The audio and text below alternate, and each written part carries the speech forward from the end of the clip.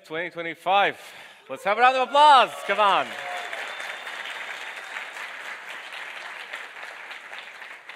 Really glad to see everyone here in such a truly large number. The halls are full. The venue is full with you guys, with Zabbix fans, supporters, community members. So this year, for a change, I'm quite a bit nervous. Like I said, there's a lot of you here. But let's begin. We've got a lot to cover this year and today especially. So I'll start with a brief introduction. I'll be here on the stage talking to you, introducing our speakers and just sort of discussing the logistics of the summit.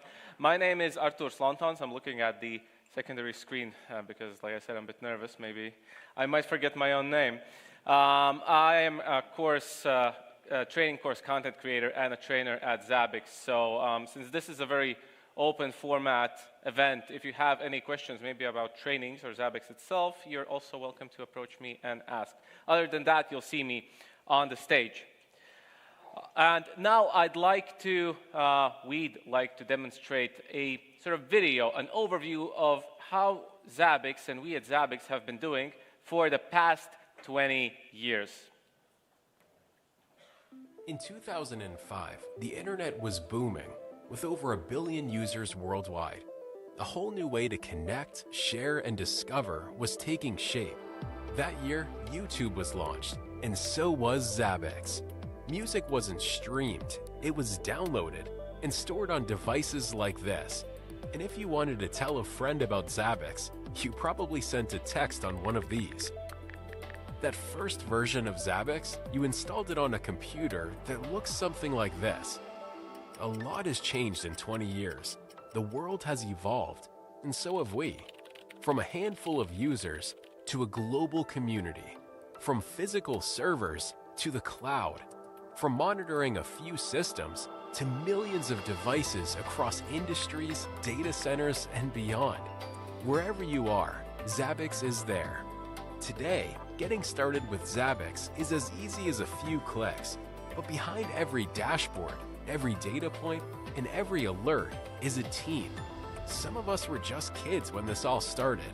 But now, we're shaping the future of monitoring. Because Zabbix isn't just software, it's innovation, it's people, it's 20 years of pushing the limits. Thank you for helping us show the world that Zabbix really can monitor anything.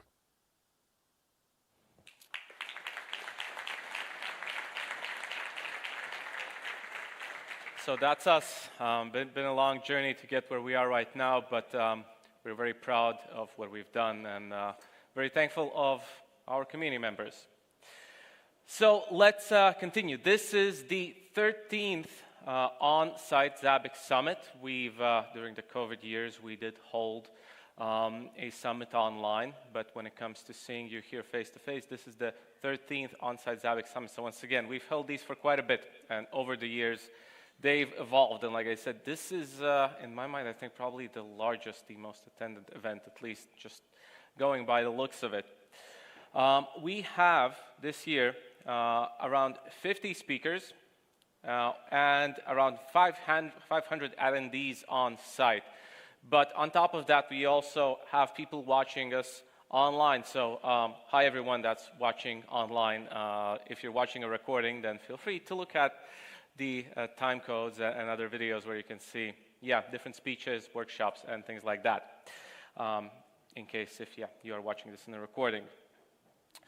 This year, we have a truly global summit.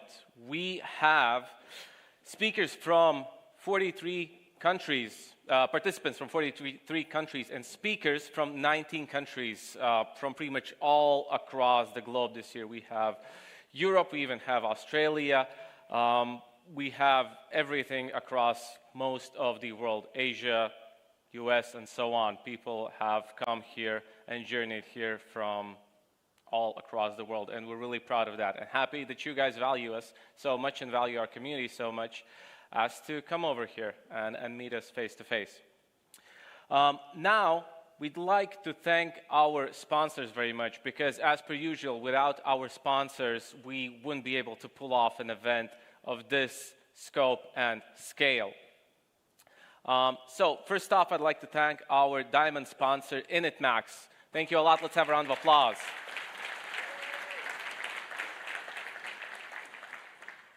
Next up, we have our platinum sponsors. We have Quadrata, we have IntelliTrend, rconfig, and EasyIT. Thank you, guys. As for our next tier, our gold sponsors, we have Metric.io, Alenta, and H5. Thank you.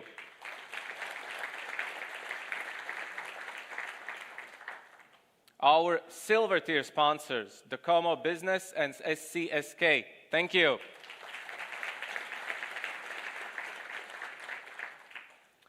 And this year we also have a coffee sponsor, Avantgarde, all the way from Australia. Thank you a lot, guys.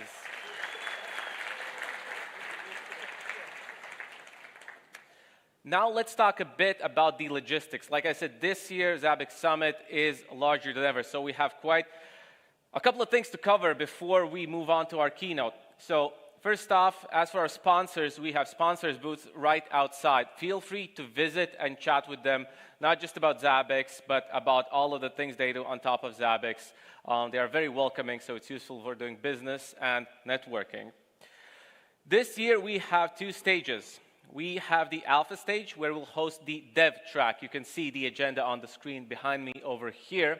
So in parallel to the main stage, we'll have a dev track. Dev track is very handy for those who are diving into the Zabbix code, front-end, plugins, whatever else. We'll have very hands-on, very workshop-ish sort of speeches that will dive into these here topics, extending Zabbix Agent 2, developing your own widgets, and template development in great detail, both from sort of the programming aspect of things and also the design side. So that will be extremely useful. We have some of our most experienced developers hosting these speeches and discussing these topics on top of what's happening on the main stage over here.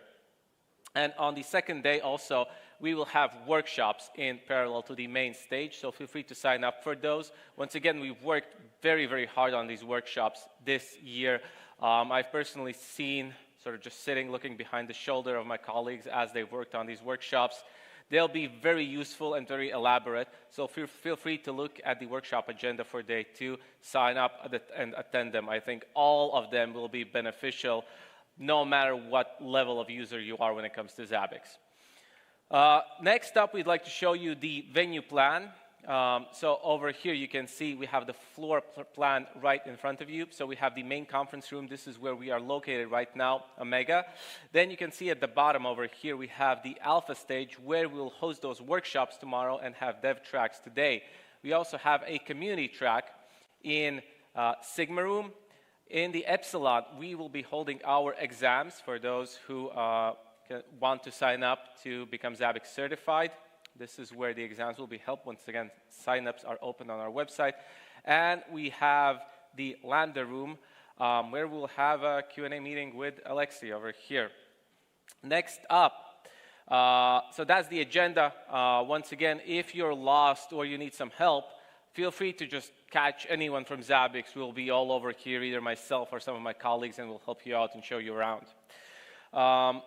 Next up, we also are taking your testimonials this year. Testimonials are a good way to share your Zabbix story, how you're using Zabbix, what you are using for, and we have various ways how you can sort of hand in your testimonial, and you will receive a nice merch reward. So that's one way how you can get free merch. Just share your stories with us. We want to spread them around the world, and we want to know for ourselves how people are using Zabbix. This helps us developing the product, sort of analyzing different use cases and understanding where we can move when it comes to the product itself.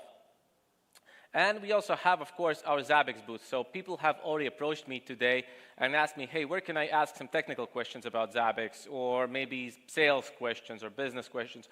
So Zabbix booth is where all of our representatives are located, sort of the central spot. If you have a question about Zabbix from the technical perspective, or a sales question or a business question, or whatever other MISC questions you may have, just approach us at the Zabbix booth. Someone will always be there and will help you out, or just find someone, a team member of ours, that will be able to answer your questions. All right, next up we'll have the agenda on the screen right now. We will have over here a QR code. Feel free to scan it to see the full agenda for all of our tracks. Let's leave it up for a second. So like I said, we have a very, very full summit over here. Today, we'll have a lot of speeches on the main stage. We'll have a dev track, a community track, workshops, exams, quite a lot. This summit is very packed, and we worked very hard to make it the largest and the best summit for you guys. All right. So, as always, let's begin. Let's open our Zabbix Summit with a keynote from our CEO and founder, Alexei Vladishev. Alexei, welcome on the stage.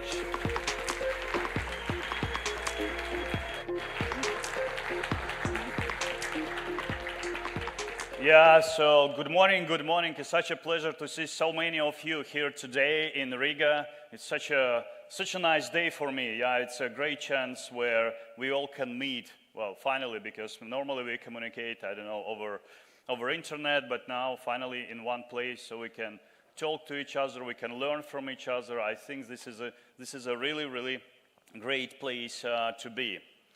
Today, I would like to talk about a few topics. First of all, I would like to tell you about the current state of Zabbix.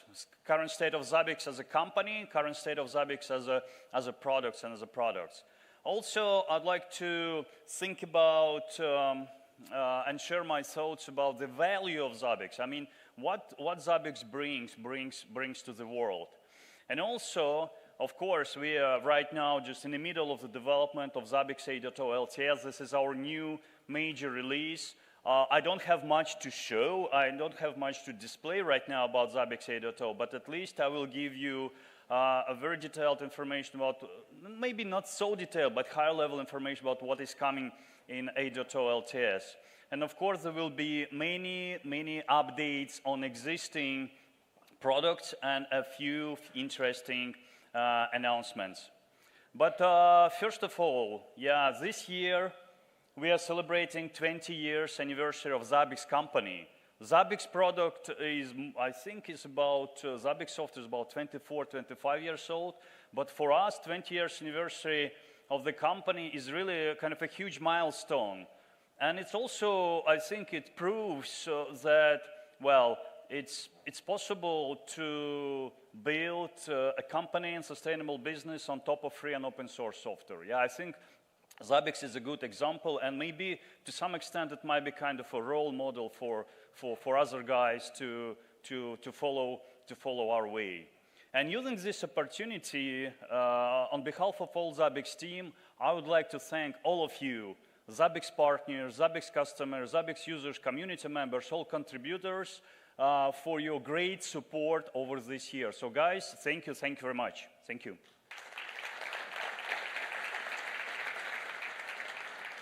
So I think 20 years we've been delivering value, well, for everyone. I think for users, for businesses, for maybe for people who don't even know that they use services which are monitored by Zabbix, and that's why the services may be more reliable, maybe they work faster and perform better. So I really think, yeah, it's been a long journey. So, but it's the past. But we are here to talk about present, and we talk about the future.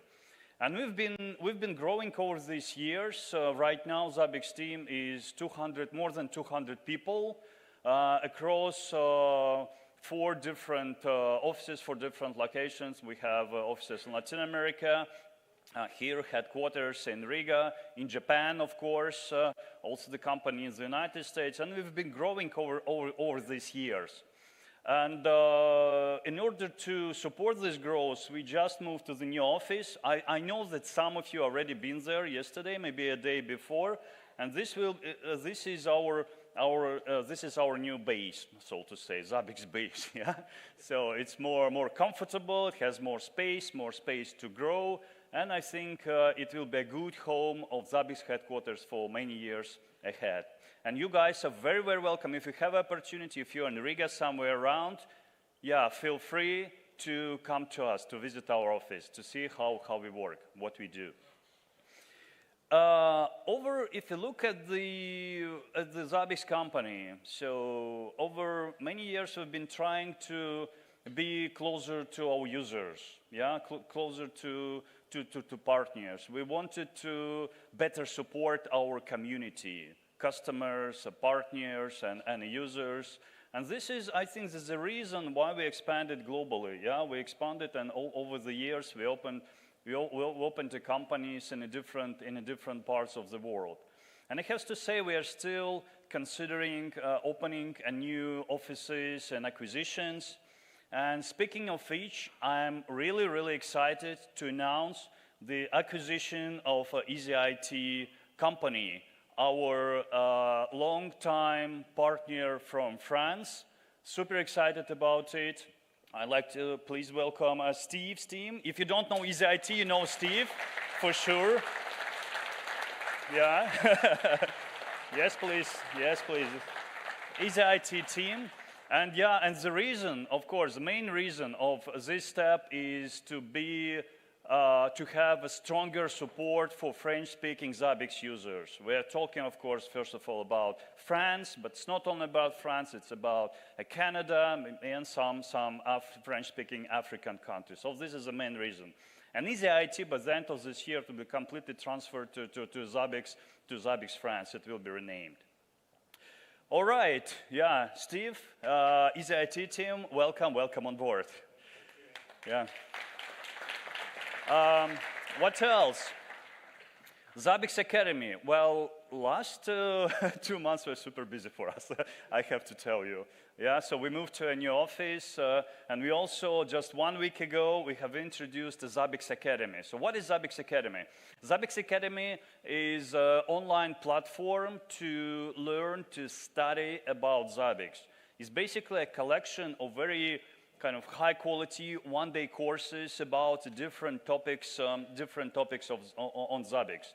Okay, you want to deep dive into network SNMP monitoring? We have a course about it. You want to deep dive into visualization, how to take most of Zabbix visualization capabilities?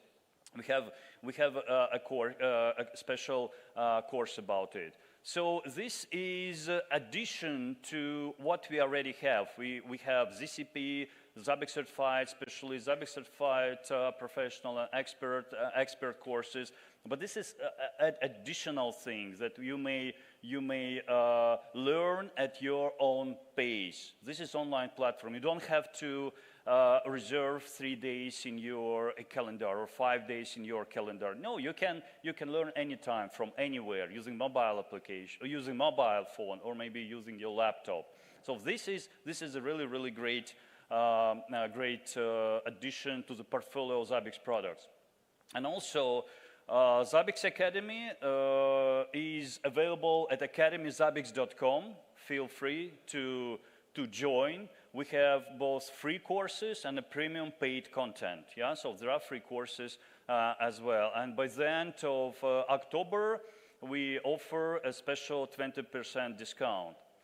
But the good thing about Zabbix Academy is that if you're a customer of Zabbix, yeah, if you have, gold, platinum, enterprise, global subscription, you also get a free seat. If you're a partner of Zabbix, you also get a free seat. Yeah, so you don't have to pay for Zabbix Academy. So this is another advantage to be a customer of Zabbix.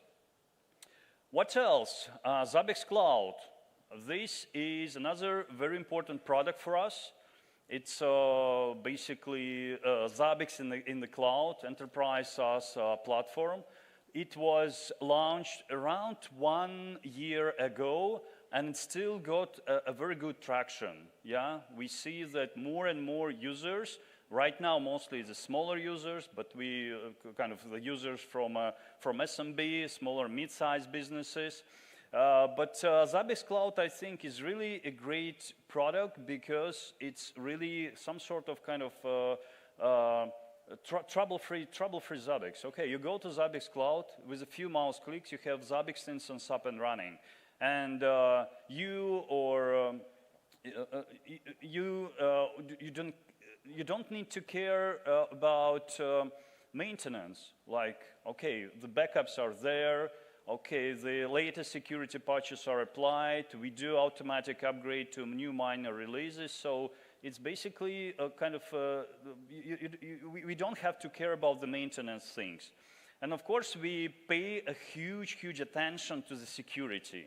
And I have to say that in Zabbix Cloud, all Zabbix nodes are fully isolated, yeah? So nothing is shared. Yeah, so no shared CPU resources between different Zabbix nodes, no shared memory, no shared storage, shared nothing approach. Yeah, and of course we want to be compliant with ISO certification already there, and SOC 2 certification is coming early next year.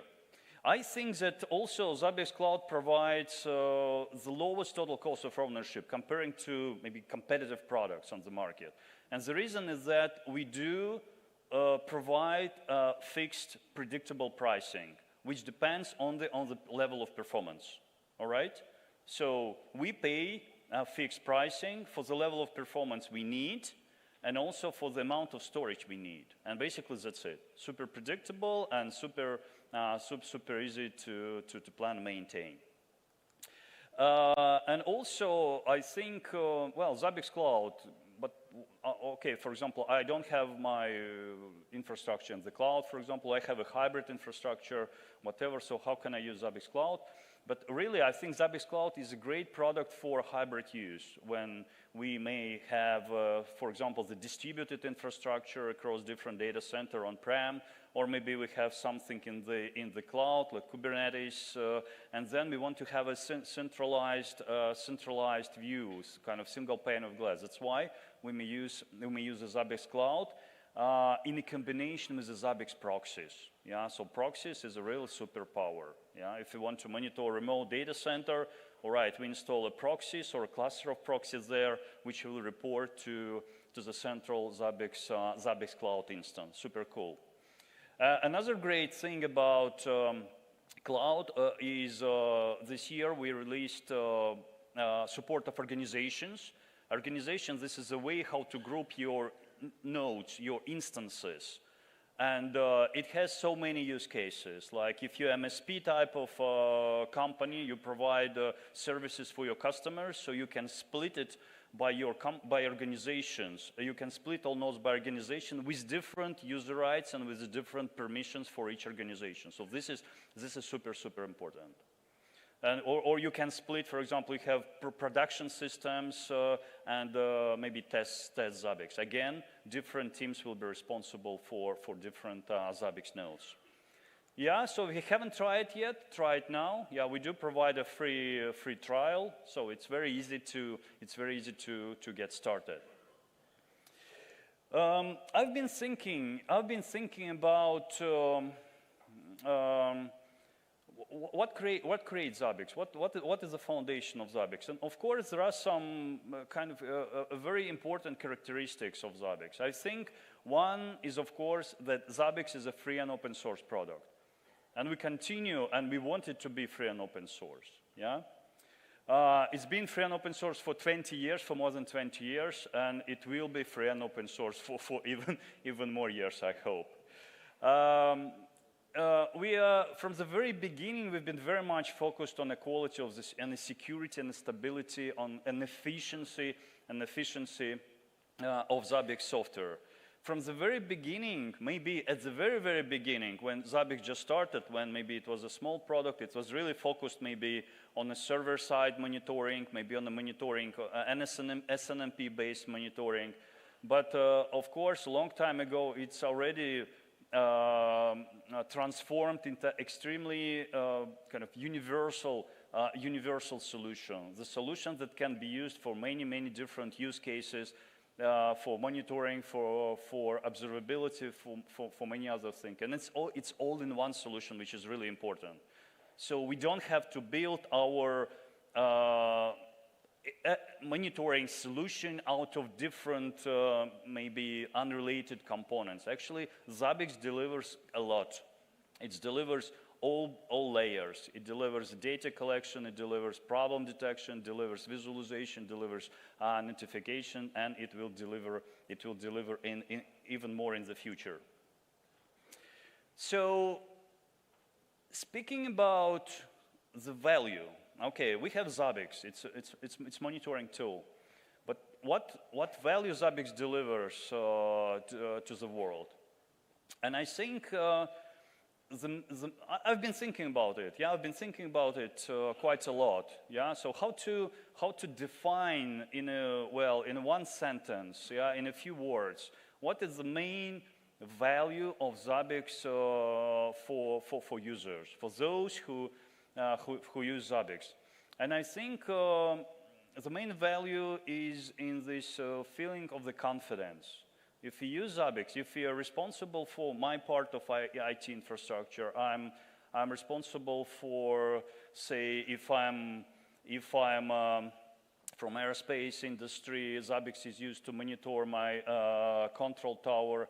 I know that if I use Zabbix, Zabbix constantly checks that everything is fine, the equipment, hardware, software of the control tower works.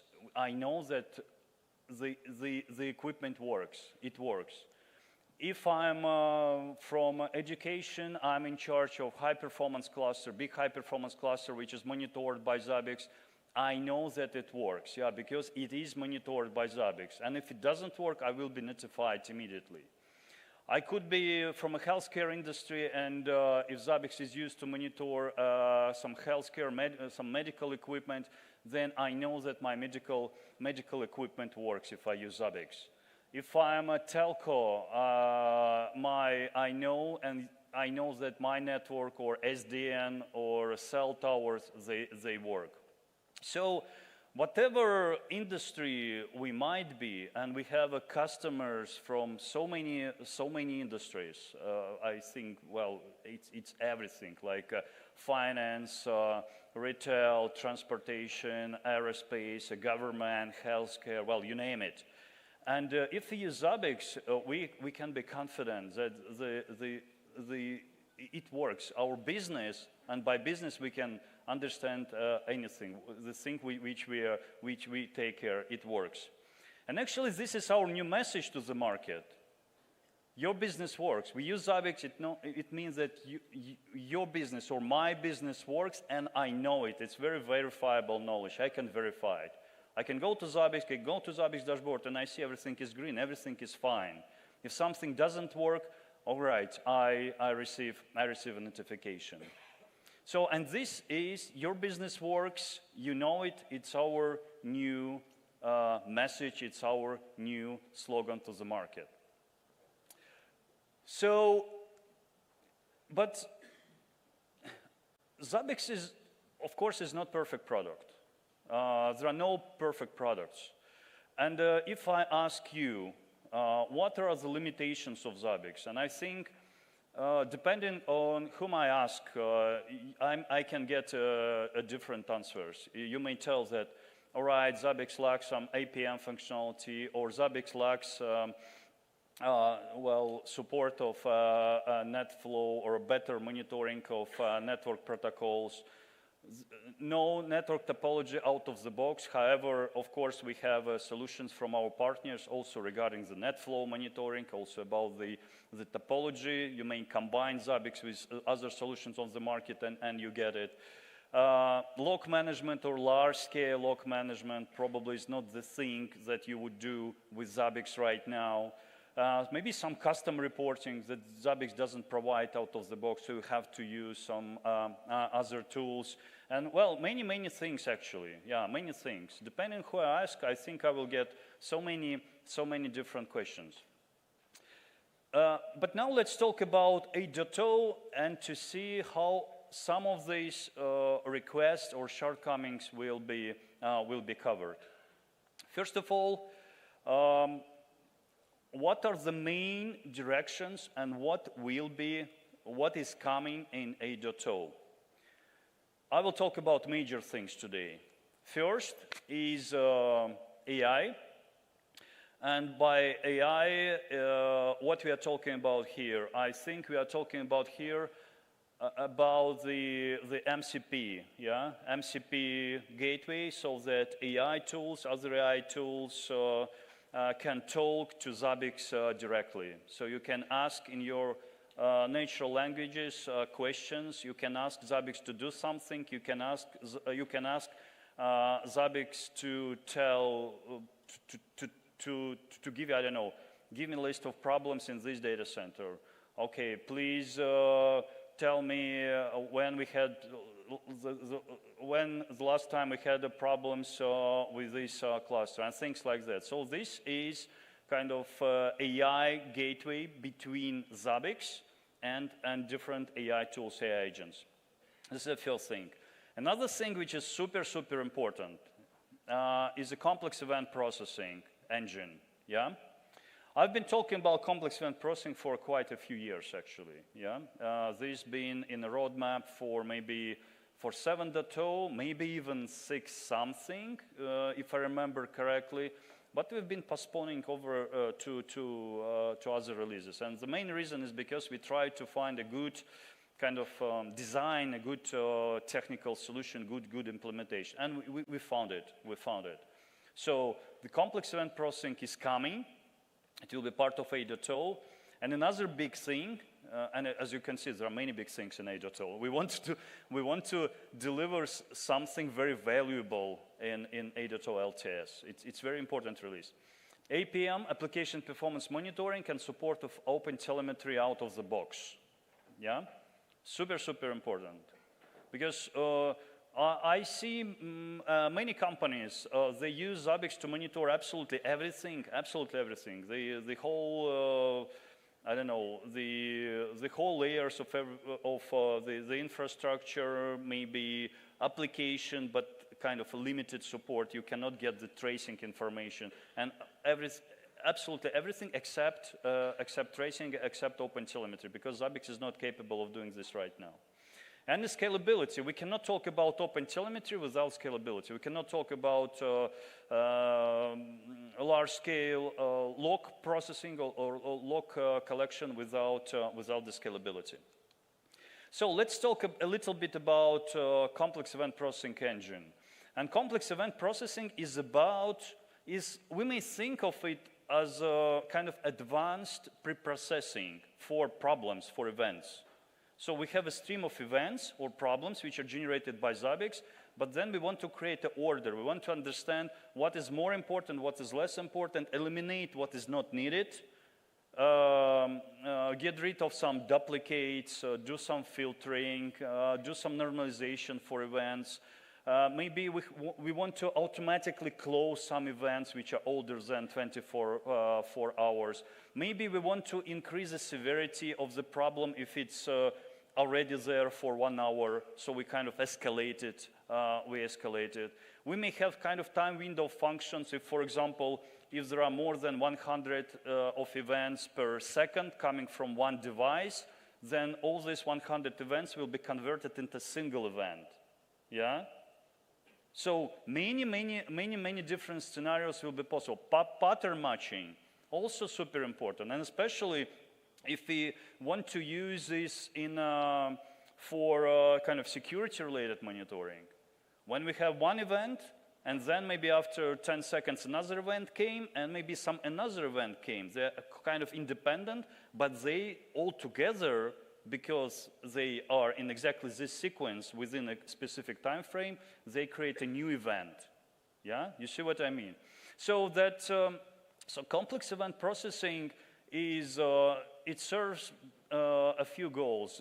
The most important one is to get rid of what we don't want to see in a list of problems. Yeah, this is one thing. We want to see only root causes. We want to understand what is more important, what is less important. And this is a primary goal of the CEP engine. And another thing, it will enable in the future, maybe not now, maybe not necessarily next day, but in the future use of Zabbix for CM, as a CM system. I've been talking about the open telemetry, and open telemetry is about complex data. Yeah, open telemetry data. If you, how many of you know what is open telemetry? All right. So open telemetry is is JSON data, which gives you a very detailed information about kind of transaction flow. User connects to your web application, and then OpenTelemetry may, using OpenTelemetry data, we may tell how much this request spent in the different parts of our kind of transaction processing. For example, how much it spent on an Apache side, how much time we spent in Redis, how much we spent doing some SQL query, and so on and so forth. So it gives us a very nice breakdown, so that we can see immediately where is the bottleneck, what needs to be improved, or if some of the services failed, we see it quite well. But this is a JSON data. At this moment, of course, Zabbix can collect JSON data, but we don't know how to work in an efficient way. And for us, 8.0 release will be really a huge transition from a system that works mostly with the metric data. Metric is just a timestamp and a value and a name, to a system that may work with much more complex data, structured data, data that may have multiple attributes, may have hierarchy within itself. And this is a huge transition. So that, and by structured data, we may understand not necessarily OpenTelemetry. OpenTelemetry, this is only one part. But NetFlow, structured data, SFlow, MDT, even logs, well, you name it. All modern streaming protocols, they all are based on mostly on the structured data, on some JSONs. JSON sends over gRCP mostly, and things like that. But how it's going to be implemented? I think, of course, we have to normalize it to some format, and the JSON is a very logical choice. So JSON, we will normalize all this data into JSON. Of course, we must have some kind of listeners who would listen for OpenTelemetry data or NetFlow data, MDT data, or, for example, listen for syslogs. And so on. Then we normalize it into JSON, and then we use this data for visualization, obviously, depending what type of data we have. OpenTelemetry, one type of the visualization, maybe NetFlow, something else, log files, it's very different. So we have different types of data. And the data will also be used for problem detection for triggers. So, and this is just a mock-up from our dev team. So this is a current mock-up. This is how it may look in Zabbix 8.0. So actually, this is a single OpenTelemetry trace, and then we can see very clearly basically the whole transaction, where the most of the time were spent. What service is the most slowest one, what is available, what is not available. So we are already working on it. Yeah, of course you may ask, okay, JSON data, but this is a huge amount of data. How we are going to store it? Well, it maybe if you use the traditional databases like MySQL, Postgres, even Timescale DB, it may not work well, and I totally agree. It might be a good solution for a smaller systems when we have a small data collection, kind of small size data collection, small scale data collection. But for larger scale, we need to change, or we need to add a new, much more scalable database engine. And right now, we have two good candidates. Could be ClickHouse and Elastic or OpenSearch. Yeah? So this will most likely, 9%, these two will be supported in 8.0 immediately. So and you have a choice what to select. Elasticsearch, most of us know what is Elasticsearch. ClickHouse, it's kind of more modern, maybe more scalable, less resource hungry system. So we'd like to support both. But how will it fit into existing Zabbix architecture, the structure of Zabbix? So yeah, this is how Zabbix looks like now. Zabbix server, Zabbix UI, Zabbix database agent proxy, so it's super, super simple. But when we add another level, the streaming data, and streaming data is really, how to say, we may receive anything. We just subscribe to a stream of data like OpenTelemetry, and we just take all this data and we store it somewhere. There is no information, there is no host, there are no items. It's something different. It's like kind of a bunch of data that needs to be stored. So that we will use the proxies. Initially, we've been considering to implement maybe Zabbix collector, which another process which would come from applications directly, and then write it directly to the database, so the data will not be passed through Zabbix server. Okay, and it gives us a great level of scalability, so we can deploy as many proxies as we want. Yeah, so we can scale on the horizontal level, the number of proxies. And also we use database engines which are also scalable on the horizontal level. Yeah, so this part is hugely scalable. And then, of course, the question is, all right, but how we are going to visualize this data? Yeah, because we have another database. Well, super simple. Of course, the visualization part, maybe some specific widgets, will go straight to the history database, where we have all this streaming data. All right? So we have a special widgets for OpenTelemetry visualization, or MDT visualization, NetFlow visualization, and then we grab data from the history database. Okay, the next question is, but what about triggers? Yeah, what about triggers? For triggers, we would need to define the special items that will basically pull data from a history database. Yeah, we will get some aggregates. Yeah, and and then based on these items, we will create trigger data. So this is how it will work in 8.0. Of course, there are so many technical details. I don't want to go deep into it, but this how it may work on a very high level. So what else? Of course, it's not. I mentioned AI, complex event processing, collection streaming data, OpenTelemetry, APM.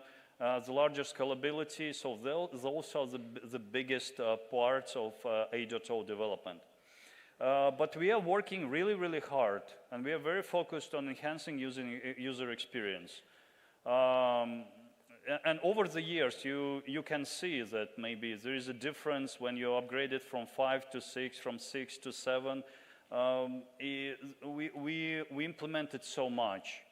Related to visualization, related to maybe better navigation between the different components in Zabbix, and we'd like to continue this way. So 8.0 comes with more accessibility improvements for Zabbix UI. There will be a refreshed look and feel. Our UX team is working hard on it.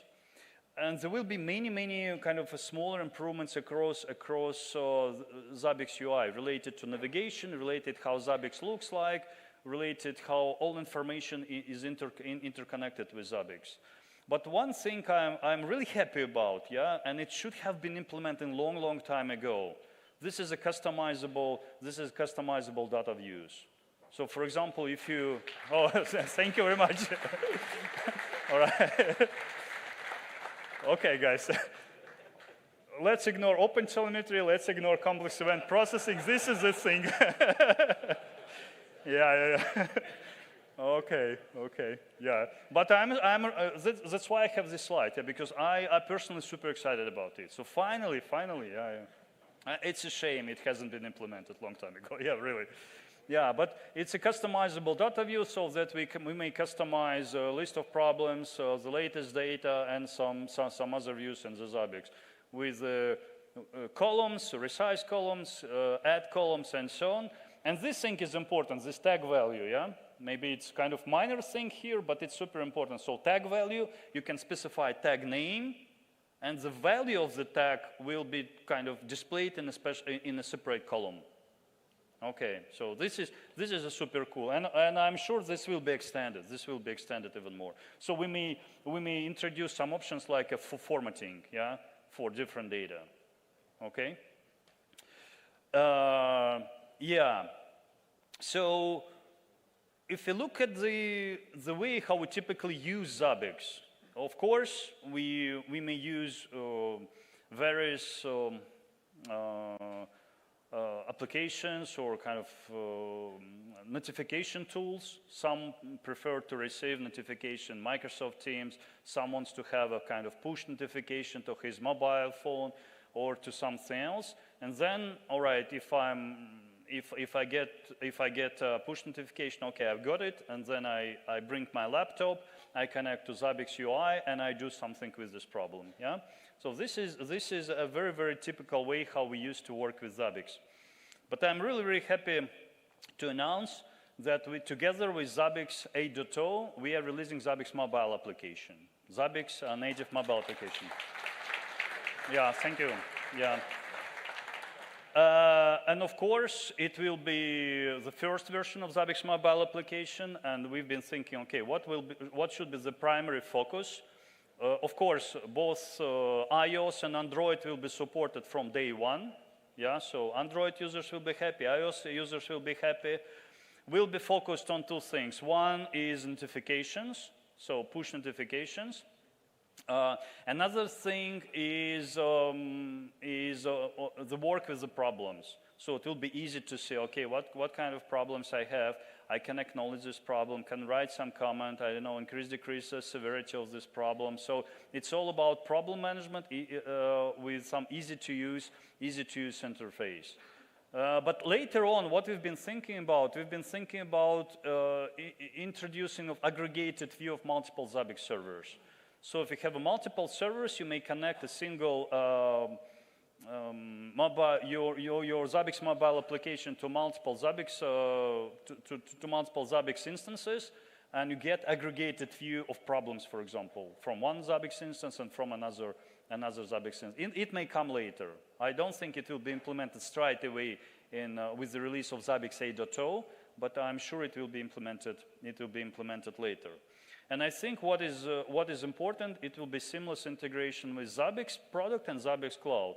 So, for example, in order to kind of connect Zabbix mobile application to your instance, okay, there will be some sort of kind of QR code. You scan the QR code, and there will be easy step-by-step way how to enroll Zabbix mobile application. Okay, but sometimes, of course, as I mentioned before, sometimes we may miss some Zabbix functionality. Well, we want some new visualization, or maybe we want some reporting. So what shall we do if something is missing? But the obvious answer is, well, it's open source, just extend it. Yeah, but this answer is not for everyone, of course. Yeah, absolutely. For most of us, it's not the answer. It's not the right answer. And the truth is that nowadays we have so many great solutions on the market, made by our partners, made by independent developers, which are absolutely not visible to you, to Zabbix users. Yeah. So many great things. I've seen so many great things. And I'll give you just a quick example. initMAX, diamond sponsor of the summit. How many of you knows that there is a initMAX shop when you can buy some widgets? How many of you? Maybe 20, maybe less, yeah, and it's a shame. Yeah, it's really a shame. There is such a great and it's not only about initMAX, yeah. So many partners, our Japanese partners, they have such a great solutions. Partners from Europe, some smaller, again, some independent developers. They develop the super cool visualization for Zabbix, and it's kind of invisible. It's super invisible for us. And speaking about initMAX, there are some cool things like I don't know. It's not here, but for example, the message of the day. So you can put the message of the day, so it's visible for all. With the help of third-party solutions, Zabbix can easily support it. And this is exactly what's coming in 2026. So I'm super excited about it. And actually, by the way, we are having a development track at Zabbix Summit. If you want to start developing your widgets and plugins and Agent 2 add-ons, yeah, you may start. You may start learning today. So to summarize, in a nutshell, yeah, it's been very busy time. Yeah, we just released Zabbix Academy. Super excited about Zabbix France. Super excited about new features which are coming Zabbix Cloud, and there will be a talk about Zabbix Cloud today. Don't miss it, from Vladimir. He will talk in more details about Zabbix Cloud and the roadmap of Zabbix Cloud. Zabbix 8.0, so many great things, and it means that, yeah, if you look at the estimated time of arrival, could be maybe it's still the first quarter of the next year. I'm not so confident about it, to be honest. Yeah, because really we want it to be, we want to deliver kind of a complete solution. It's not like half-baked OpenTelemetry or half-baked something else. No, it should be a really solid product. Yeah, solid product that our users and enterprise users can use immediately. That's why, well, it may take more time. Be prepared and stay tuned for Zabbix mobile application. Again, I'm also extremely excited about it, and Zabbix Marketplace. Yeah. So thank you very much. Thank you.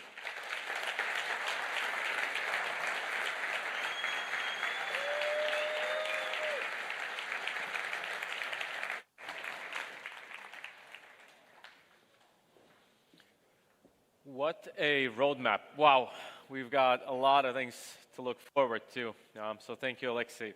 Before we proceed, so I would like to welcome everyone to take a group photo over here. So let's welcome our photographer on the stage. And also we have a couple of free seats right in front. I think it's the second row. Those were reserved for our partners initially, but they're free, so if everyone wants to sort of get closer to the stage, they're very much welcome. These free seats are free. So let's get prepared. We'll take a group photo just to sort of commemorate the Zabbix Summit 2025. Okay, let me know if you need for me to guide the audience somehow. Yes? I'll remain on the stage. I'm good. But so everyone, let's join up for a group photo and smile and put your hands up, right? Yeah, sure. Sure. Okay. So put your hands up for Zabbix and give us a smile. Zabbix Summit 2025, guys. Thank you a lot. Thank you for being here with us. Woo! Oh yeah. Thank you, guys. Thank you for cooperating with us. Thank you. All right. Also, I'd like to let everyone know that in around 20 or so minutes, our dev track will start with their first speeches. So if you're interested, open up the agenda and look at what we have going on in the dev track. Meanwhile, we will continue here with speeches on the main stage. So as for our next speech, I would like to welcome Tomas Hermanek, CEO and founder at initMAX from Czech Republic. Tomas will talk about AI-powered data acquisition pipeline in Zabbix. Tomas, welcome.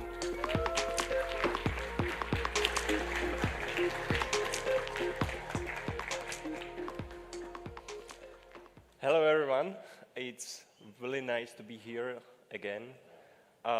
When we are creating our presentation, we are just thinking about bring something what is more about the community, not about the products, not about the something harder. And we are trying to find something what is more fun. And we probably find something what is not from our garage, but we are using it because we like Zabbix and we like AI a little bit. And this topic is about AI on the edge. In this topic, we are covering some small parts, how we are actually trying to reach some data. Everybody probably have flat or house, and how you can monitor something what is in analog state. For example, water meter, gas meter, power line consumption, and something like that. But before, I need to tell you something about our company, who we are, and how actually we choose this. We are still looking for some new opportunity, how we can get new data, how we can be satisfied with Zabbix and still extending the functionality and trying to find something new and something really good one.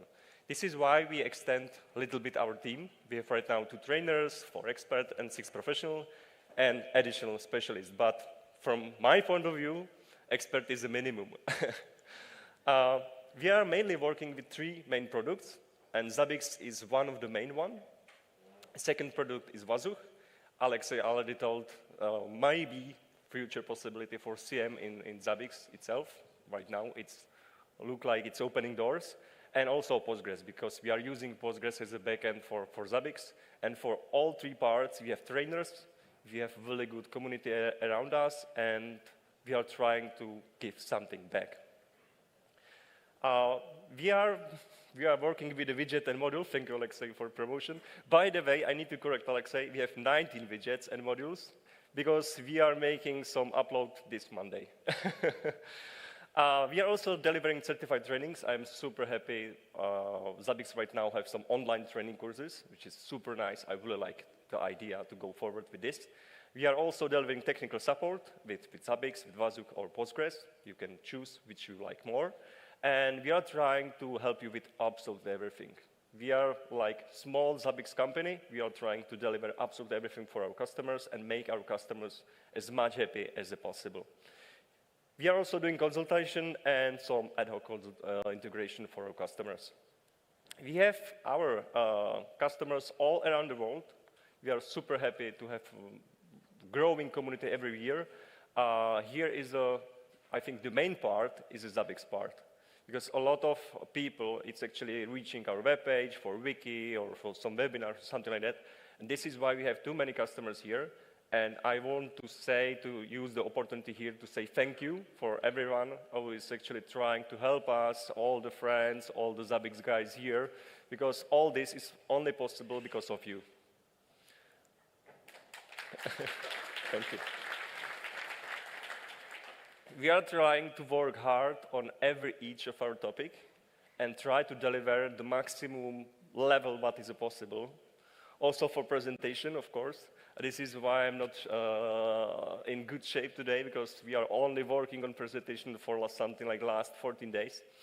But you need to know our maximum is for you. And back to our topic. We are trying to bring something from geeks, because you are geeks probably, and for the geeks. We are just trying to find something really nice when we are just trying to find a topic, and we are not be able. We have a really large fight in initMAX, and everybody looks something else, and my colleague Alois, he say, okay, this is not good one for Summit, and blah, blah, blah, blah, you know. And I say, okay, but I like the topic. Because when we start to play with the topic, everybody is playing like that small playground, and everybody wants to try it. And this is exactly what we bring for this summit. And now, finally, I can uncover our topic. Our topic is actually idea in one picture. Because we have some analog measurements, everybody have flat, and you have water meter, but this water meter, you are not be able to open this water meter, you are not be able to touch this water meter, but you want to have measurements and how you can do it. And we figure out you can do it. It's some project, and we play with this project. Here you have your weather measurements, and here you can see the data is changing. How this is possible? Because here in the middle, we have small device, which is cost usually something like between $10 to $20, and you are be able to do it. But you need to do some transition from video or snapshot or picture to data. All this is powered by really small AI. This AI have really nice settings because you have wizard, but these settings is a little bit tricky. Tomorrow we have webinars when we have giveaway for everyone who is here and for everyone who is attending this workshop. My colleague Alois, he show you how to set up this, and you can bring one at your home. This wizard is super simple. It's containing some steps, and first steps, you need to give him information. Where is the digits? Of course, everyone has slightly different measurements, slightly different number of counters here. All this is already here. You can add some measurements, you can remove some measurements, you can add some numbers. You can simply skip some numbers, like in this example. Also, what about this measurement here, when you have some gauge, and you're trying to measure this gauge? This AI also do this stuff for you, and it's super good for this one. In this example, we have also only one, but you can have multiple different gauges here. And position for this gauge, it doesn't matter. You can everything set up from the scratch, and it's work absolutely fine for you. Tomorrow we will see on our workshop. And this is the final result, because here we have our measurements, and on left side, we are be able to see how it's actually translated to digital number. And where is the Zabbix actually? How you can get this data from this device? You can do it with multiple ways.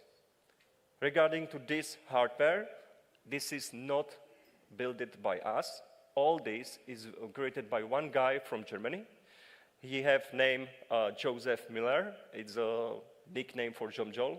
You can find this GitLab on this QR code, and he is actually building this for multiple years. Community around this project is really large, and the beauty of this open source project is you can extend the functionality for this one. For example, I a little bit play with the code, what is written here, and I can write own Zabbix sender to just push the data inside of the Zabbix. We are not doing this. It's easy to do, but we are not doing this on our presentation and also not our workshop, because we are trying to show you some native ways what you can use without changing the codes. And this is a hardware, actually.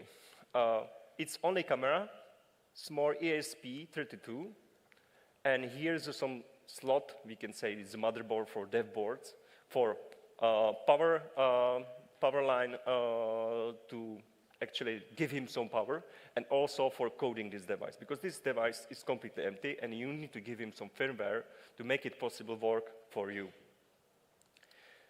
Here, it's our kit for tomorrow, and everyone who is going, he have oven back from us.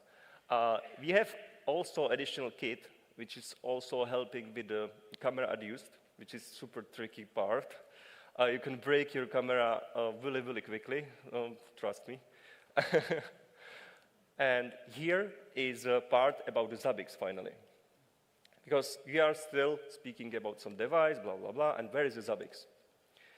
I really like Zabbix, because Zabbix is something when you can actually, you have multiple options how to reach your goals, like multiple options. This is why I really like Zabbix. Why we choose Zabbix? It's also open source. Thank you, Alexei, for it. You can use different inputs.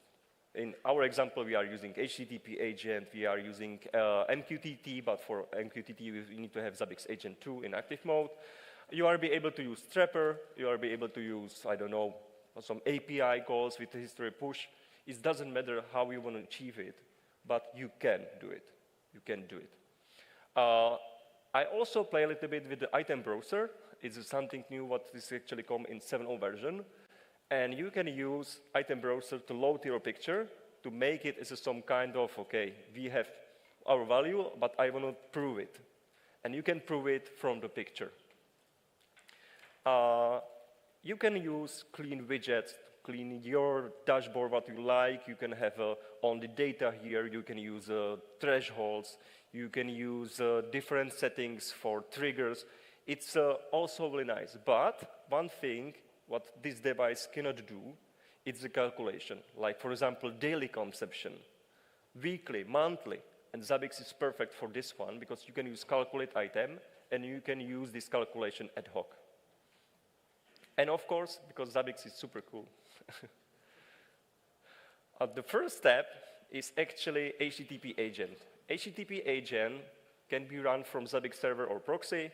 Of course, you can have a Zabbix agent call like web.pageGet, if I'm not wrong. And you can also do it from Zabbix agent. But we are using Zabbix server or proxy for it. This is a setting how this will look like. It's a simple item. And here you see we are using JSON. Zabbix is JSON native from my point of view, almost. And here is the results. It's only simple information like previous value, latest value, and if he found some mistake. If he found some mistake, probably you move your camera or something like that. But usually it's without any mistakes. A little bit complicated part, but much more better is MQTT, because this device is super weak. If you are doing your measurements, he's making the picture. From the picture, he's doing some alignment. After this alignment, he's trying to read this data. This usually takes between 30 to 60 seconds. And if you are using API calls and trying to ask, hey, give me your data, you probably figure out really quickly. You have still same data, and nothing is changing. But if you are using MQTT, this device can push this data in some MQTT broker, like RabbitMQ, ActiveMQ, or NanoMQ, or something like that. And with Zabbix agent, you are connecting inside of this MQTT, and you are reading only fresh data, which is main of the benefit of the Zabbix. It's super hard to do it in different stuff, because different stuff like, I don't know, Home Assistant, it's trying to reach this data like with API calls, not with MQTT for this use case. This is the settings inside of this box. It's nothing really serious. You just need to say, okay, here's our MQTT, here's the main topic, and for us, we are also setting client IDs. It's optional, but we want to mark this data. Okay, this is data from this measurement. This is the settings for our MQTT. I don't know if you play with the MQTT. This is one of the reasons why we bring this topic on one of the reasons why we bring this on our workshop, because MQTT is super nice to use, but almost nobody is using it. And with Zabbix agent, it's super simple to use it. This is why we bring this here, and you can see the settings here. It's super, super simple, and the results look absolutely same. Here you can see we fake our error message about rate is too high. It's already know something is happening here. You're probably losing a lot of water because your measurement is still just skipping. It's really, really quickly going up. And third option, here you can use your development skill. You can build your own webhooks, and it's have two options. Webhooks, you need to have some middleware and build something what can be reachable to just grab this data and push this data in Zabbix. Here we are able to use Zabbix Sender or my preferred history push, which I really like it. And of course, you can open the source code for ASP and write your own Zabbix Sender here, which is best option, but probably it's super hard. Settings here is really simple. We can do two different items. The first one is the HTTP agent, but the limitation here is enable trapping. If you are using enable trapping, you can use Zabbix Sender or history push to send data inside of this item. Second, I think much more easier option is only use simple Zabbix trapper, and you are just sending data to Zabbix server or proxy, and your Zabbix trapper are defined, and you are be able to go. And last option for double check is the item browser. It's just loading some web page and just trying to reach your picture. And here is some dashboard with the results. We have water meter here. We have gas meter. You can see the lines here. Or you can see winter is coming. And here is the results from the measurements. This is how you can work with it. It's super fun to play with it. Okay, cool. And what about something like some additional tips or something? Our additional tips, we have multiple tips, but the main issue with this device is a weak. You need to think twice before you are saying, okay, I want to do it every 1 minute or something like that. You need to have really good power line. Like stable power is a goal for everything. And also, we prefer MQTT. We have really good results with MQTT, which is Zabbix agent, works absolutely flawless. And also, it's depending on Wi-Fi. And Wi-Fi is here a little bit issue because the Wi-Fi on this small ESP is super weak. And if you have some plastics box or something, your Wi-Fi is probably dead. But you can use just regular connector for your small antenna, and it's basically fine, but it requires some soldering. You need to manually go and resolder some parts, which is easy, but it's super small, and we probably tried 3 times, and every time we lose the parts, and we just use some hack, dirty hack, for fixing this ESP. Okay. And right now, I think some industrial usage. We talked with Mr. Miller, and he told us how actually this is used. Of course, water leak. Here we have really good trigger, which is called mono increase or mono decrease. If you have value and it's still decreasing, it means your flow is just decreasing. Something is wrong. But if your flow is still going up, you can see it's still increasing. And mono increase is the best for this use case. You can find something what I found in my own flat, and this is actually a leaking toilet. It's still leaking. I don't know about that. And after some graphics, something is wrong here, and we figure out something is broken. Next, actually, part is it's not only for water metering, because it's open source. You can build your own modules here, which is really well documented. And you can, for example, have camera in your garage, and you can figure out you have some blockage in your garage cannot be closed, a car is present, and you want to have notification, okay, door cannot be closed because it's some blockage like this one. And you can use also the same device for just doing slightly different monitoring for it. Next one is light detection. Sometimes you want to see if somebody forgot to turn lights in some room or something. You can do it. It's really simple to do. You can also have detection for objects, which is really famous in US, because somebody just grabbed your, I don't know, package with a MacBook or something on your door and just leave. And you want to have the picture or something, which is just giving you, okay, delivery guy was already there. You need to grab the package. This is one of the most common use cases in US. And of course, accident. You have some places where it is super dangerous to have any probes or something, and you can also do it. It's simple because you know how it's actually the level of the acid is there, and you will be able to figure out what is wrong, if it's okay, if it's not okay, etc. And in Czech Republic, I can tell you, it's also used for measurement for some lakes. If something is it's still raining, you want to know, okay, lakes is almost full, and you need to do something for protection. All this can be happened. This is everything almost from me. You can meet us on our stands. We have some spare parts for you. You can play with it, and you can enjoy it, also this. Every year, we are just trying to bring some gifts. One gift is on workshop. You can have a device. We have eShop discounts, and we have new game Tetris. And for this new game Tetris, I have something special. If you want, workshop is tomorrow in 11 a.m.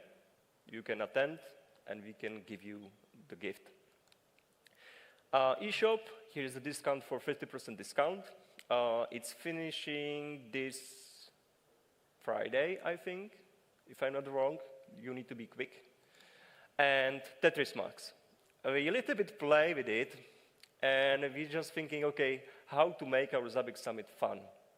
And we built this game, and you need to be careful, because here is a severity. And if you are not good enough, you probably have disaster, and you failed. But we want to play some small competitions. If you play this game, you need to fill your name and your email. It's hidden, don't worry, GDPR friendly. But the first 3 plays who actually win, you can have some prizes. You can find it on our initMAX.com/Zabbix, and here is the dashboard when you can find the initMAX and you can play it. We also have a laptop on our stands, and we have also Lametric, and you can see the results, how it's actually going on. First place is we are offering 1 year of Zabbix Academy subscription. Second place is lifetime license for any widget what you like. And third place is our Zabbix goodies. We have Zabbix and initMAX goodies, some combination. We have some Max or something like that. And this is the third place for us. All the information will be found on our LinkedIn. And I have some requests from our marketing team. If you can go on our LinkedIn and give us follow, because we are having some challenge with one of our colleagues. And if I lose, I probably need to work 1 week from the pyjama. I don't want to lose, actually. Okay, and something more. You know already we have Git, it's the public. You can find all the templates, also for template through ESP. It's completely published for free, and you can work with this. And of course, we are still updating our wiki. And this is everything from me.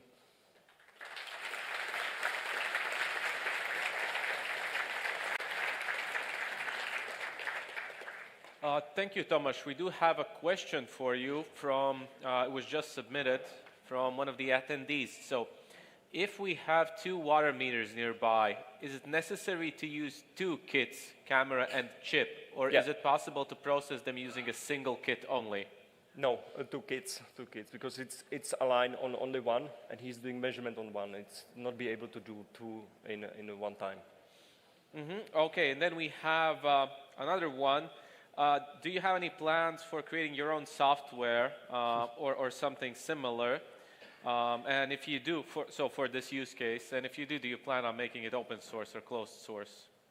I don't have plan for it, because already AI on the Edge is completely public and for free, but we don't have any plan to do the same stuff. It's mainly stuff for fun, to show Zabbix can connect also a device like this one, but we don't have any plan for it.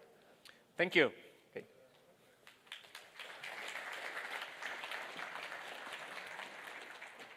All right, so we're off to an impressive start.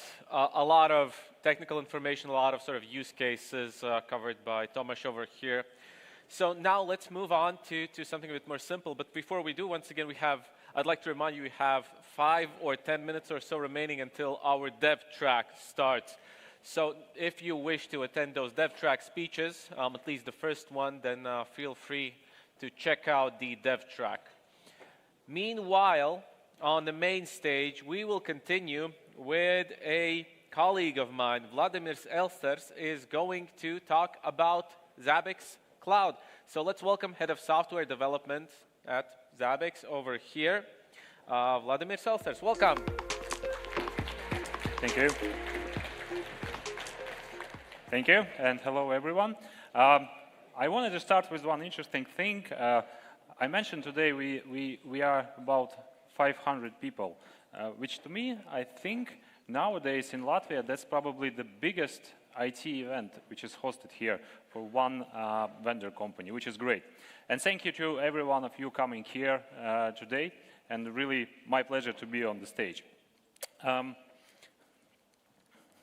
So before we start with the presentation, I wanted to ask who of you is already using Zabbix Cloud or have tried Zabbix Cloud? Right? Some more? Some more? Okay. This presentation will make much more sense now. Yeah. So the first thing, what if for those of you who are still deciding about the Zabbix cloud, what if I tell you that actually the maintenance of your Zabbix instances might not be on your to-do list anymore? So you can actually focus on the monitoring, on what's important, and leave the maintenance things to the Zabbix professional team. And that was exactly the reason why we have introduced the Zabbix Cloud product. So imagine, it's still the same Zabbix with all its features and flexibility, but you don't need to maintain it anymore. This could be handed over to the Zabbix team, and we can make sure that the instances are up and running. We do all the necessary upgrades, backups, make sure it's optimized, and you focus only on the software. So in other words, you keep the control of the software, and we run the platform for you. So every user of the Zabbix Cloud gets the same set of features or value. And of course, we do not differentiate anyhow, whether you are on some small tiers or the big one, every user gets the same. So first of all, the Zabbix on demand. Yes, now the deployment of the Zabbix is super easy, really. It will take a couple of minutes for you. Even if you are not registered on Zabbix Cloud, it will be about 2 minutes to make a registration and make a Zabbix server up and running. It probably will be even faster than you finish your coffee. You don't need to look for any hardware where to install Zabbix. You don't need to look for the operating system or packages. Everything is prepared for you. Our professional team, Zabbix Cloud team, also make sure that the platform is up and running 24/7 and make sure that all the instances are available with all the necessary backups and of course all the upgrades for you. It's still the same product, still Zabbix, the Zabbix server. So all the features of traditional Zabbix is available in the cloud, and even more.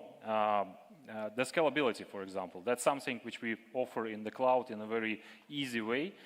So in case you need more power, more processing power, the scalability is just a matter of a couple of clicks. You don't need to reinstall anything.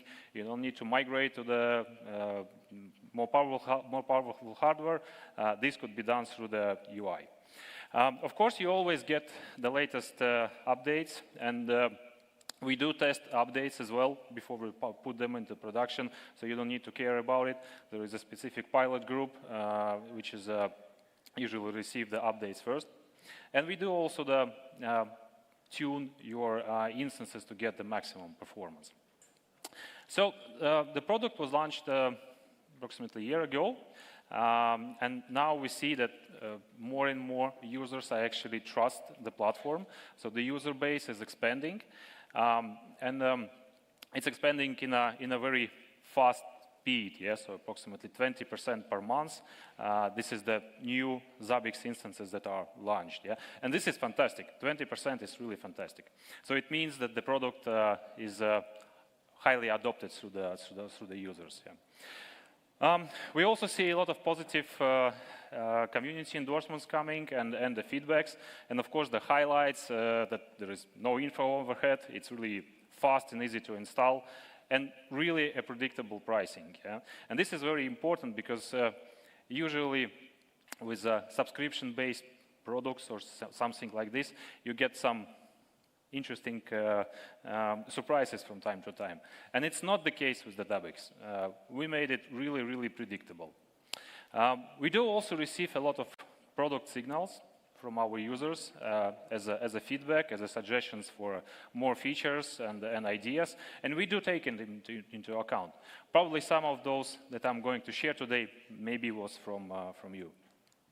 And I wanted to show these two feedbacks. I found them on the Reddit. That's real feedbacks of the users, and I like these two because they are specifically outline the reason why the Zabbix Cloud was introduced. Yeah? So this is the real user feedback saying that they are so happy that they don't need to manage upgrades between the versions anymore, and it's so happy to stop managing another server or database. What else? Yeah, of course, zero infra overhead. That's what our users tell to us.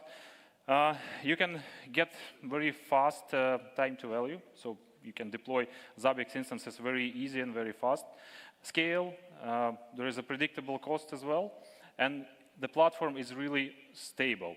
We already proven that it's reliable, it performs consistently, and have all necessary mechanisms for the backups, and of course it's also secured. Also, the Zabbix Cloud users mentioned the important thing that with the Zabbix Cloud you can also set up hybrid monitoring. So basically combining the some on-prem installations and the cloud server, for example, in one seamless setup. And there are different use cases why it's needed. Maybe you need to be more distributed across the regions, or maybe sometimes you want to monitor your services, your customer-facing services from the outside of your network. So this is also a thing to use.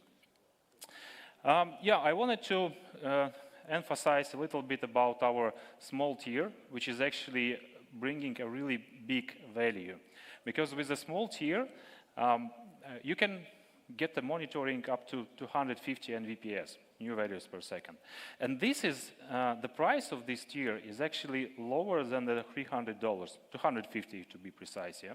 With this tier, you can monitor up to 300 hosts with about 50 items.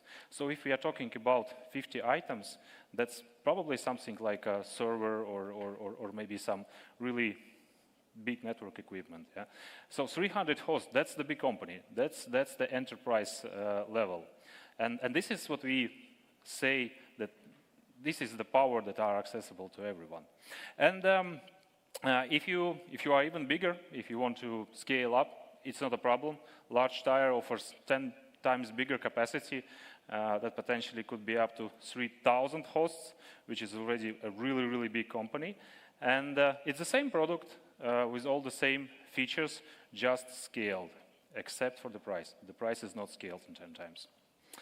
Regarding the roadmap insights. So first of all, the organizations, I think Alexei already mentioned it in his presentation as well. So this feature offers you a consolidated management of multiple Zabbix Cloud nodes. And not only this, you can set up an entities within the Zabbix Cloud UI and delegate the rights as well to the administrators, maybe administrators of the particular entities or particular units, and also an individual rights for the users to the specific nodes. So this turns the Zabbix Cloud platform into the platform that could be used for service providers, for example, if you are serving multiple companies. What next? Under the development now, we also have a feature called Cloud Shift that probably will be already released at the beginning of the next year. The idea there is to have a seamless setup, self-service migration from on-prem to cloud. The user will be able to migrate his on-prem installation to Zabbix Cloud as a self-service. Coming next in 2026, we will also introduce more flexible options for billing management and payments. And these features are actually specifically based on the user feedbacks, because we understood that those users who are coming with large tiers, choosing the medium or large size, we need to introduce more flexible billing options as well, because most likely they have a separate finance department who wants to have the access or get an invoice sent to their email, and also some additional payments option that we would like to have. Zabbix Cloud Proxy, I think the feature name calls for itself. So of course supports of the Zabbix proxy nodes in the cloud. And I would like to say that with this feature, there won't be any specific limits, like you will be able to set up a cloud proxy node or cloud server node, and it's not obligatory that the proxy should work only with the cloud server. No, you will be able also to use the on-prem server and the cloud proxy. And the version flex, which will probably come in the second part of the next year. This functionality will allow you to stay or maybe on the release line that fits your business needs better. In some specific cases, the users are really happy on having the latest version with all the latest patches and updates, but there are some certain scenarios where we maybe would like to stick with some latest stable release and keep it running as it is. Yeah, so to start using Zabbix Cloud, it's super easy. It's basically the 3 steps. So you sign up on zabbix.com/cloud. There is also a calculator that you can use to understand what kind of instance or what kind of tier you need.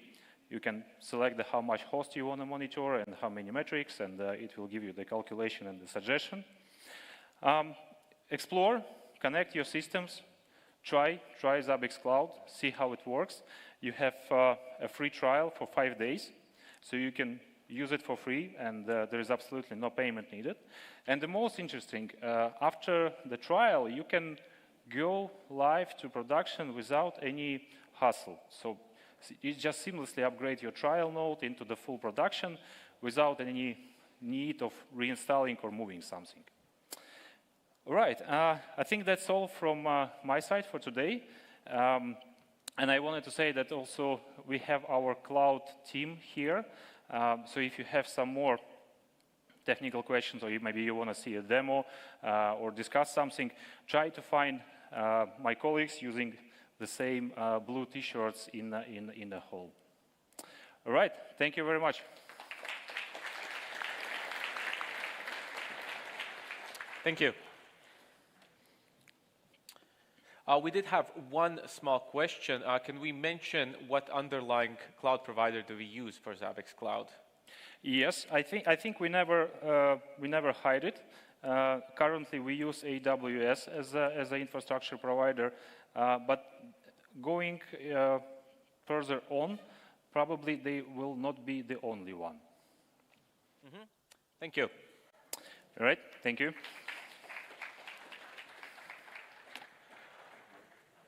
All right, so this was a sort of short intermission between our more technical speeches, but feel free to try out Cloud, guys. I myself have a Cloud instance that I spin up from time to time to do a couple of things that may be needing, and it's real easy.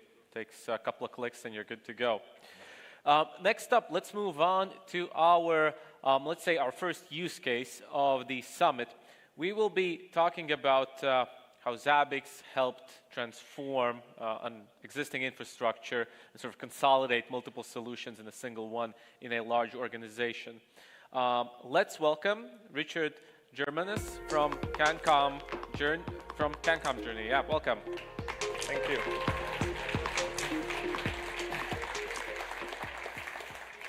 Thank you very much for the warm welcome. So usually when I'm on the stage, it feels a little bit different. There is not so much light. I hold the guitar in my hands. I stand like this, yeah. And all around me there are my bandmates, and we perform all together as a team. But even I'm standing here today alone, I know that one thing is the same, and it's the fact that my colleagues are here with me. They're in a crowd. They are sitting and supporting me, and I know that I'm going to present what we have achieved all together as a team. So as was mentioned, my name is Richard Germanus, and I'm the manager of the monitoring team at CANCOM.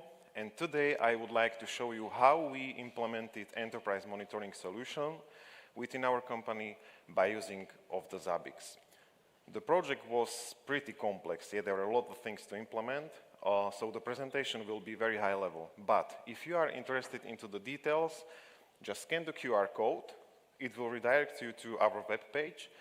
And you can just contact us there and you can meet us because the entire team is here so you can talk about details. Good. Before we go to our Zabbix journey, I would like to tell you something about our company. So CANCOM is a German company. It was founded in '92. It started as a small garage company, but over the years it transformed into the corporate with 80 locations. We have them in Germany, Austria, Czech Republic, also Romania, and Slovakia. Slovakia is the country where I come from, and we are the second biggest location within our corporate. Our company provides the complex IT services to the customers mainly in the DACH region. Yeah? And besides of these complex IT services, we also are reselling the software and hardware. And the picture you can see on the slide, it's our factory.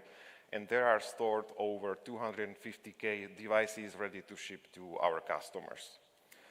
Good, so I think it was enough about our company. Now let's dive into the Zabbix. So our Zabbix journey, how it started. So due to the growth of our company, we were in a need of consolidation 6 standalone monitoring applications into the central monitoring solution. We did a complex research of the applications that were available on the market, and strategically we have decided to go for the Zabbix, yeah? And I think it was a really good decision to go for it, yeah? You can see that we have 250 plus customers monitored, and we are supported by the initMAX using the enterprise tier of the support. Good, so over the 2 years, from 23 to 25, we were able to consolidate these legacy monitoring systems, but it was not just the migration, but also onboarding of the new customers. In the end, it resulted into the 30,000 of monitored hosts, so it's really big environment. And besides of the number of monitored hosts, I would like to show you some interesting values.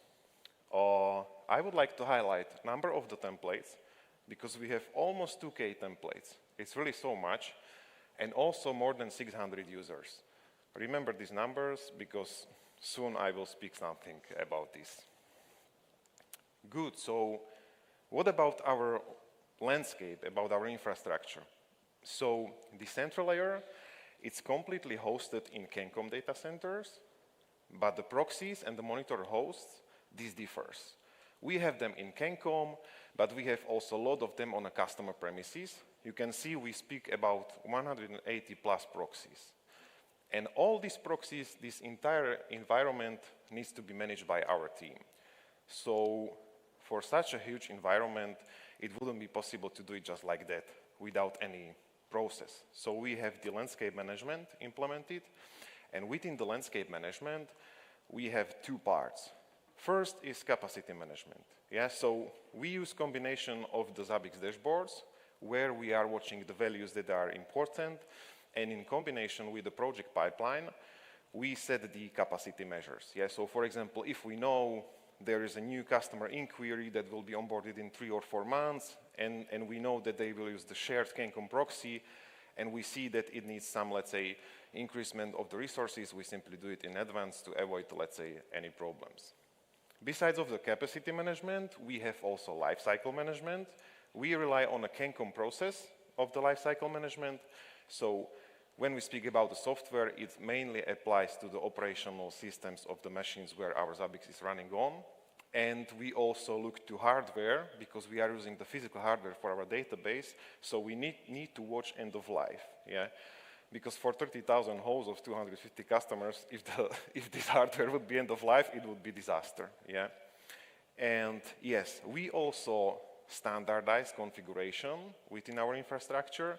For example, for the proxies, we have standard configs.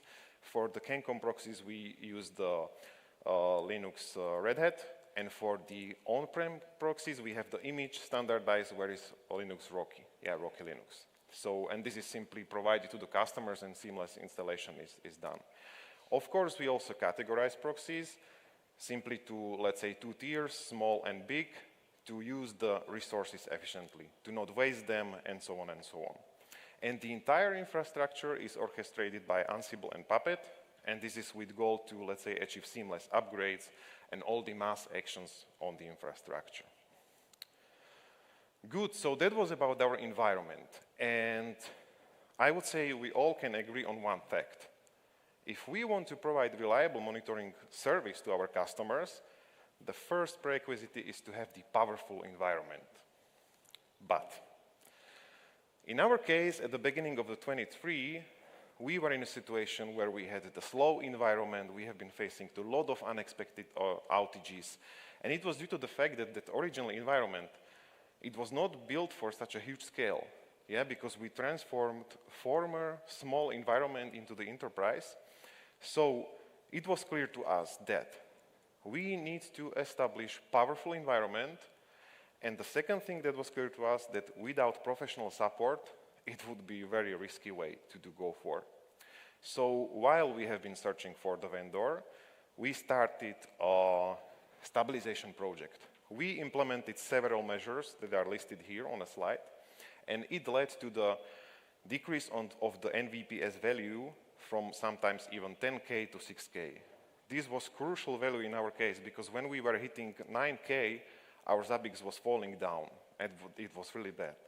So by these safeguarding actions, we have achieved the state when it was quite okay, but just in a short term. And we knew that we needed, let's say, a long-term professional plan. So in the middle of the 23, we started a cooperation with these guys, initMAX, yeah. And yeah, so our cooperation started with a 2-day workshop where Tomas and also Alois traveled to Košice, and we spent nice time together.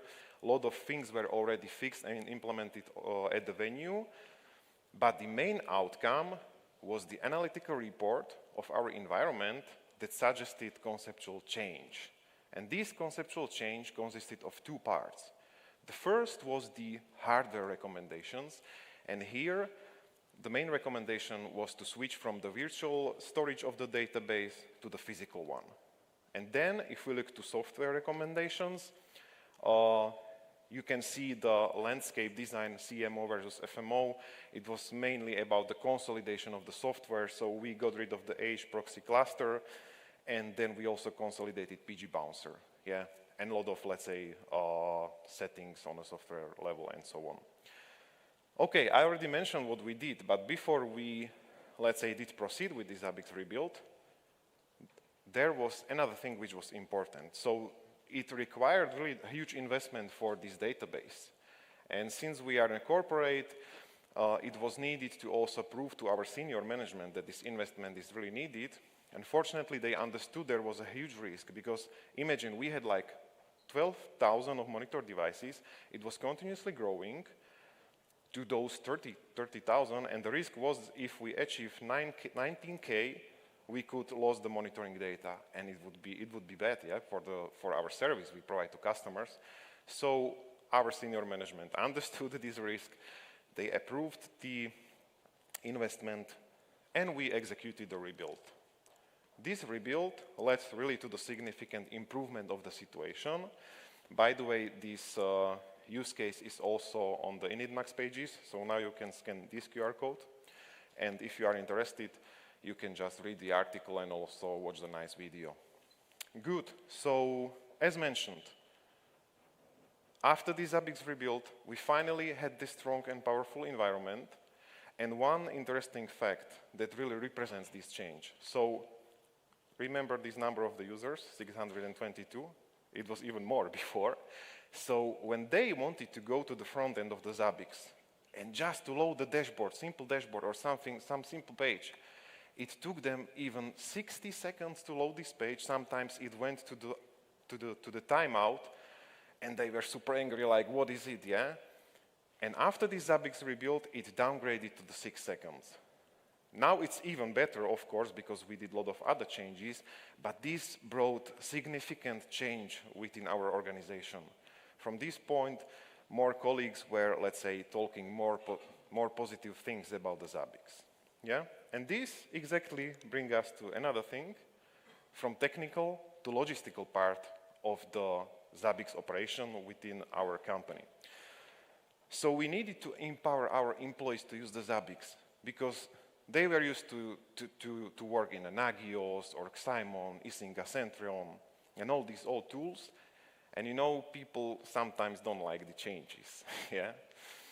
So that was the first factor, that Zabbix rebuild, that motivated them. But then we also understood, since we have a lot of users, that we need to train them. So with support of the initMAX, we trained 54 employees. So we have now 54 certified employees within the Zabbix. We have 3 experts, by the way. But of course, it was not possible to train with the official certification all of them. So on top of this training, we also created internal Zabbix training, and this is focusing mainly on our standards. Because for such a huge environment, we need to follow standards like naming convention, how we create the templates, how we create the groups and so on. So it's really like everyone goes one way and stick to these standards. And exactly for these standards, we have this internal training. Good. And how our working model is working within the managed services. So you can see the circle in the middle. This represents our organization, and on the bottom there is a monitoring team. That's us. We are 10 people. We are responsible for the maintenance of our infrastructure, for its improvement, development. We also create the templates, and we also consult the creation of the templates with other Zabbix users within the company. We communicate directly to initMAX, and initMAX is connected with the Zabbix, so this communication is made this way. And let's go back to our organization. We have product users. We differentiate them between technical users and non-technical users. Technical users, you can imagine like we have Linux team, network team, Windows team, and so on. They are using Zabbix. And then we have non-technical users. Those are mainly the service management, and this is the communication gate to our customers. So for example, if there is a new customer or existing customer would like to do some changes on the monitoring, they communicate through the service managers to us. And service managers, they should handle also the financial part, logistical part, and then we do the implementation. Good. For this complex working model, we needed to implement special user concept within the Zabbix because the built-in roles in Zabbix were not enough for us. Like we needed to have something like the semi-admin role. So the admin that can edit hosts, can remove them, can do some simple operational modification, but cannot change the template. We speak about the hundreds of the users. Therefore, we created this special operational role that is granted for these technical guys. So if we go from left, so super admin we use for our internal core monitoring team, it's just us, and then we have admin and operational user. And those technical teams, they have like few key users with the admin role that can change the templates, create templates and so on, but the rest of the guys, they have just the operational role, so they don't touch the templates, and we decrease the risk of the human error by this. Because in the past, it happened, they needed to do just some simple change on the monitoring, and by mistake with admin role, they touched the template and they corrupted, let's say, something, and it affected also other customers and so on. So therefore, we implemented this special operational role. Besides of this, for the super admin and admin, we have the internal process with the exam, and only those colleagues that can, let's say, pass this exam can be granted by these admin roles, and this is simply the quality gate process internally. How our Zabbix roles and groups and so on are connected with our Active Directory, with the CMDB of the CANCOM. So imagine there is a new employee within our company, and he is in the network team. He is assigned to the network assignment group in our Active Directory, and it's automatically, let's say, transferred to the Zabbix. So this new guy is granted by the operational rights in a Zabbix, and he can see just the host that belongs to the network. And this is automated, so no manual action is needed in this case. Good. Now I would like to go to some integrations we have in a Zabbix. First one is integration with Power BI. We use this integration for two use cases. The first one is capacity and availability reporting for our customers, and then also monitoring catalog. How this integration works? So, source of the data is Zabbix, of course, and on a daily basis, we push this data from Zabbix to the standalone reporting database where they are collected, so it's separated, and then these data are visualized in a Power BI dashboard internally for our employees. And if we want to deliver their data to the customers, we do the paginated PDF exports that are stored in a CANCOM Cloud portal, which is central access point for the services we provide to our customers. Good. So let me tell you something about our monitoring catalog. 1.8K of the templates. 250K customers, you need standards. And we needed really to have the monitoring catalog because in the past, a lot of users just created the templates here and there, and we had a lot of, and we still have some duplicate templates. So we wanted to standardize them and to be able to show to the customer what we can monitor, what we can offer if you order. So how we use the templates? We used linked templates, and we differentiate between scenario and module. Scenario is just an empty template without any items that consolidates all the modules that are respective for the scenario. And module is created to monitor just concrete just concrete resource, yeah, or component. And example, there is a Linux monitoring service sold. And imagine we have minimal Linux scenario and we have a standard Linux scenario. In a minimal Linux scenario, you have 4 modules, and those same 4 modules are also in the standard scenario plus others.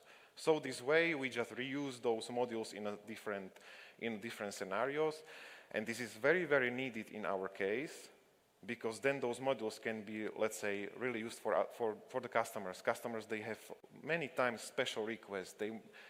We offer standards, but sometimes they want something special here and there, and therefore we use this logic, yeah? Good. Then, how we get to the monitoring catalog? So we have standard requirements. We are using something like the identification tags, and if these identification tags are assigned to the templates, then it's checked by the script, and it's automatically transferred into this reporting database, and then it's visualized in the monitoring catalog. And how this catalog looks like. So this is the Power BI dashboard and the catalog, and you can see we have the classes. By class, you can understand the OS, database, or hardware, and so on. These are fixed. And then we have respective scenarios, modules, items, and triggers. So if customer desires, let's say, hey, CANCOM, please show me, what is monitored on my network systems? We just export by the PDF. We just export PDF. Here you go. Yeah, this is monitored by the standard. Good. So that was monitoring catalog, and the last integration, it's the CANCOM Cloud Portal and Monitoring Hub. So what is CANCOM Cloud Portal? As mentioned a few minutes ago, it's central access point for our customers mainly, but also for our employees, and there are all the services provided to our customers. I would like to focus on the managed services because that's the organization where I come from, and 2 respective services, so the reporting and monitoring hub. Reporting, it's simply the storage of the monthly reports where the customers can simply search them, and it's also, they don't need to store them locally, they always will find them there, and it's of course stored for the logical period of time, usually 1 year backwards. But monitoring hub, what it is and why we decided to go for it. So we understood that Zabbix is really powerful tool. We can do what we want there, but it's also very complex. And with so many users in a Zabbix that we have, it brings risk that we give them the administration rights and they can corrupt the things. So we have decided to shrink the number of the users in a Zabbix really to those professionals that understand the Zabbix and those people that know what they are doing in a Zabbix. And for the simple operational tasks, like removal of the host, maintenance, and so on, we decided to create the monitoring hub, which is the API extension of the Zabbix, and while still Zabbix is working in the background. Yeah, so therefore we decided to go for this, and I would like to say we are in the development phase. We are at the beginning. Our goal is to release the minimal viable product by end of this year, internally within CANCOM, of course. And what's the goal? So there will be this dashboard landing page, and it will be accessible to customers, and these monitoring catalogs experts, they will be able to download from here. And then the internal part for our employees, there will be more. But for example, now we have this host view. So for example, the employee of the Windows technical team. Imagine he is responsible mainly for the maintaining of the OS layer, that's prior 1 tasks, and prior 2 task is to work in monitoring. So even employee who have zero knowledge of the Zabbix can operate Zabbix by this super easy, friendly interface, those operational tasks, without any knowledge, yeah? So they can go here, they can simply search for the host by the customer, by the keywords in key letters in a host names, because let's say there is a search engine, and those simple actions like state management or alarm management and so on, they can do here. They can do also maintenance, and this is critical. This is critical in our case, because as we are corporate, we follow ITIL processes, and for example, we need audit log that is, let's say, easily readable. And when we wanted to use, for example, direct Zabbix audit log, it was, let's say, complicated to search for the information.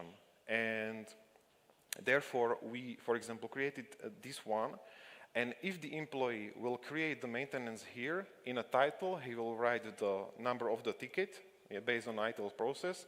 And the goal is that it will be reconnected with our ticketing tool. So they will just click to the subject of the maintenance. It will redirect them to the ticketing tool. They will understand the customer reason behind why there was the maintenance set. And even those users that don't have the maintenance role in a Zabbix, they will be able to find which maintenance was set for the customer here in the monitoring hub. Another reason why we also went for this monitoring hub was that right now this operational role within the Zabbix, also for the maintenance, like we needed the role that can just see the maintenance but cannot set the maintenance. And we implemented some, we call them dirty hacks and adaptation of the code of the Zabbix, but we want to avoid this. We want to have the isolated Zabbix powerful environment without any super adaptations.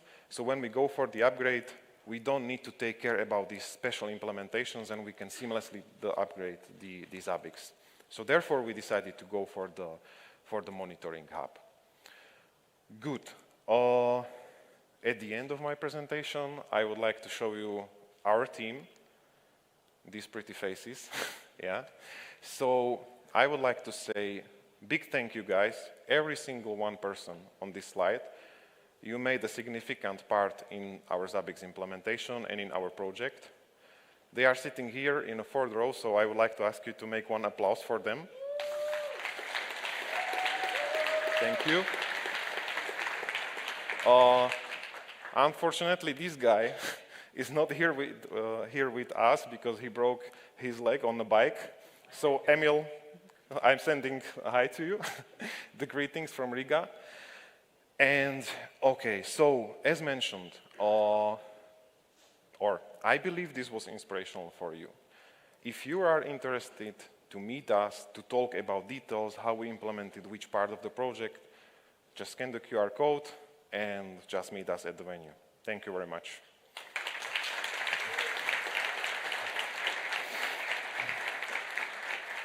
Thank you. We do have a question for you, actually a couple of questions. First off, what do you use to send data to the reporting database based on tags? Native connector or something custom? I'm just a manager. But we have, you can meet us, we have my technical guys here, and exactly the guy, Lukovics, which is responsible for this solution, can explain this, yeah? So just contact him on the QR code and he will answer this one.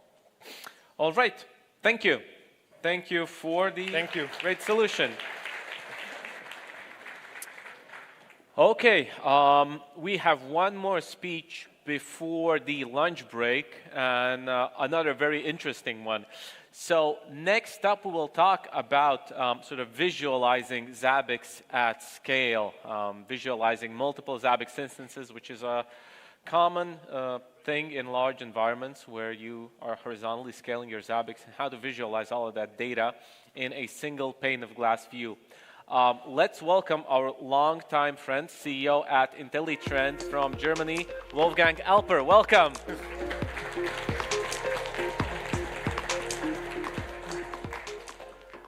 Yeah, hello and very welcome. It's always excited for me to be here in Riga for quite a while now, and this year I'm very glad to share with you a presentation and a project which we call Zabbix at Scale, Global Problem with Multi-Instance Environments. And I have to admit that the subtitle is a little bit long, like Global Problem before Multi-Instance Environments.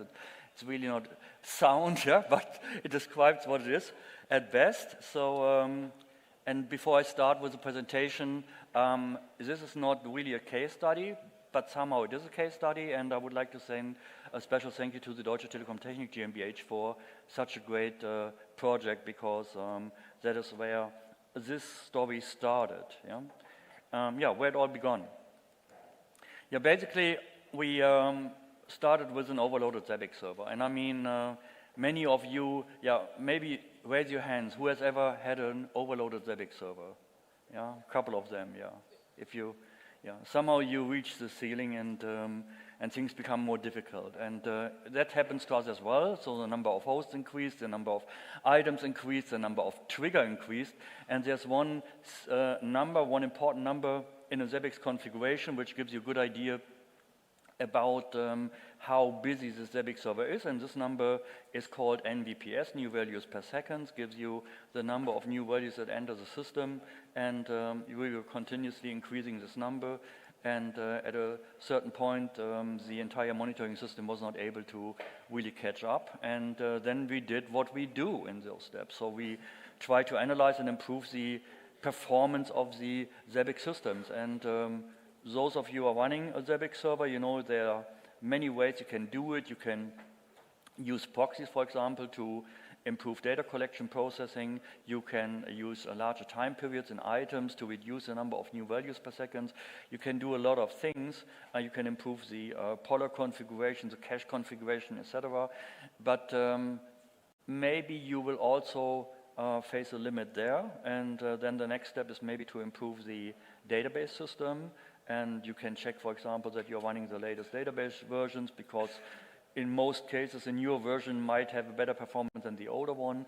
You can tweak the settings, which on itself is a very sophisticated and huge topic to do so.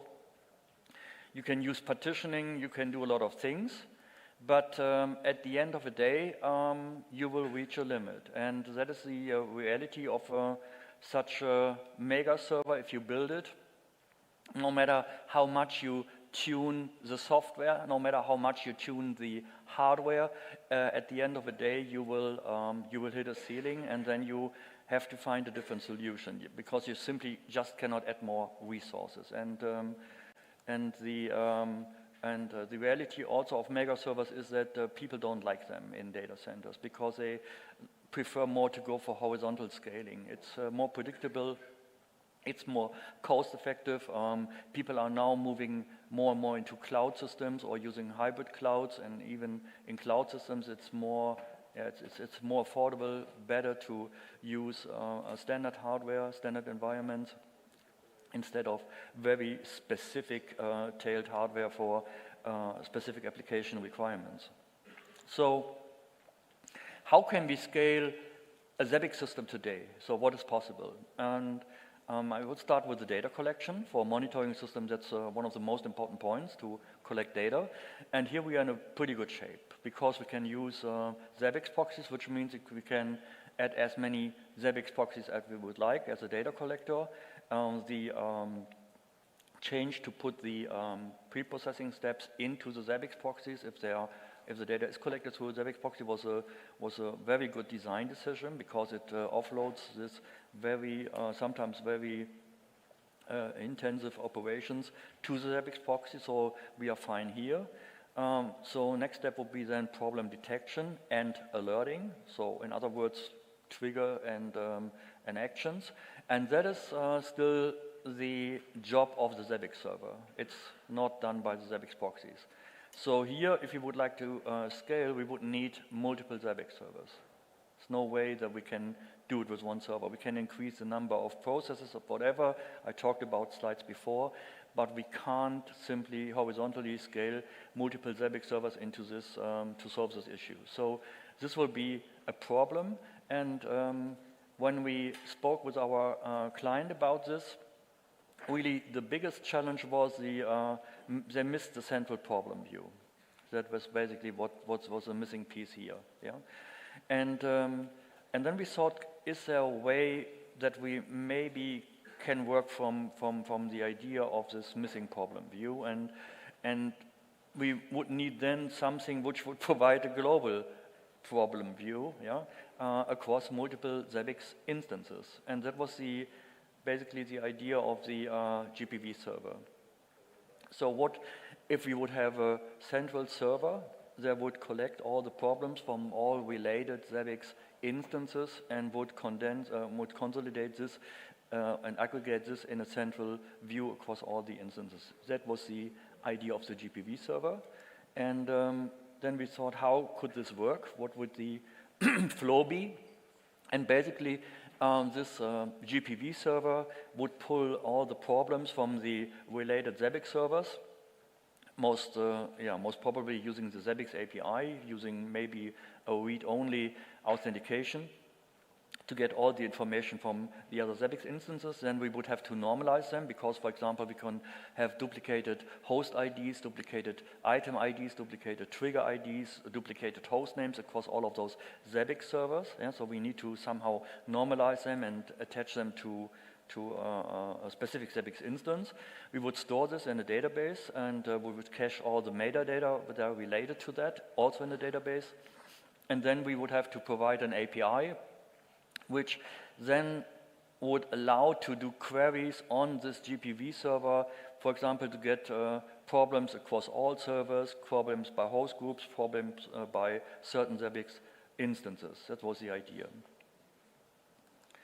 From a user perspective, the idea was that the user would have some sort of a Zabbix master server that would be just a regular Zabbix server. It was no very specific instance in that way, but it would be able, this master server would be able to connect to the GPV server and would be able to visualize all these problems from all the other servers. So that would be the specific part of this master server. But other than that, it would be just a regular Zabbix server. In fact, it would just do less than any other server because it would monitor the other Zabbix factories or Zabbix servers, but it would not do anything else. Yeah, then the filter settings would also be to have been extended in the problem view on that master server, so you can filter by instance, for example. And this entire setup should be able to support existing Zabbix high availability setups. Because we're using this on a larger scale, high availability is a requirement anyway. So in this sense, the GPV server would also have to be able to work with high availability setups in Zabbix server, Zabbix frontend, and so forth. And then we thought it would be a great idea if we not only would have a new sort of problem view on the front-end side, on the Zabbix master server, but it would be nice if we would also have specific dashboard widgets for this global problem view idea, with the possibility that we can then create as many dashboards we would like, to have specific dashboards per instance, or to have specific dashboards per entities, for example, specific host groups or whatever, across multiple Zabbix instances. So that was the idea. So it would give us an enormous amount of flexibility to visualize the data based on these many Zabbix instances that are collected together. Yeah, and finally, it should be quite easy to add a new Zabbix server to the mix by just adding this server as a new endpoint in the GPV server configuration. So what is the idea now of the architecture? The first idea was we would just simply call using the Zabbix API problem get, and then we'll be fine.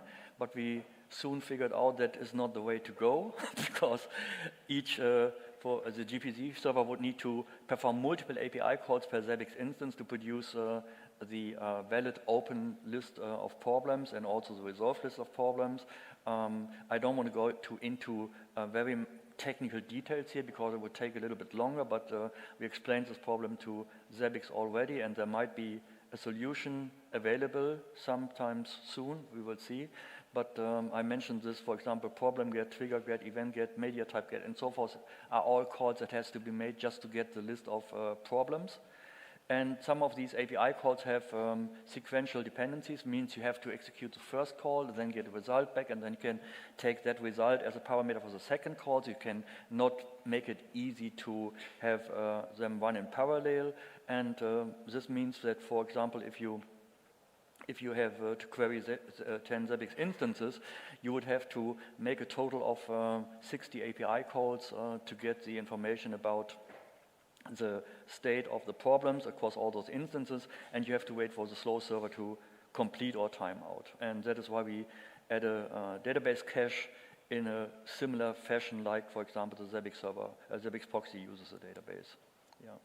The most important part here is the application process. And the replication process is based on a replication manager that manages the replication syncers, and one syncer is dedicated to each Zabbix instance. So if you have like 4 Zabbix instances, then you would run automatically, or the system would run automatically for Zabbix, for syncer processes here.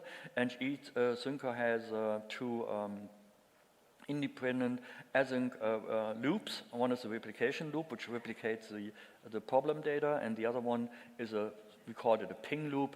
It's more like a keep alive loop, like a health check, yeah, to see whether that syncer is working and whether the attached Zabbix instance is working.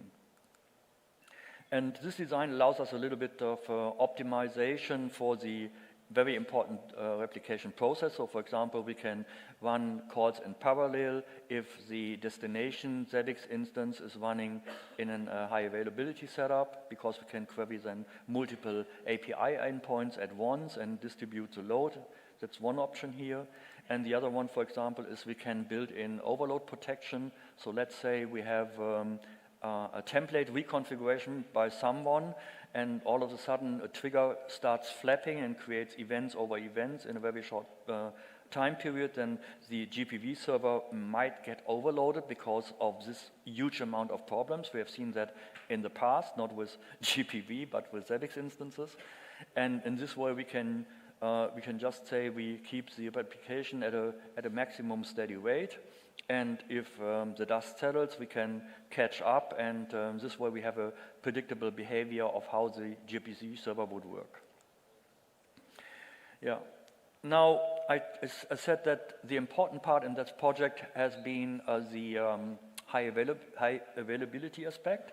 And the question would be, how would this GPV server idea fit into a high availability setup on one hand? And the other question would be, is it possible to do this GPV setup also itself, put it in an HA setup?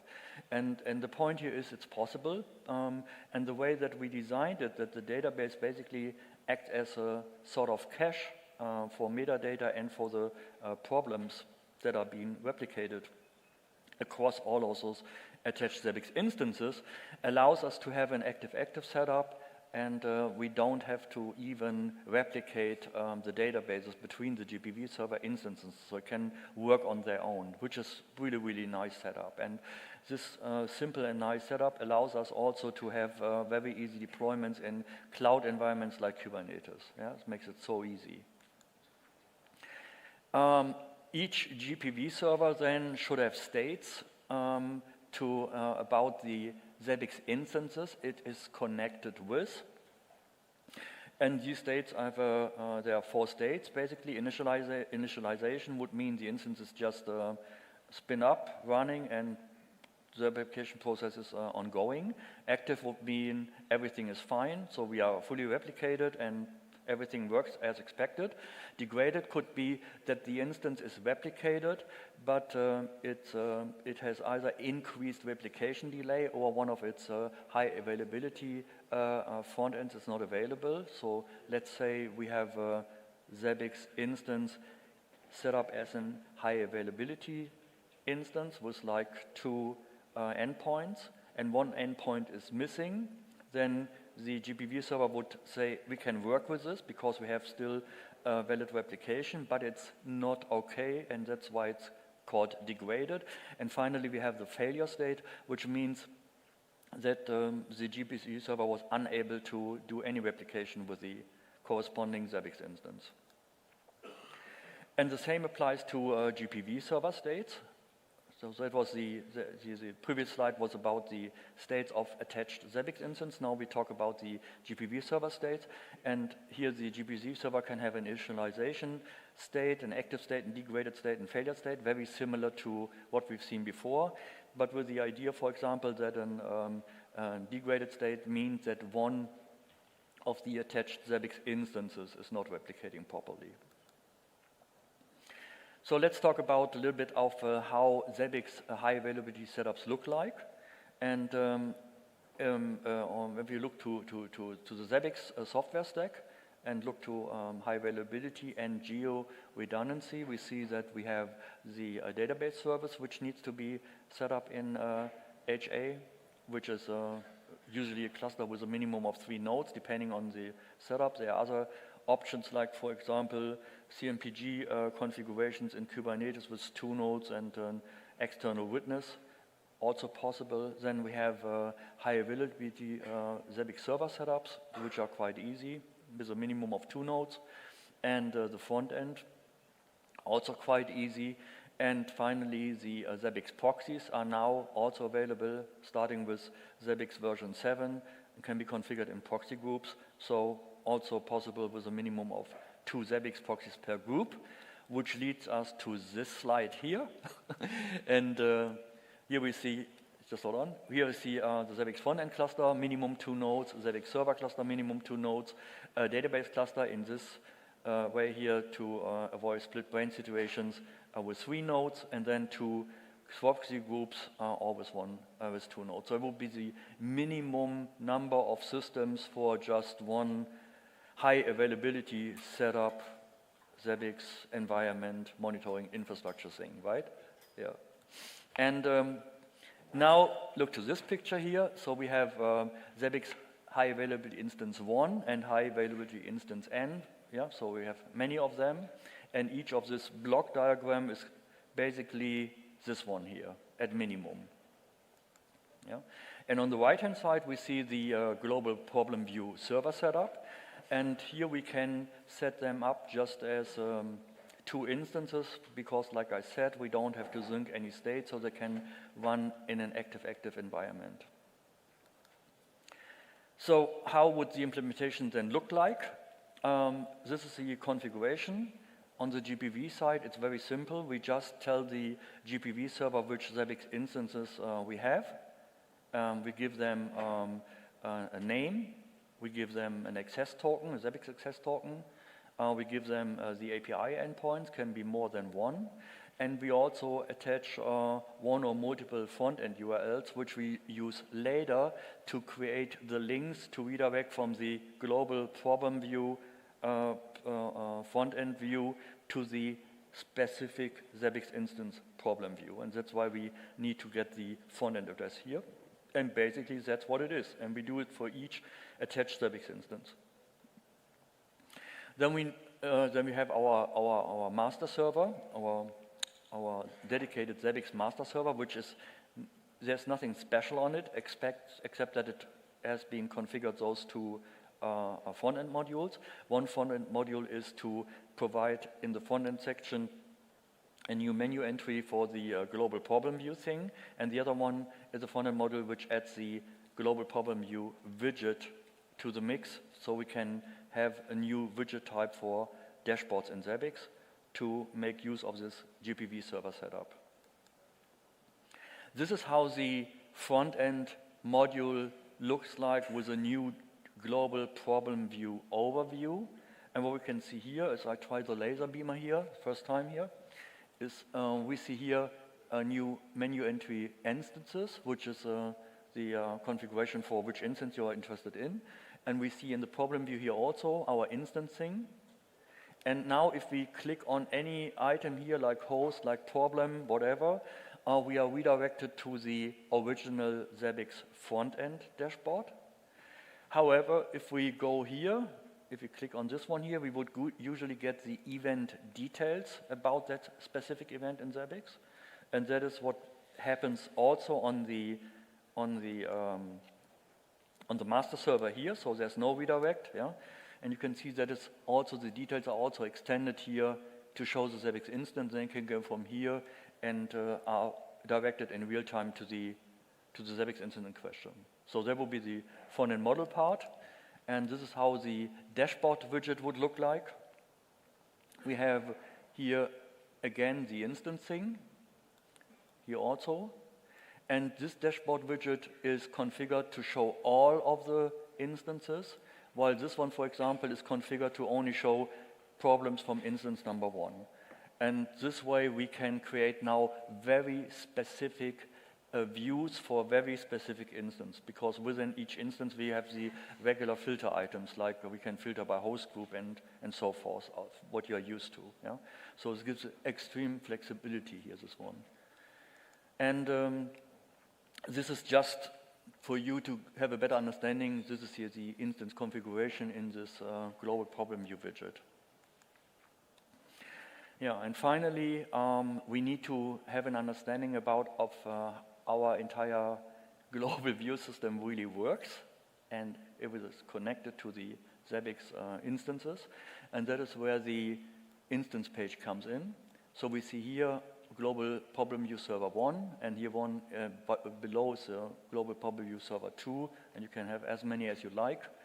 And we see the state of this server is degraded, and now we ask ourselves why it's degraded. It's because degraded there's Zabbix instance 2, for example, here, and the state of Zabbix instance 2 is degraded, and we see here Zabbix instance 2 was configured as a high availability setup with 2 nodes, but actually only 1 node is available. So we can see this here, and we get information about that this instance is not fully configured, and this one is, has a failure, no node is available.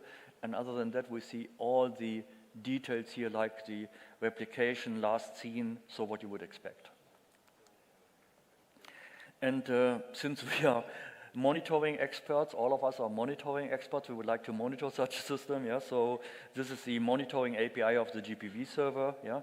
It's using a JSON RPC call, which looks like this, yeah? And would return a result that looks like this. There's more data available, and then you can use the Zabbix preprocessing to actually monitor the system. And we have templates for this, so yeah. And this entire idea started with the need to find a solution for the scaling issue with one Zabbix server. But it's not limited to that, because in fact it's a sort of single pane of glass for scenarios where you have to monitor, or where you're monitoring different Zabbix servers, which can be independent, like for example in IT system integrator use cases, in MSP use cases. Yeah, I mean the use case that you, for example, showed here before is a very similar one, and we are an IT system integrator by ourselves, so we're using Zabbix also for our customers and clients, and we found that this is a nice way to get an overview of problems across our customers with their more tiny Zabbix installations in comparison to this big one where we started with. Yeah? And in this case, we would also extend the setup a little bit, like single sign-on, for example.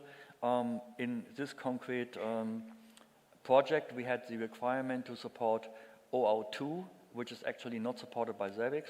And what we did was we created some sort of middleware which behaves like a SAML endpoint on the Zabbix side and converts this together with OAuth2 proxy into an OAuth2 session. Yeah, so it's very nice. So Zabbix thinks it's an SAML authentication, but in fact it isn't. And this way we also have a single sign-on across all of the dashboards in this multi-Zabbix instance setup. Yeah, and then we also have instance monitoring on the Zabbix master for all the attached factories, and service monitoring And just a few slides, because time is running. Yeah. So this is, for example, how the service setup looks like, a visual view about all of the services that make up this Zabbix service, for example, the Zabbix instance. You can see here, this is the database cluster, this is the Zabbix front-end cluster. Using this here because we have trained models for each Zabbix instance, and then we use this for some safety net, you know, if you missed any trigger on one of the factories or one of the instances of the Zabbix instances that might cause standard Zabbix widgets, the Zabbix instances and how their NVPS is, config cache, configuration, so you have a central overview from an administration point of view. So 50 seconds left. I will just press a button now. Summary. Great. Yes, timing, yeah? Okay, so very short. Any mega server can exhaust CPU, RAM, and I/O network resources, and it can't be extended indefinitely. It's not possible. Distributing the load across multiple Zabbix servers is an option, but in this case, we would fail the option to have a central view on problems, and this is where the idea of the GPU server steps in. It allows to scale one Zabbix server into many Zabbix instances, but keeps the single pane of glass for our stuff. And this concept can not only used in areas where you have to scale one Zabbix server, but can also be used in scenarios where you are a system integrator or an MSP. Single sign-on is not a problem that can be solved when you want to jump from one instance to another without having to log in every time. And the server designated as the Zabbix master server doesn't need to be a very specific server, but can be just a standard Zabbix server running some front-end modules, and you are set. Thank you.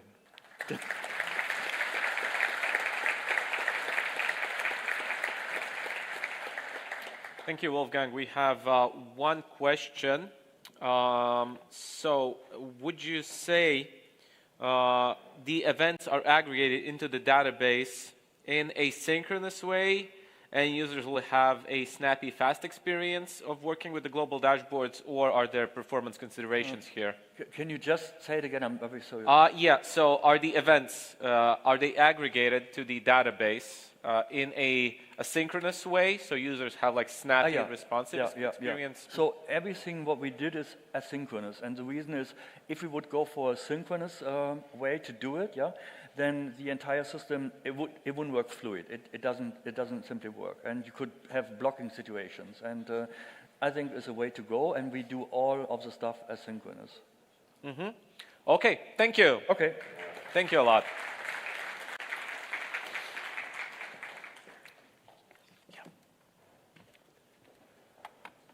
All right, guys, before I let you off on a lunch break, well, first off, if you have any other questions to these speakers, these were large, complicated speeches, so I understand it may take some time to process. Everybody will be around here, so feel free to approach the speakers, ask them your questions, and things like that.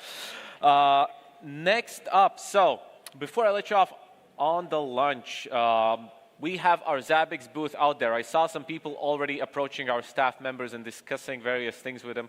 So if you have any sales-related questions, technical questions, questions about upcoming releases, questions about your own environment, Zabbix features, feel free to approach us and have a chat with us. We also have our merch, and this year it's available in exchange for your testimonials also. So if you have a use case that you'd like to share with us, feel free to visit our testimonial booth. There are various ways how you can share your Zabbix testimonials. And like I said, this will be very helpful for us because we can collect then Zabbix use cases across various industries, various scopes, various scales, and then share them with our community members and also just see how you guys are using Zabbix. We also have a photo wall. So this year we have a variety of merch. Every year we try to add some special editions. You can see we have a very nice stylish jacket available. Our sponsors, you saw some of them on our stage over here. So feel free to pay them a visit right there. Okay, now as for the lunch. So this year you can enjoy lunch in the lobby on the second floor over here. We're also at the hotel restaurant on the first floor. So try and sort of estimate how large is the queue. If it's too large over here, try and check it out on the first floor. Since we have very large summit attendance this year, we sort of split it across 2 floors. And yeah, here you can see the plan for the lunch, second floor and the first floor restaurant. So I'll let you guys go have lunch. We'll be back at 1 p.m. That's in an hour. So let's have a lunch, chat, and then get back in an hour. Thank you, guys. See you in a bit. Have a nice lunch.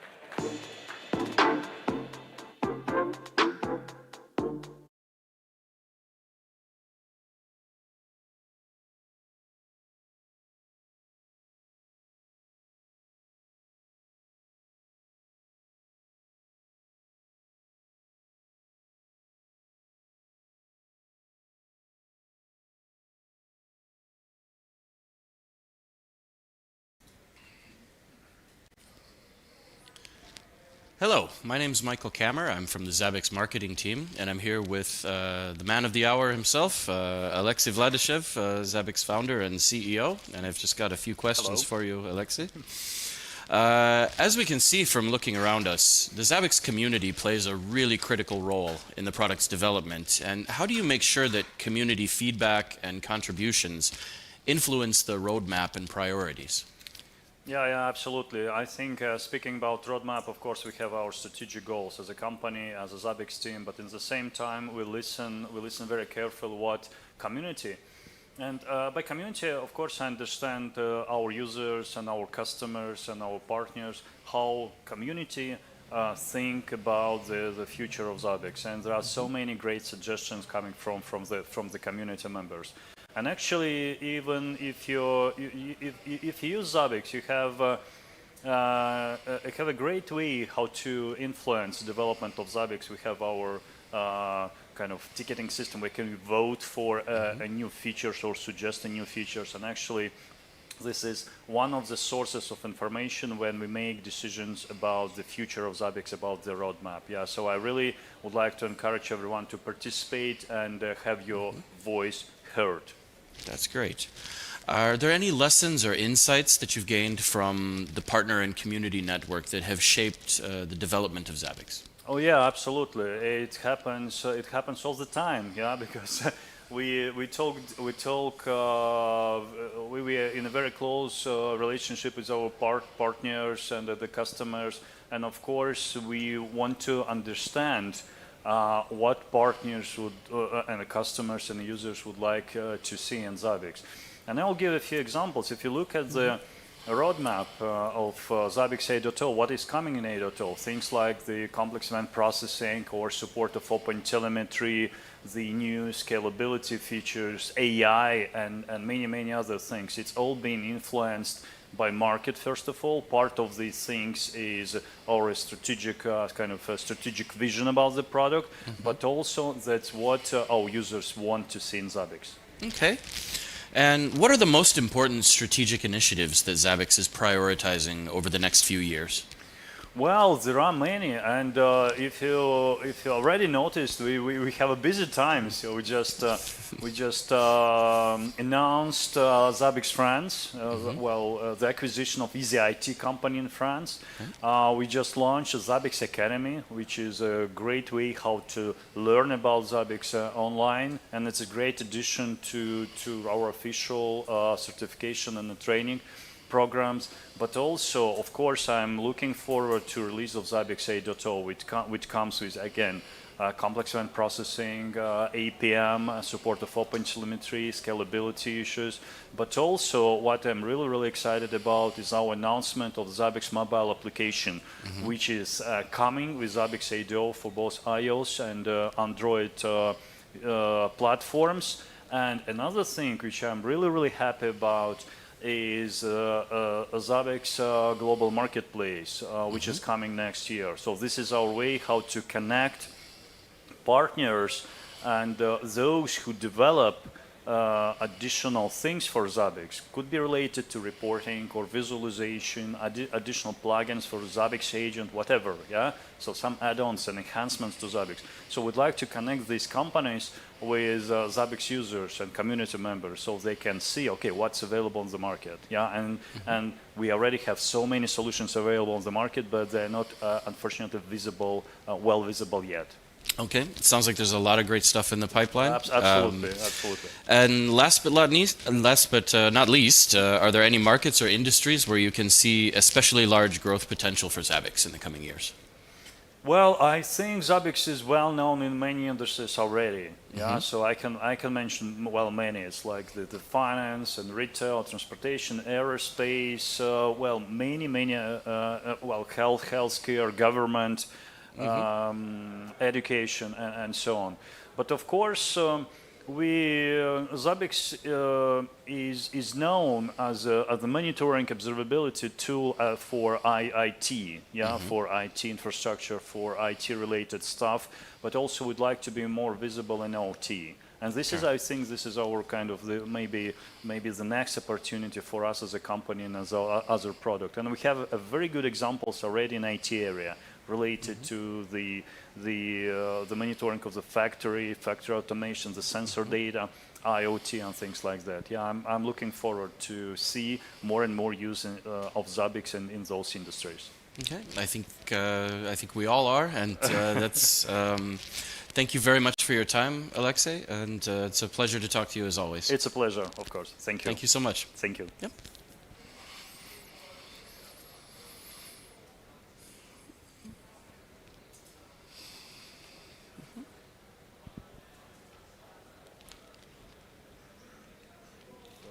I don't know.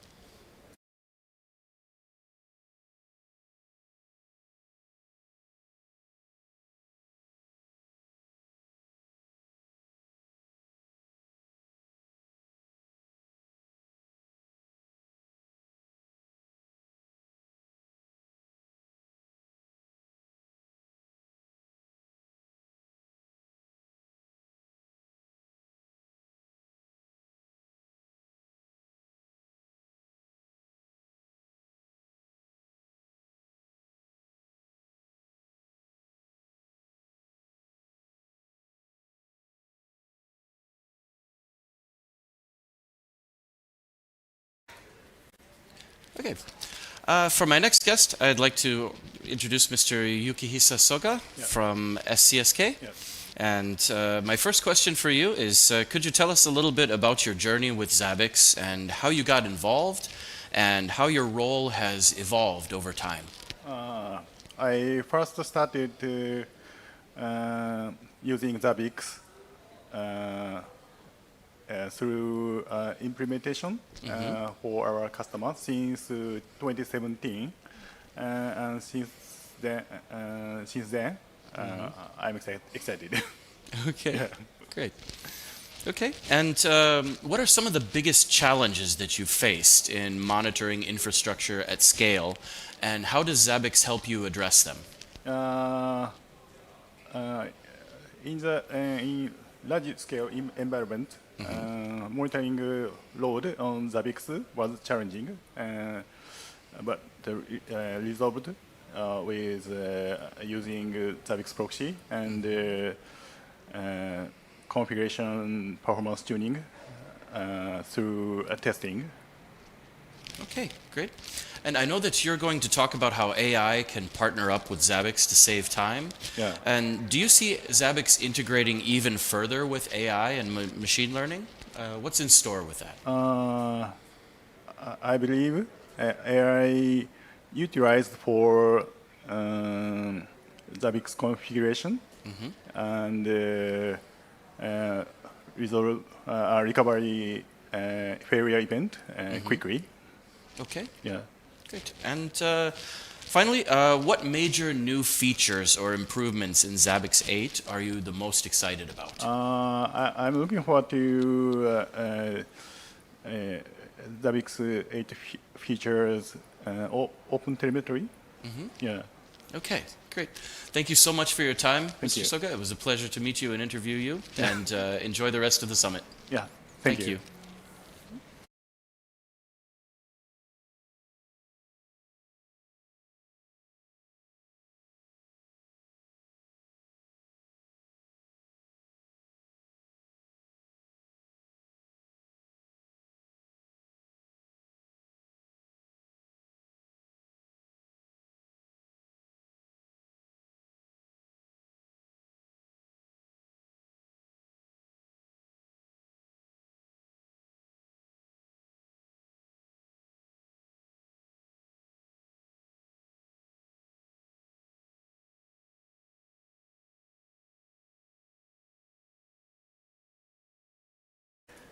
Okay. I'd like to welcome now Wolfgang Alper, CEO of IntelliTrend. And as the CEO of IntelliTrend, you've worked with Zabbix for many years and through many versions. And what are the biggest changes that you've seen in what users expect from monitoring tools? You mean what users expect from monitoring tools with respect of Zabbix, of course, yeah. Right. Yeah. I think based on my experience, I mean, if you look like 10 years ago, which is quite a while, yeah. Sure. Then people were happy that they get just data out of a system or that they get some graphs out of a system, so they would be happy with that, and it was a very exciting situation for them. Mm-hmm. But over the course over the years now, people expect a little bit more, like they would like to have a nice graphical appeal, so it should look nice, it should be easy accessible in the sense of they can easy access to things. They would like to play more with problems and see better what's going on there, yeah. Mm-hmm. So it's no longer, I would say it has become a little bit more major, and it's no longer a nerd thing, it's no longer a specific thing. Sure. What are your best practices for scaling Zabbix when you have a lot of distributed proxies and items and hosts in multiple locations? Yeah, that's a very good question. And in fact, I had recently a similar project where we reached the limits of a single Zabbix instance. And actually, Zabbix is great in scaling the data collection process, using Zabbix proxies, for example, and the latest edition in 7.0 allows even to have that redundant setup for proxies, which was not possible before. Other than that, if you reach the limit of single box, then this is a sort of a weak spot, actually. And in this case, what we have is called a global problem view server, which allows us to connect to multiple Zabbix instances and provide a central global view, which somehow solves this issue. Okay, great.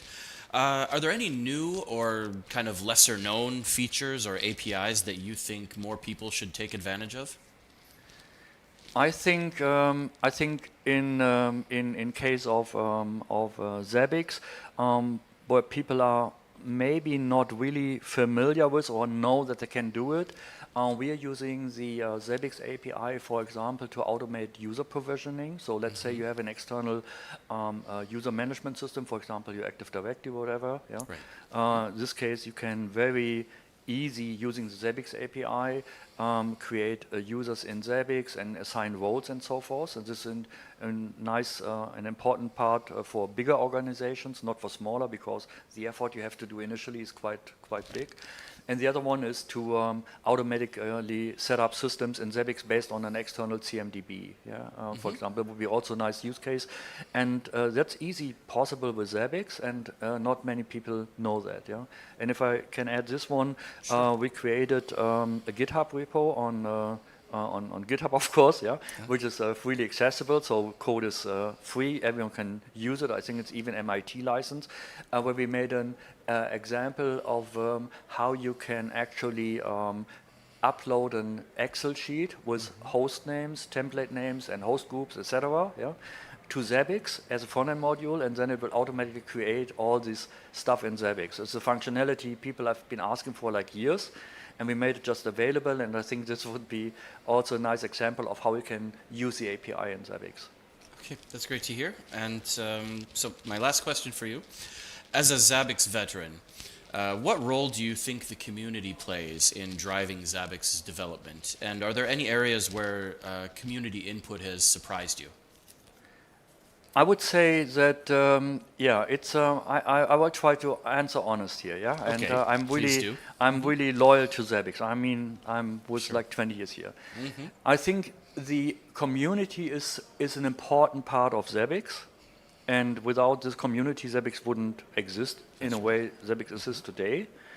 Having said that, though, I would also say that that on one hand, Zabbix is an open source project, and it's somehow community driven, but on the other hand, it's also a company behind.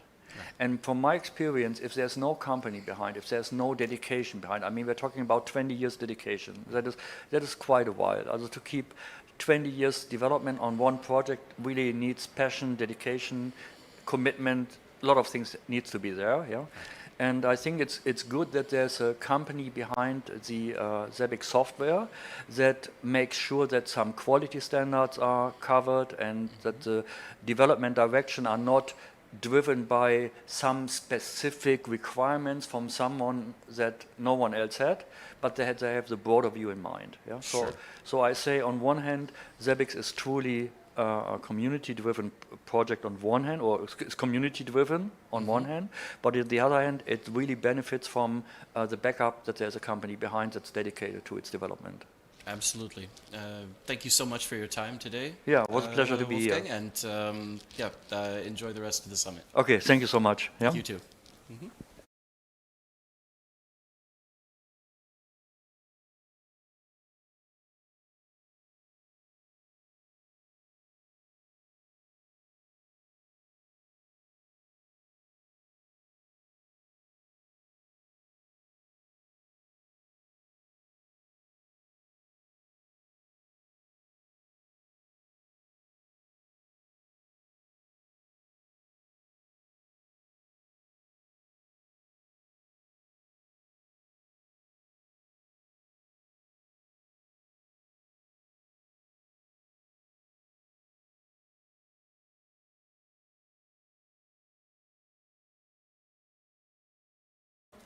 Right. My final guest this round of interviews is Nathan Lifting from Open Source ICT, who is the co-author of a new Zabbix book. And Nathan, what was the inspiration or motivation behind creating the Zabbix book in its in open source form? So we've been writing the Zabbix book since version 5. We did 6 and we did 7 as an updated version. And we were working with a publisher at the time, but we figured we can keep working like this and bring most of the revenue to the publisher, but instead we thought, why not just give back to the community? We created a foundation for the book, which owns the copyright. Okay. And the foundation will then provide the book for free on the zabbixbook.com, as well as we will sell the book on platforms like Amazon. Right. And then all of the revenue that we do make on the printed version, we will use that to bring that money to some good causes or other open source projects. We're still figuring out exactly what. So we really just wanted to give back by making a good source, a reliable source in this book form, and then giving back any revenue and just giving the book for free as an ebook online. That's such a cool initiative. That sounds great. Thank you very much. You're welcome. And which features of Zabbix do you think are the most under-documented or underutilized? And how did you reflect that in the book? Well, the book was never really meant as like trying to go about making more documentation or anything like that, because the Zabbix documentation is actually pretty solid in overall. Sure. No, it's more of an additional resource where you can get more details than you would get from the documentation, like actual practical cases where you can see, okay, I go through the steps like this with extensive explanation about why we do that to give you a good view of, hey, this is how you do things in Zabbix and this is why you would do that in your production environment, for example. Sure. And that brings me to my next question. How much hands-on experience with Zabbix would you recommend that somebody have before they dive into this book? 0. Okay. That's what we try to do with the book, really. So the idea has always been, we make sure that we start at the bottom, right? Literally with the installation of the Zabbix product. So you can choose if you want MariaDB or Postgres with timescale, and go through those steps to set up your platform in a production-ready way. But also if you have, let's say you're a Zabbix expert already, you did all the training, you can still get valuable information from the book, because we also go all the way to the end of what you can do with Zabbix and provide cool use cases that you might be able to implement, or just, learn more about the product. So anything from 0 to 100, really. That sounds great. And are there any kind of like dream features or tools that you'd like to see in Zabbix that the book might help to inspire or support? Well, there's many features that I personally want to see in Zabbix, of course. Yeah. Now, I don't think the book will so much as be an inspiration to features, but it definitely can be, because what we want to do is we will also want to include like real world use cases in the book. And then, you know, we might start with a list of like 10 custom implementations that people did, us or people from the community that want to contribute to the book, because everyone is welcome to contribute. We are just doing it on GitHub. You sign over the copyrights, give it to the foundation, and you can write. And then from that practical, like hands-on, this is real-world stuff that you can do with Zabbix. Maybe Zabbix development would read that, or some people from Zabbix that are managing some projects, and they'd be like, okay, this is pretty cool. We could, you know, create a feature out of this. Or maybe it's the other way around. People are creating the feature themselves, and we can show you in the book how that would be done. And then you might not need Zabbix. Sounds like a very interesting approach. Thank you so much for your time, Nathan, and thanks for being with us, and have a great rest of the summit. Always a pleasure. Thanks for having me. My pleasure.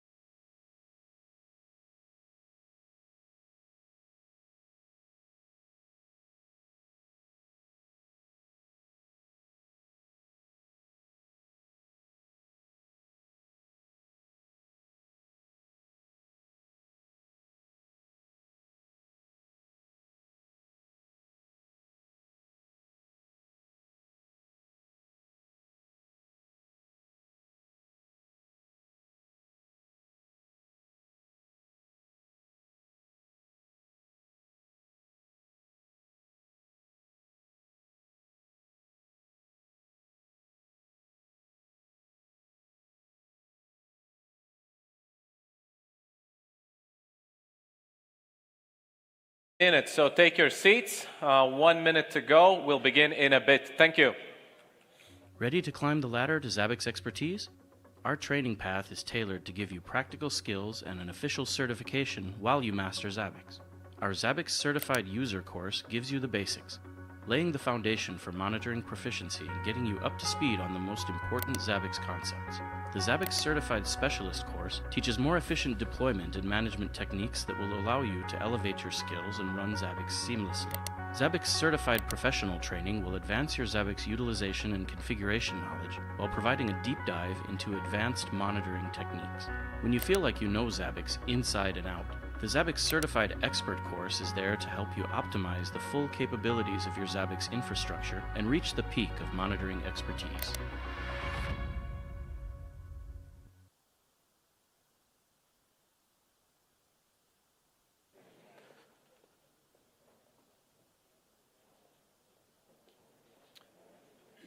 All right, so let's continue. I hope you enjoyed the lunch, and now we will continue. We have a very technical, in-depth speech ahead of us, but before that, I'd like to talk about a couple of things while everyone settles down, comes back from lunch. So first off, we'd like to talk about some of our upcoming events. So you should see it on the screen, I think. Yes, there we go. So we have a couple events coming up in 2026. So we have our Zabbix Conference Germany, April 28th to 30th. Zabbix Conference Latin America, May 29th to 30th. Zabbix Conference Poland, Zabbix Conference China, and Zabbix Conference Japan, for which the dates will be announced later. So these local conferences are also a great way to get in touch with our team members, to hear about latest Zabbix features and use cases. And they are, of course, not as large as Zabbix Summit, but they're simply a good way to network with your local community members, local Zabbix users, get some new contacts for your businesses, and simply get in touch with Zabbix and talk all things Zabbix and monitoring. Next, I'd like to also talk about next year's Zabbix Summit. So we're already here at Zabbix Summit 2025. So we're also going to have Zabbix Summit next year. The dates are not yet confirmed, but please follow us on our website for more information on Zabbix Summit 2026.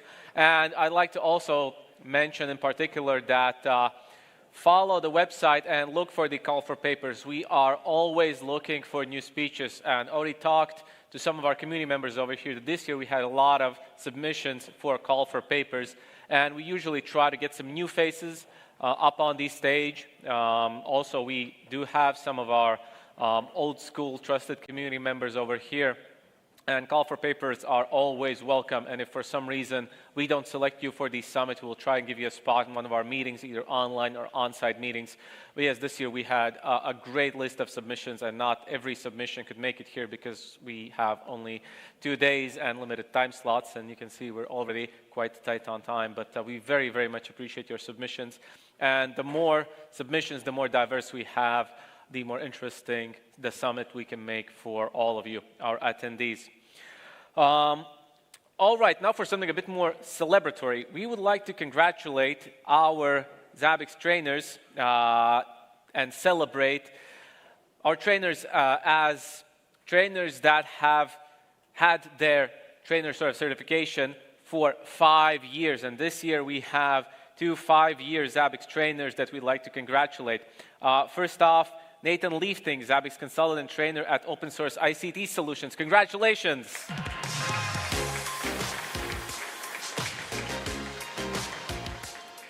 Thank you. And we also have another trainer, Federico Crepaldi, senior IT system engineer at Quadrata Service Group. Congratulations.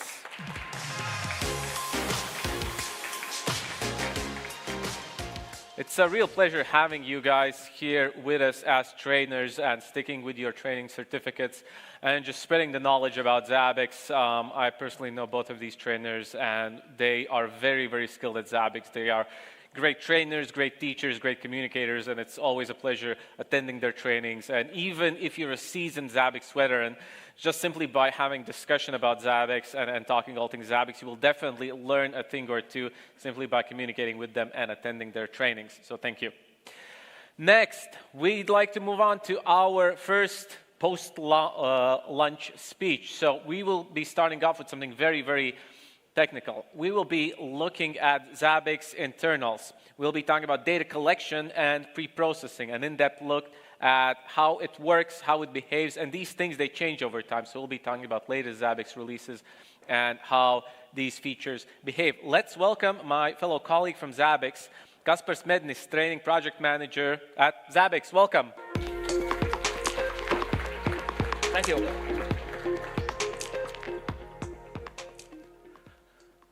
Hello, everyone. So here I am again with another technical speech. Okay, let's see what we have this year. Data collection and pre-processing internals. So let's start with very basics, okay, how it works. In Zabbix, when we collect data, we have multiple stages. First, we need to collect data somehow. Yes, so we create items, we create hosts, and we collect data. After that, we pre-process the data. Yes, so there are many ways how we can change the data. Maybe we need to multiply, maybe we need to extract values. So we pre-process the data, and after that, we detect problems. Yes, so this is actually very simple. If you are using Zabbix, you know this workflow very well. Let's look a little bit deeper inside. So, in all previous versions of Zabbix, till this September, this workflow was implemented. So every metric which was collected was sent to pre-processing. Okay, so it doesn't really matter if there was a pre-processing or there was no pre-processing. Everything was sent to the pre-processing. And then the pre-processor decided what to do with the metric. It worked, yes, but there were some issues because first, this increased the load on pre-processing, okay, because the pre-processing must read the metric and check it, right? And also, if something goes wrong with the pre-processing, then every metric is affected. Yes, even if the metric does not have any pre-processing. If you have troubles there, all metrics are delayed. So what we did this year, you can see the version, right? 7.0.17, 7.4.2, improved logic. So now, it's pretty smart, right? If the metric has pre-processing steps, it is sent to the pre-processor. If the metric does not have any pre-processing, it goes straight to the history cache. Yeah? So this is much better logic, but in real life, maybe, let's say, don't be too excited, right? Because remember that every dependent item uses pre-processing. Yes, so most modern templates in Zabbix, they are built on dependent items. Yes, so they are still going through the pre-processing. But all other items, which are simple items like CPU load, of course, they will bypass. Here is a Zabbix at the bottom of the slide, so you can read more. Okay, now let's talk in more details about data collection, how it works. Right, so we create hosts, we create items. Each item is unique. Each item has a type, update interval, unique key, timeout, and other settings. Currently, we have 19 unique item types. Yes, you can see all of them here. Yes, every of them is unique. Starting with the Zabbix agent, the oldest one, yes, and browser item.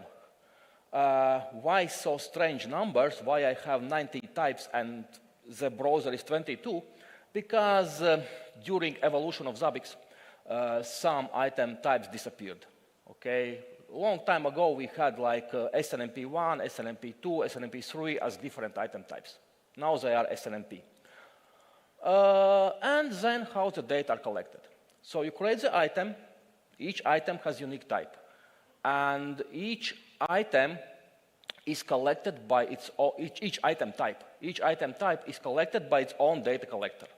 Okay, this could be Polar, this could be Trapper, this could be Pinger, or anything else. Yes. So when you tune Zabbix, you should know which items you create will affect which data collectors. Yes. To make it, let's say, more complicated, in Zabbix 7, the data collectors can be synchronous or asynchronous, okay? And that makes a big difference in tuning. Yes, I will explain in the next few minutes. So most of the data collectors, they are working in synchronous mode. Yes, but agent polar, HTTP polar, and SNMP polar are asynchronous. What's the difference? So synchronous data collector, you start a process. You start a process, and that process can collect a single value at a time. Okay? Let's say if you need to collect 5 values at the same time, you need to start 5 polars. That's very simple. If you need 20 values to be collected exactly at the same time, you start 20 polars. Why you cannot start infinite amount of polars? Because those are processes, okay? They consume memory, they consume CPU. Yes, so there's always some kind of fine-tuning involved. And because of that, we implemented the most popular data collectors, which means SNMP, Zabbix Agent, and HTTP, as asynchronous polars. Okay, what does it mean? Each of them can collect up to 1,000. Okay, so you don't need to do all this like fine-tuning. Maybe you have a large instance. Okay, instead of 1, you will start, let's say, 3. Okay, you start 3 of those asynchronous data collectors. You can collect up to 3,000 at the same time. Yeah? So you have much better limits.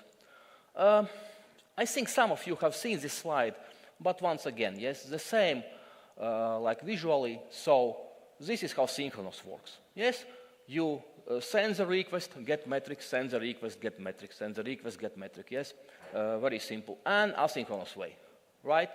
So Zabbix just sends a lot of requests without waiting for answer, okay? And then it gets back some answers, and it sends more requests and gets back other answers. Yes, and this process continues.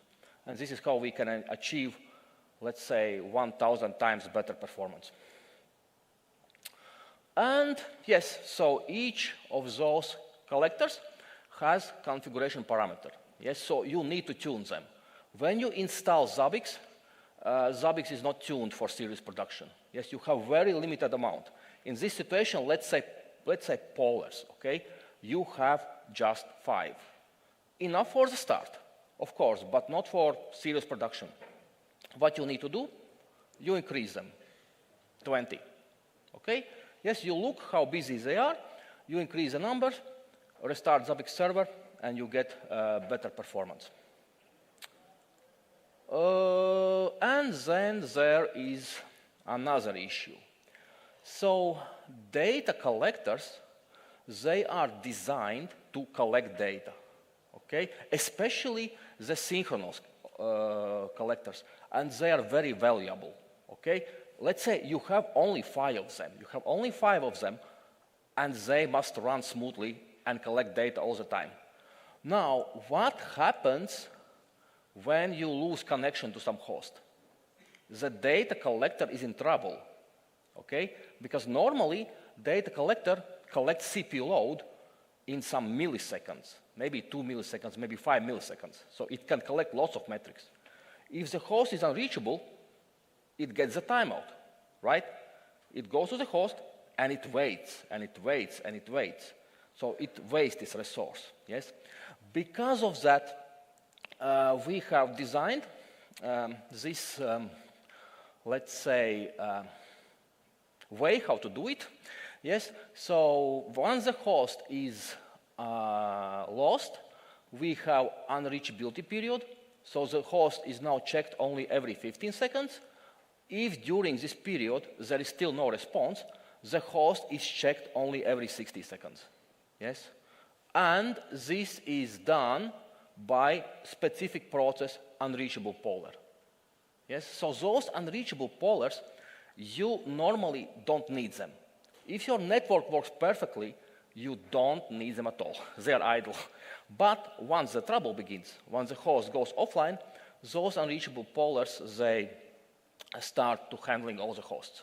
Yes, so normal polars, they collect metrics.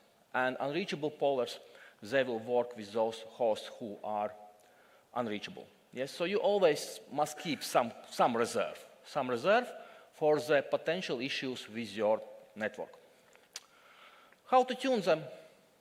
Config parameter. Yes, find the parameter, start polars unreachable, 5, maybe 15. Yeah.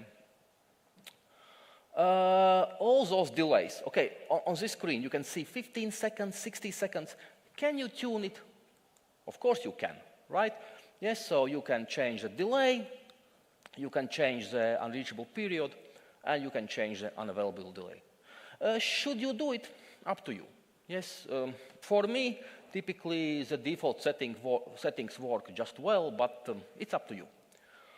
And asynchronous. So, as I said, you need only limited amount of them. Yes, you don't need to start 20 agent polars.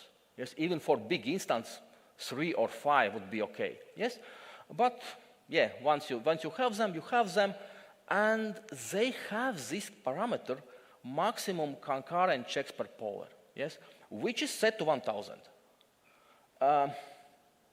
Yes, because I have not found any case when you need less than. Yes, and well, so how to know how good or how bad is the situation?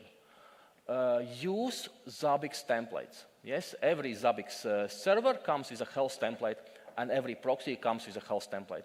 And you just look at the templates, you just look at those simple lines or those graphs, and you see, oh, this data collector is in trouble. I need more. Yes, so don't ignore it. By our best practice, what we do, we keep the data collectors not more than 60% busy. Okay, so you always have some reserve. Yes, if we talk about asynchronous data collectors, well, normally you will not have any troubles. Yes, but for synchronous, yes, look here and maybe you need to tune something. Okay, now I think this is very valuable slide. So those 3 are asynchronous. Yes, you can see agent, HTTP agent, and SNMP agent. Item types are collected by those data collectors. Then the black ones, those are synchronous. Yes, you can see, by the way, that polar is still used by a lot of items, right? So SSH, simple checks, external checks, telnet, and script, they still use polar. Yeah, so polars are used by more than one item type. And then you can see all other types. So this is very good reference for tuning. Yes. Then we have some data collectors which are single instance. You don't need to tune. You just start them or don't start them. And Zabbix internal polar is always started. And then we have dependent items. Well, dependent items, they don't have data collector, right? The dependent items extract data from the master. Yes. But as I said, this is a very good slide, and you can later use it to tune your instance. You will quickly find out which data collector needs to be increased. Proxies. So proxies follow the same rules. Yes. There is no difference how data are collected by proxies or by Zabbix server. Yes. So use those hints to tune Zabbix server, and use the same hints to tune proxies. Yes. But okay, if you are working with proxies, just remember that you also need to get data from proxies. Okay, you may have a perfectly tuned proxy, but remember you also need proxy pollers or trappers to be able to get the data from the proxy. Yes, so 2 more important processes. And agent, well, we have 2 generations. We have agent and we have agent 2. One is C-based and runs basically on any coffee machine. And one is Go-based and requires Go language. And the Go agent doesn't require any tuning. It just works, yes? But if you are working with a C-based agent, well, it has parameter start agents. Yes, because the agent itself is a data collector. Okay, the agent is a software installed somewhere, right? And those start agent pollers parameter means how many checks it can collect at once. Yes, so there are many situations when you have some slow scripts, some slow user parameters. So probably you may need to increase the amount of agent pollers. Default is 10, not bad, but there are situations you need more. And timeouts. Don't forget about timeouts. Yes, we have discussed it a couple years ago that Zabbix now has a very flexible way how to define timeouts. But my suggestion, set the timeouts exactly as they should be. Yes, look how fast is your network and set like 3 seconds, 5 seconds, because if you increase the timeout, you may have negative impact when something goes wrong. You know, when something goes wrong, more and more data collectors will become busy just waiting for the timeout. Yeah? So the timeout should not be too long, unnecessary. Here it is, yes, so you can tune them, yes. You can tune them globally per item type, you can tune them per proxy, and you can tune them per item. Per item is a especially cool thing, right? Because I think a lot of you have those like slow scripts. There are a lot of fast items like memory, CPU load, and then there is this one script which runs for 40 seconds. So you don't increase timeout on everything. You just increase timeout on that one slow item. And okay, at the very end, you have queue. So you have tuned all the timeout, you have tuned all data collectors, and the queue page, it shows how much the data are delayed. Okay? Some people a little bit misunderstood this. So this page is not showing anything about Zabbix performance. This is showing data collection delays only, okay? Because data collection is like a train schedule or bus schedule. The metric should arrive on time. If the metric is not collected on time for some reason, it appears here. Yes, so you can use it for troubleshooting, and this is live. This is live. This is collected from Zabbix server. Okay, that was the first part. Now let's go to the pre-processing. Well, you can do a lot of things. Yes, so you have your metrics, and there are a lot of ways how to transform them as you wish. Yes, here are just some examples. First, pre-processing is performed by both Zabbix server and proxies. Yes, which is actually a great thing, because you can somehow, let's say, distribute the load between proxies. Okay? If you have a lot of pre-processing which needs to be done, you can start more proxies, and this can be used as some kind of horizontal scaling. Yes? Because at least some of the processing will happen on servers. Here it is, how it works in Zabbix 7. Very simplified diagram, but what we have here. So we have some data collectors. If the items has pre-processing steps, so only those items with the steps will go to the manager. Manager will put them into the pending queue. So pending queue are items waiting to be pre-processed. And then there are pre-processors. Yes, you can start many of them. By default, in latest versions, we have 16. Yes, and those preprocessors, they process values in parallel. Once everything is processed, they will put it in the processed queue, and it will go to the history cache and database. Yes, so basically, looking here, the only part you need to tune is here. Yes, so if something goes wrong here. Yes, you may need more preprocessors. Yes. Some more details. Well, on a well-tuned instance, you will not notice anything. But if you have any troubles inside preprocessing, there are quite simple rules. So all the normal items, they go to the pending queue. Yes, and probably they are delayed. Internal monitoring items, they have specific VIP line. They have immediate queue. Why? Because if there are huge problems, it's in pending queue, and huge problems is preprocessors, you want to see it. You want to detect it, right? And if your internal metric is stuck in the same queue, you will not see it, right? So internal monitoring has high priority. You're always seeing the current state. And tests. Okay, you are humans. You don't want to wait, right? You press the test button, and you want to get back the result immediately. You don't want to wait in the queue. Yeah? So test requests also go quite fast. This slide looks like complicated, but the main idea is we try to pre-process as many, and this is how you can troubleshoot. Yes, it was critical before this September because everything was going through the pre-processing, and it was really critical. Yes, now some items will bypass, but you, okay? So some people are having like little bit panic when they are seeing spikes here. Spikes are normal. Spikes happen. Yes, you have the queue and maybe you have some small spikes.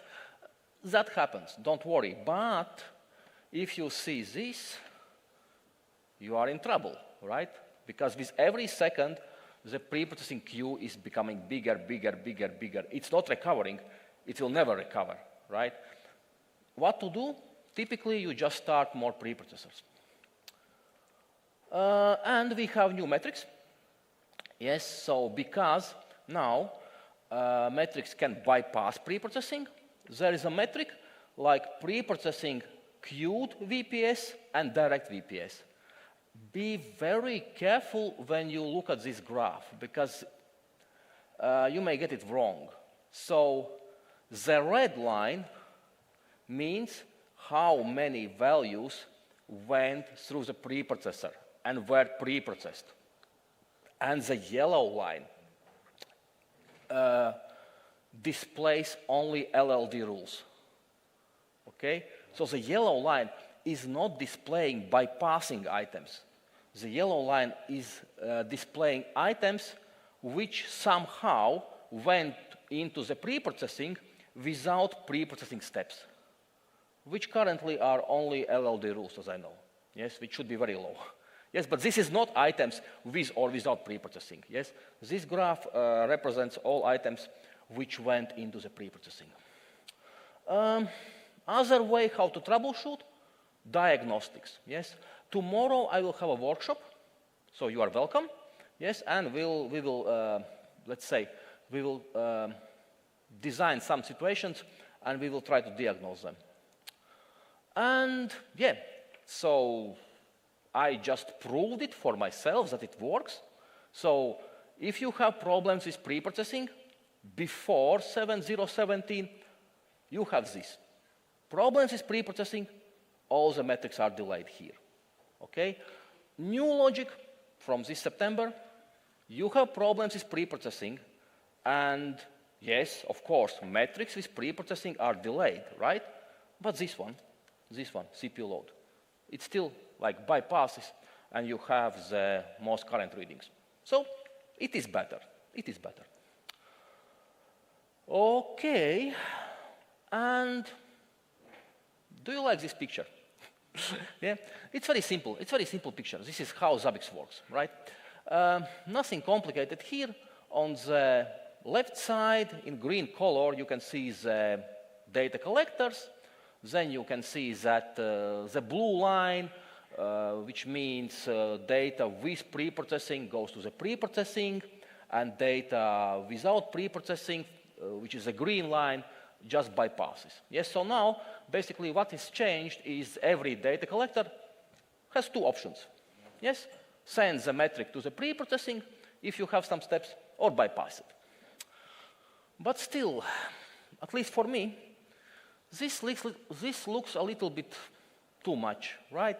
Too many green boxes, you need to tune all this. Can you simplify it? You can. So this is Zabbix server, which is collecting all the data by himself. And this is Zabbix server, if data are collected by proxies. Simpler, right? Yeah. So if you are collecting data with proxies, of course, then you tune all this on your proxies. Yes. But for Zabbix server, you don't care about it. For Zabbix server, you get the data. Data are already pre-processed. Yes. And yeah, basically, I think on this diagram, I can completely take out the pre-processing. Yes. There is still one blue line, but it's only for active agent items. Normally this pre-processing should not be involved at all. Okay, so here is some summary.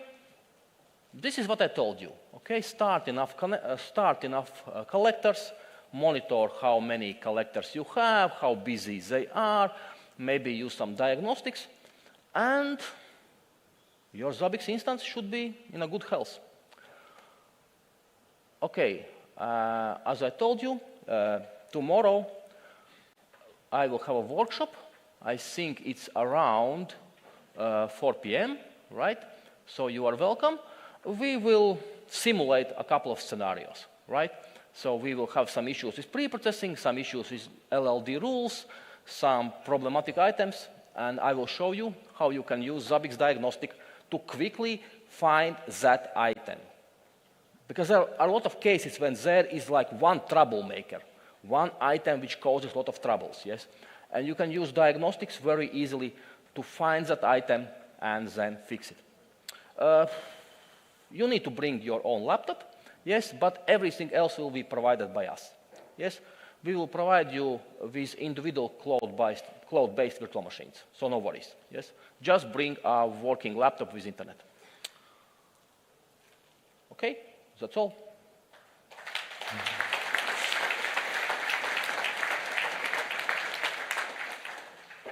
We do have a question about data collection. I don't think you touched upon this, but I'll read it. If someone were to ask you which agent to install on their monitored devices, whether Windows or Unix-like device, which agent would you recommend? In my experience, there is no reason not to go with agent over agent 2. Okay, so this is 2025 now, right? Yes, and I would recommend agent 2. Really, yes. So if your system is not very limited on resource, like if you have more than 64 kilobytes of RAM, I think agent 2 will work just fine. Yes, we had some issues, we had some problems when it was like a new product just introduced. Now it's very stable, it works, and it has better architecture, okay? You need to fine-tune the data collectors on agent 1. Agent 2 can do like 1,000 checks in parallel for a lot of item types, yes? So for a lot of item keys, sorry. Yes, so my choice is agent 2, yes? But of course, up to you. Okay, thank you.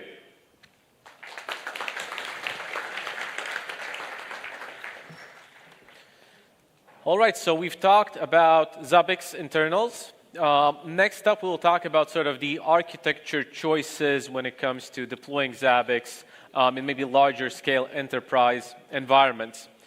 Our next speech will cover how to deploy Zabbix in multi-site clusters.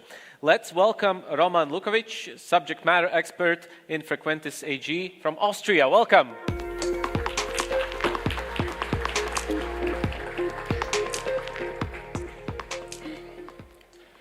Good afternoon, everyone. Let's kick off with containerless journey with multi-site cluster. So if you wonder at what the arbitrator does, then you will learn it, what it is. So a little bit about the agenda. You will have some introduction about Frequentis company. I will compare common used high availability architecture. I will show you the architecture I used in the multi-site cluster, and let's go to security then. So Frequentis is a Vienna-based global leader in safety critical communication systems. Our solutions support air traffic control, defense, emergency services, and transport authorities in over 150 countries. With a strong innovation focus like remote towers, drone management, and 5G, we help operators manage complex tasks reliably. What truly defines us is our safety-critical DNA, a deep understanding of our customers' environment and the responsibility they carry. And one fact, for example, in August there was publicly announced that the airport in Riga is using air traffic management infrastructure from Frequentis. That means Frequentis supports Latvia's airspace digital transformation. An introduction about me. My name is Lukovics. I am with over 20 years in IT and hands-on experience in monitoring tools like HP OpenEvents.com and other tools. I've spent the last 6+ years focusing on Zabbix. What sets Zabbix apart for me is the flexibility, scalability, and how well it adapts to a critical infrastructure environment. My goal is to support safety-critical environment with robust, scalable monitoring solutions. So, what was the motivation to create a multi-site cluster? Pacemaker helps us maintain high availability across multiple sites by eliminating single points of failure. It supports business continuity and disaster recovery while giving us centralized control over all cluster resources. And that was the main motivation, centralized control. So let's look what is commonly used. There is not everything written. It will be just a really full slide, but this is something what people commonly are using for clustering. For example, the native high availability function in Zabbix. And this is a comparison pacemaker plus arbitrator to some commonly used clustering. What is the important is this, it will be designed for multi-site and everything is managed in one cluster. So is everything managed by one entity, and this is the pacemaker. So what I use to develop this stuff, you see it's a Red Hat Linux 9 pacemaker Q1. You have already a newer pacemaker right now, and the most important Zabbix 7.0 LTS. And PostgreSQL 16 with timescale DB extension. And it's really nice working. Also the native PostgreSQL replication, which I'm using here. So, to achieve full stack high availability in Zabbix, we use pacemaker to manage failover across the server, frontend, and database. Each component is kept singular and consistent using virtual IPs and shared storage. All services are systemd managed, ensuring clean integration. The arbitrator plays a critical role in split brain situation, helping the cluster make safe decisions and avoid data loss. That's the description of the arbitrator. So, this proposed solution uses pacemaker to manage full stack failover, including Zabbix, server, and PostgreSQL. We avoid native Zabbix high availability. Don't take it personal, Zabbix, but in this time it's not the best solution. In favor of systemd managed services with the cluster. So PostgreSQL replication ensures data continuity while pacemaker handles virtual IP reassignment for seamless failover between sites. An environment overview. The cluster spans 3 sites, site A, site B, host, and the active nodes, while site C acts as the arbitrator. Each site has its own virtual IP and global virtual IPs, ensure consistent access to PostgreSQL and Zabbix services regardless of which site is active. And let's go to architecture overview. First, we will build a 2-node cluster on site A. This cluster is running database, all the Zabbix services, and in this concept, there was a decision to split database from Zabbix services. It's just for performance, yeah. You can easily configure it within a pacemaker. It's a constraint collocation, so you just set it with a number, and then they will start in different nodes. Of course, if one node failed, then all the services are running on just one node. So what the next step is to create the same cluster on site B, but in standby mode. That means only the database is running as a standby, and the replication is active. The replication is a PostgreSQL native replication, which you can easily configure. You can configure the wall sizes and how many files shall be kept in case of some disruption. So you doesn't need to replicate the database from scratch when you have just 1 hour outage or something like that. Of course, this replication works with timescale DB, and the replication is encrypted. So you use certificates to connect to database from Zabbix server, and also the replication is using encryption. The most important part for the replication is that the replication is set as asynchronous replication. And why that? It's because of some timeouts, and because site A and site B, there could be difference in maybe 1,000 kilometers or something like that. So the cluster is configured with pacemaker. That means it's releasing it's handling the split brain scenario. It's handled by pacemaker on the 2-node cluster, and between the 2 sites, it's the split brain scenario handling arbitrator. You can also tell that the arbitrator is some kind of ticketing system, because arbitrator assigns a ticket to the active site. And that's how the cluster knows, the pacemaker, which site is active and is the primary site. The second site is then running as standby, and all Zabbix services are stopped. And one important information, all services are in disabled state, so they are not enabled to start with the node, because pacemaker is handling their stopping and starting. The next important thing is how to monitor this. I can say all the templates you need are out of the box in Zabbix. Probably the pacemaker templates you have to download extra. They are a little bit older, need some update. But with OS templates, you can monitor all your nodes. With Zabbix templates, you are monitoring your Zabbix, of course, and then you have PostgreSQL templates, which can tell you also how many replicas you have. There is just missing one trigger to tell you if some replica fails, that you will be noticed, but this is just a small update. And of course, you have the pacemaker templates, and then certificate template to monitor all your SSL stuff or your certificates.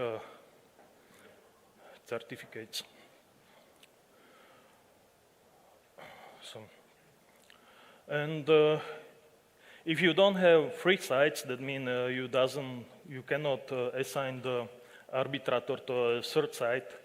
You can assign the arbitrator to one site. And what do you think? You can assign the arbitrator to site A or site B, where it can run together. Just hands up with site A, hands up with site B. Okay. It can run on site B. Why? Because when you put it on site A and something happened with the site A, then no one is talking to site B, hey, start up. So therefore, it must be on the site B, and when you lost the site B, nothing happens, because site A have the ticket and is running as nothing happened. So we can come to some situation like Houston, we have problem. Someone bombed our site A. So we lost site A, and then arbitrator just lost the ticket, lost the contact of the ticket, and it's just away. Then save. And at the end, it looks like this. So it's, the service is running, and we enforce SE Linux, restrict network access, and secure all communication channels with SSL. PostgreSQL and Zabbix components are hardened and monitored continuously. Role-based access, system patching, and compliance with SYS benchmarking ensure that our infrastructure remains resilient, secure, and ready for critical operations. So that's what in the Frequentis DNA is security, security, security. It just looks like rocket science, but it's not, because when you use automation, then you can handle everything what you need to handle. So, and I'm at the end of the presentation, so Q&A, and there is a contact on my LinkedIn profile, because later I will also publicly show, or I will present, or I will show you on public GitHub some role to deploy multi-site cluster. Thank you. Thank you. We do have a question. This one is maybe not as technical, but more just about the naming and the current paradigm. So the question is, in IT industry, we have a conversation going on about high availability and disaster recovery. Which of these groups would you say this solution pertains to? Is it an HA solution? Is it a disaster recovery solution? Is it both? So I would say it's a high availability. Why? Because you can move your resources without disrupting your business or your services. So everything is running smooth. You can also do the patching, upgrading when you just shut down some nodes and start it. And about the disaster recovery, I can say also yes, because when site A just will gone, you will lose the site A, then the site B is automatically starting and continue with the service. So you doesn't lose any data. Thank you. We have one more question. If failover is handled by arbitrator and arbitrator is in site C, what happens if site C starts to experience connectivity issues? Will it still start properly swapping sites? If site C will be lost and your site A will be lost, then the site B doesn't get any information to start up. Okay. Mm-hmm. Thank you. That was the question. Thank you. Thank you.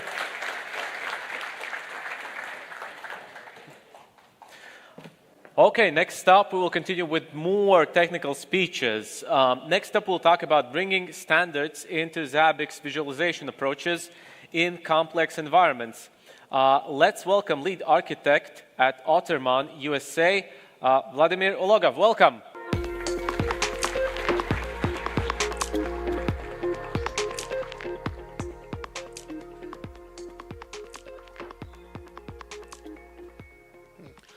Good afternoon.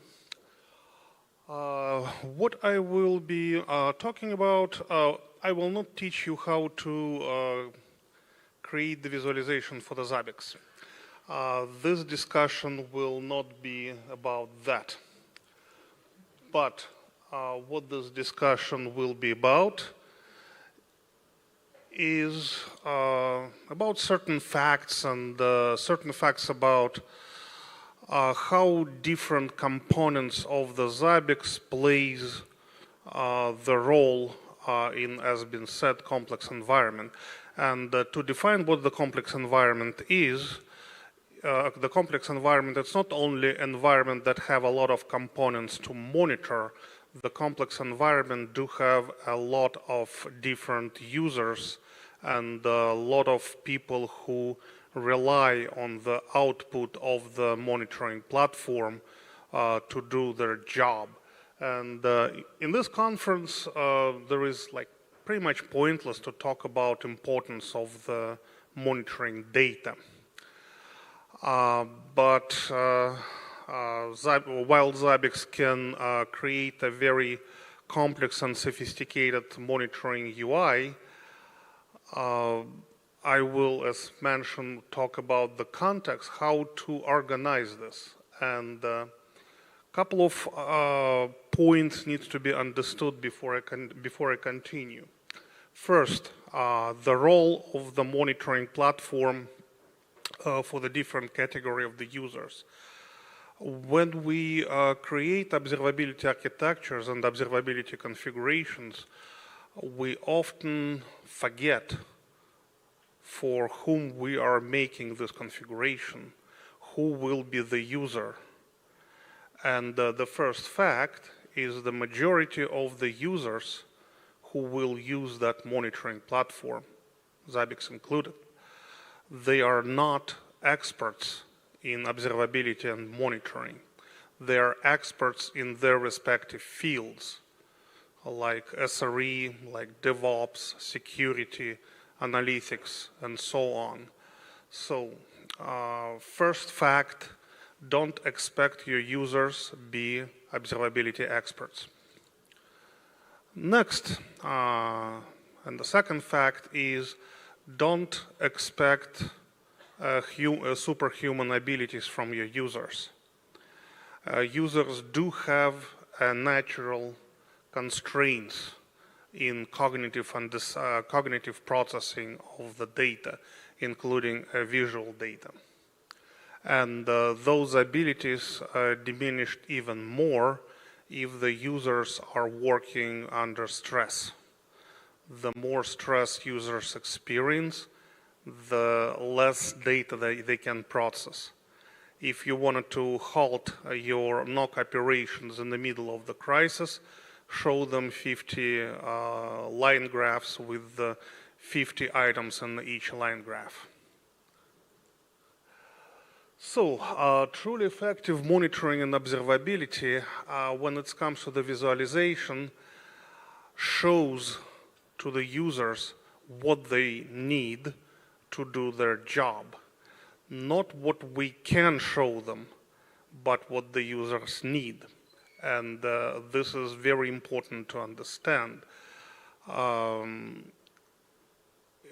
It is really advisable, even before you will start to think about what you're going to visualize, how you build your visualization strategy, to actually talk to the users at one of the steps. And no, that was not a Zabbix screenshot. So that was a screenshots from the National Synchrotron Brookhaven Laboratory.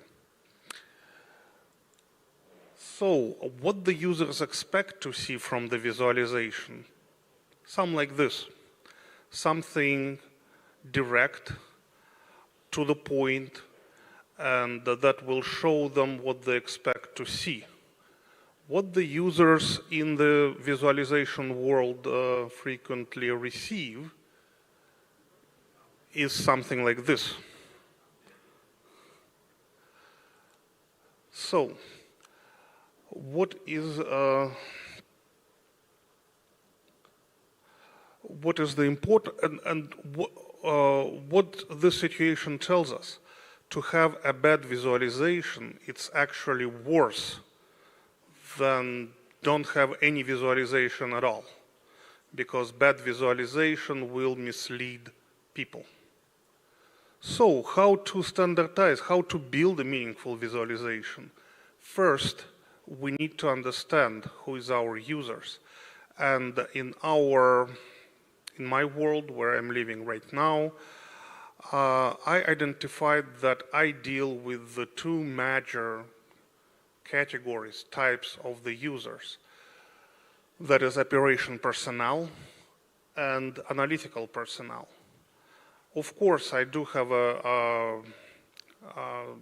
people who occasionally fit in this and this category, like security people, DevOps, but the general distinction between those two categories of the users, for me, for the Amadeus, it's very visible. And what's the distinction between those categories? Operational people, they expect to be to respond on the problem and the process data in the near real time. Analytics don't have that requirements. Visualization role for the operation people, it's a secondary, because mainly they depend on the ticketing systems and the problem reports. For the analytics, visualization is the primary.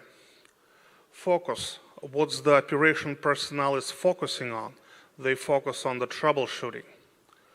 What's the analytics focusing? They're focusing on analysis, they're processing the data. What's the expectations from those two categories? For the operational people, they expect that observability platform tells them what's wrong.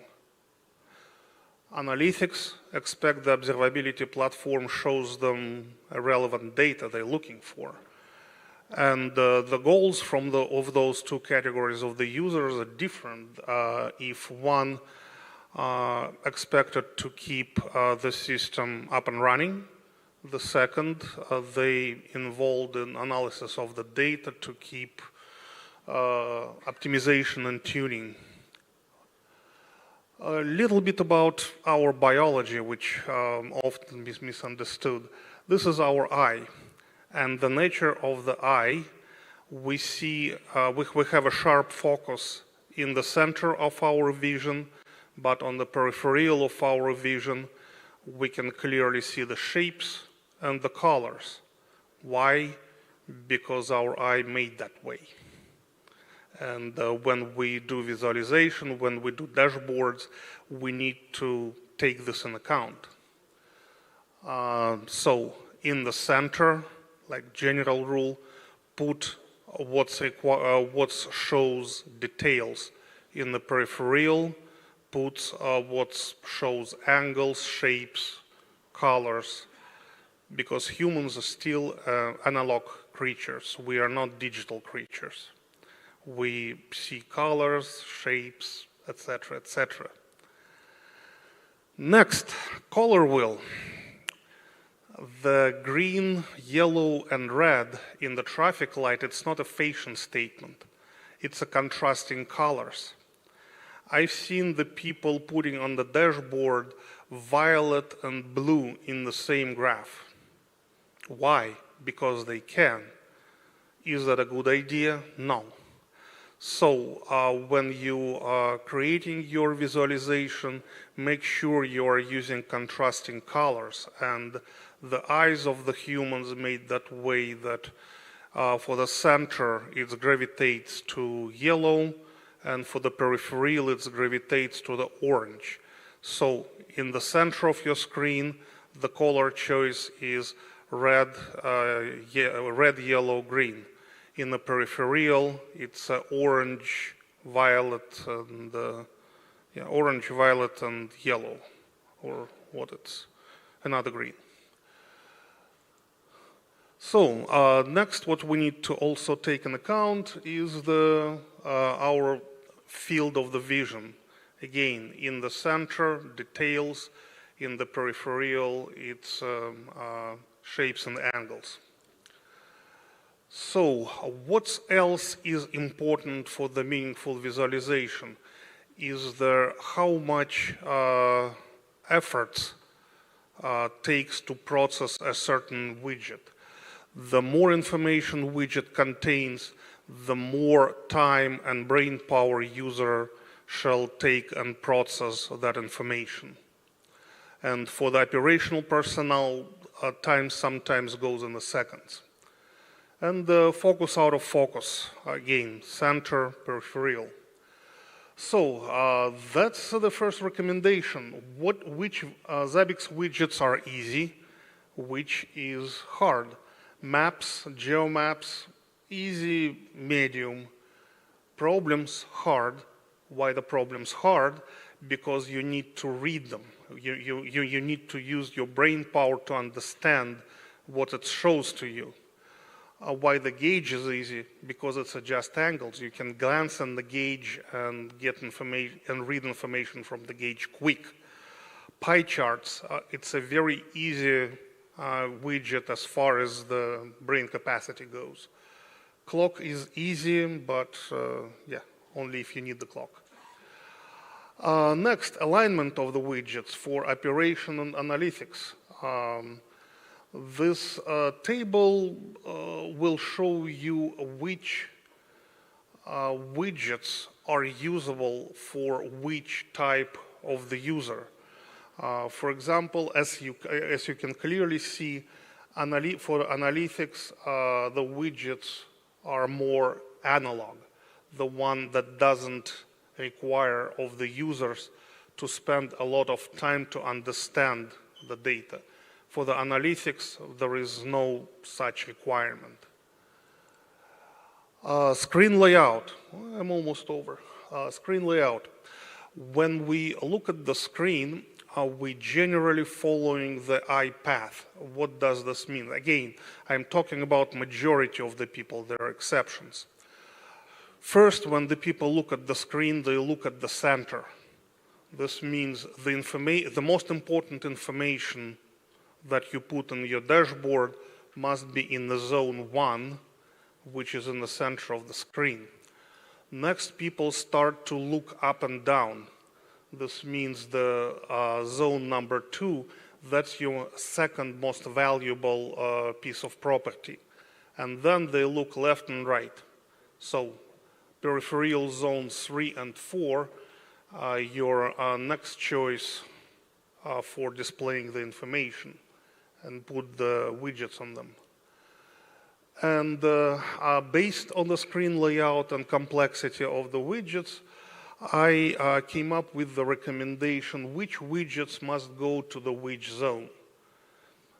It's clearly to see that maps, that's something which contains a lot of data, a lot of details, goes in the zone 1. Lesser number of the details in the zone 2, and the widgets which suitable for the peripheral vision, such as honeycomb or gauge, they goes in zone 3 and zone 4, which is peripheral. And in the gray, they are widgets that I find almost useless for specific role. For example, I didn't find any use for the clocks. Maybe your situation different than mine. And the final word, what's important to understand that visualization came from the long line of the industrial and transportation real-time visualization, not from the business data visualization. And visualization of the real-time telemetry must be treated within the scope of those traditions. And now that's about me, and I'm ready to take the questions. 2 minutes for the questions. Thank you. We have one question, and I guess I think you've already answered it in part, but the question is, how essential do you think in general is it to understand like human biology or human psychology when you are creating these kinds of visualizations and dashboards? Depends. It's actually more important than many people think, and especially true for operation personnel. So because those people oftentimes work under stress, those people don't have a time to read long documents or parse, elaborate on complex widgets to get the data. Understanding how the eye of the people working, how the people conceive and process the information, it's pretty much vital. Like you cannot avoid just ignoring them. For the analytics, it's lesser important, but still I think it is very important because you wanted to present the data in the most palatable, in the most understood way.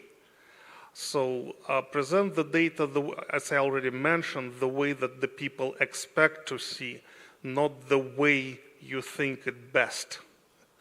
And I think this ties very nicely with speeches that we had a year or 2 years before about generating noise and dealing with flapping problems, because there's also a lot of psychology over there and how people see problems and react to them, and at one point they get burnt out. And I think similarly over here, a person could get burnt out by just overwhelming visualizations like you showed Yes. in one of the first slides. And of course, there are a lot of, there's a lot of topics that I didn't even touch. For example, how evil scrolling is.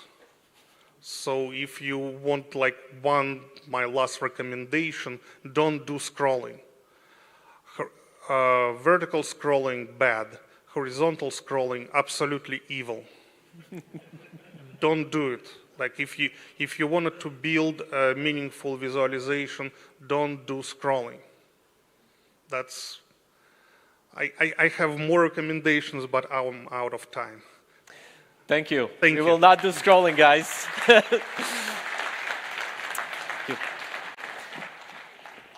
All right, so quite a lot of useful lessons. I think I myself will look at this from time to time, just some keynotes from this presentation when I'm developing new visualizations, because I think this was a very good guideline for Zabbix or actually any other visualizations that you plan to do for operational or analytics reasons. Next up, a person that already was on stage not that long ago. So my colleague Kaspars Mednis has 2 speeches today, and he also has workshop tomorrow. And let's welcome the poor guy. He's going to talk about LLD, from basics to brilliance. Welcome, Kaspars, one more time.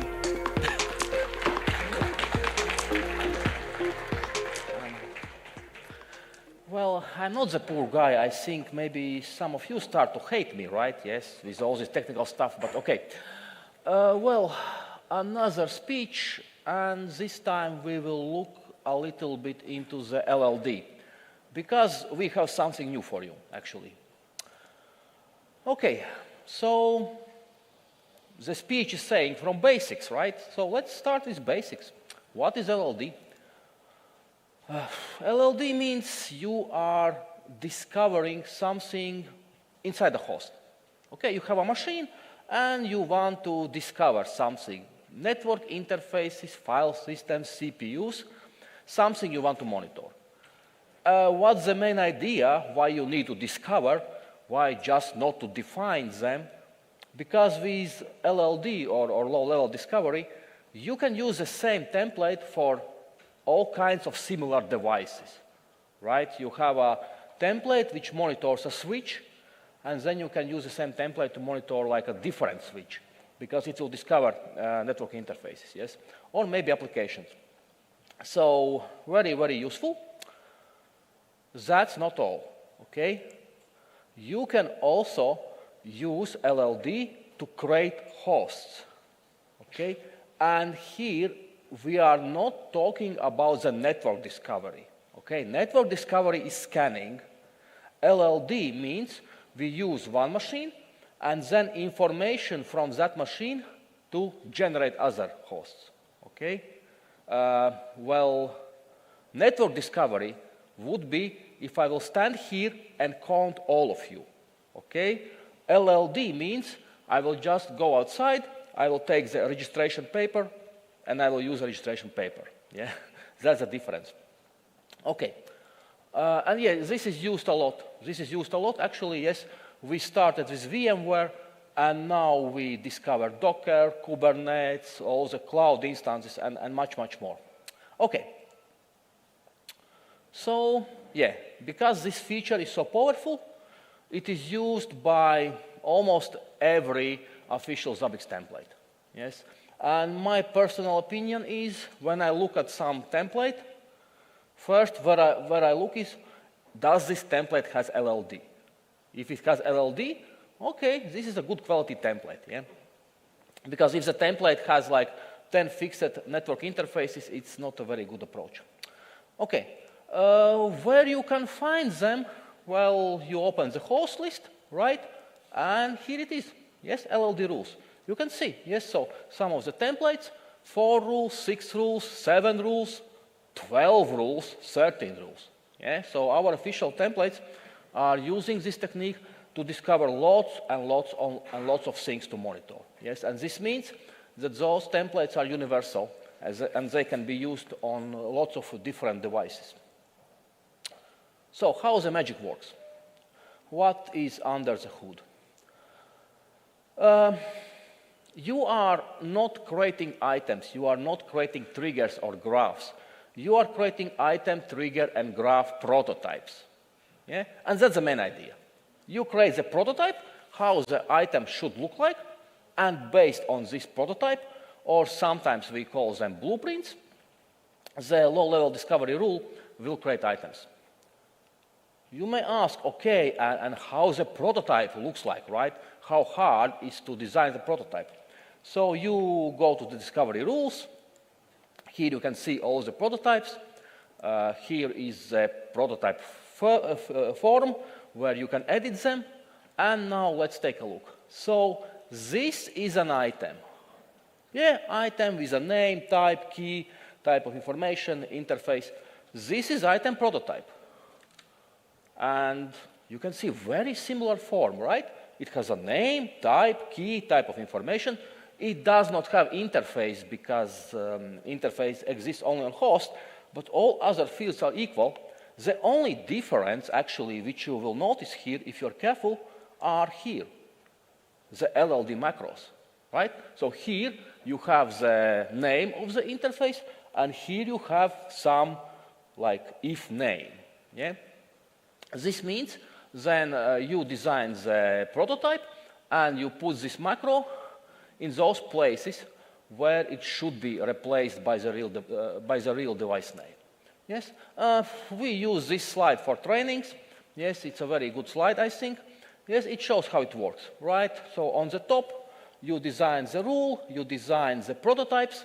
Let's say traffic in, traffic out, some triggers, maybe some graph. 2 interfaces are discovered by Zabbix, okay? And for every interface which is discovered, it creates 2 items for this one and 2 items for this one, based on the prototypes. 2 triggers based on prototypes, and 1 graph for each, yes? You will discover as an 2, it will create another 2 items, 2 triggers, and a graph, all based on prototypes. How it works internally? Well, LLD is based on JSON. Yes, so how it works?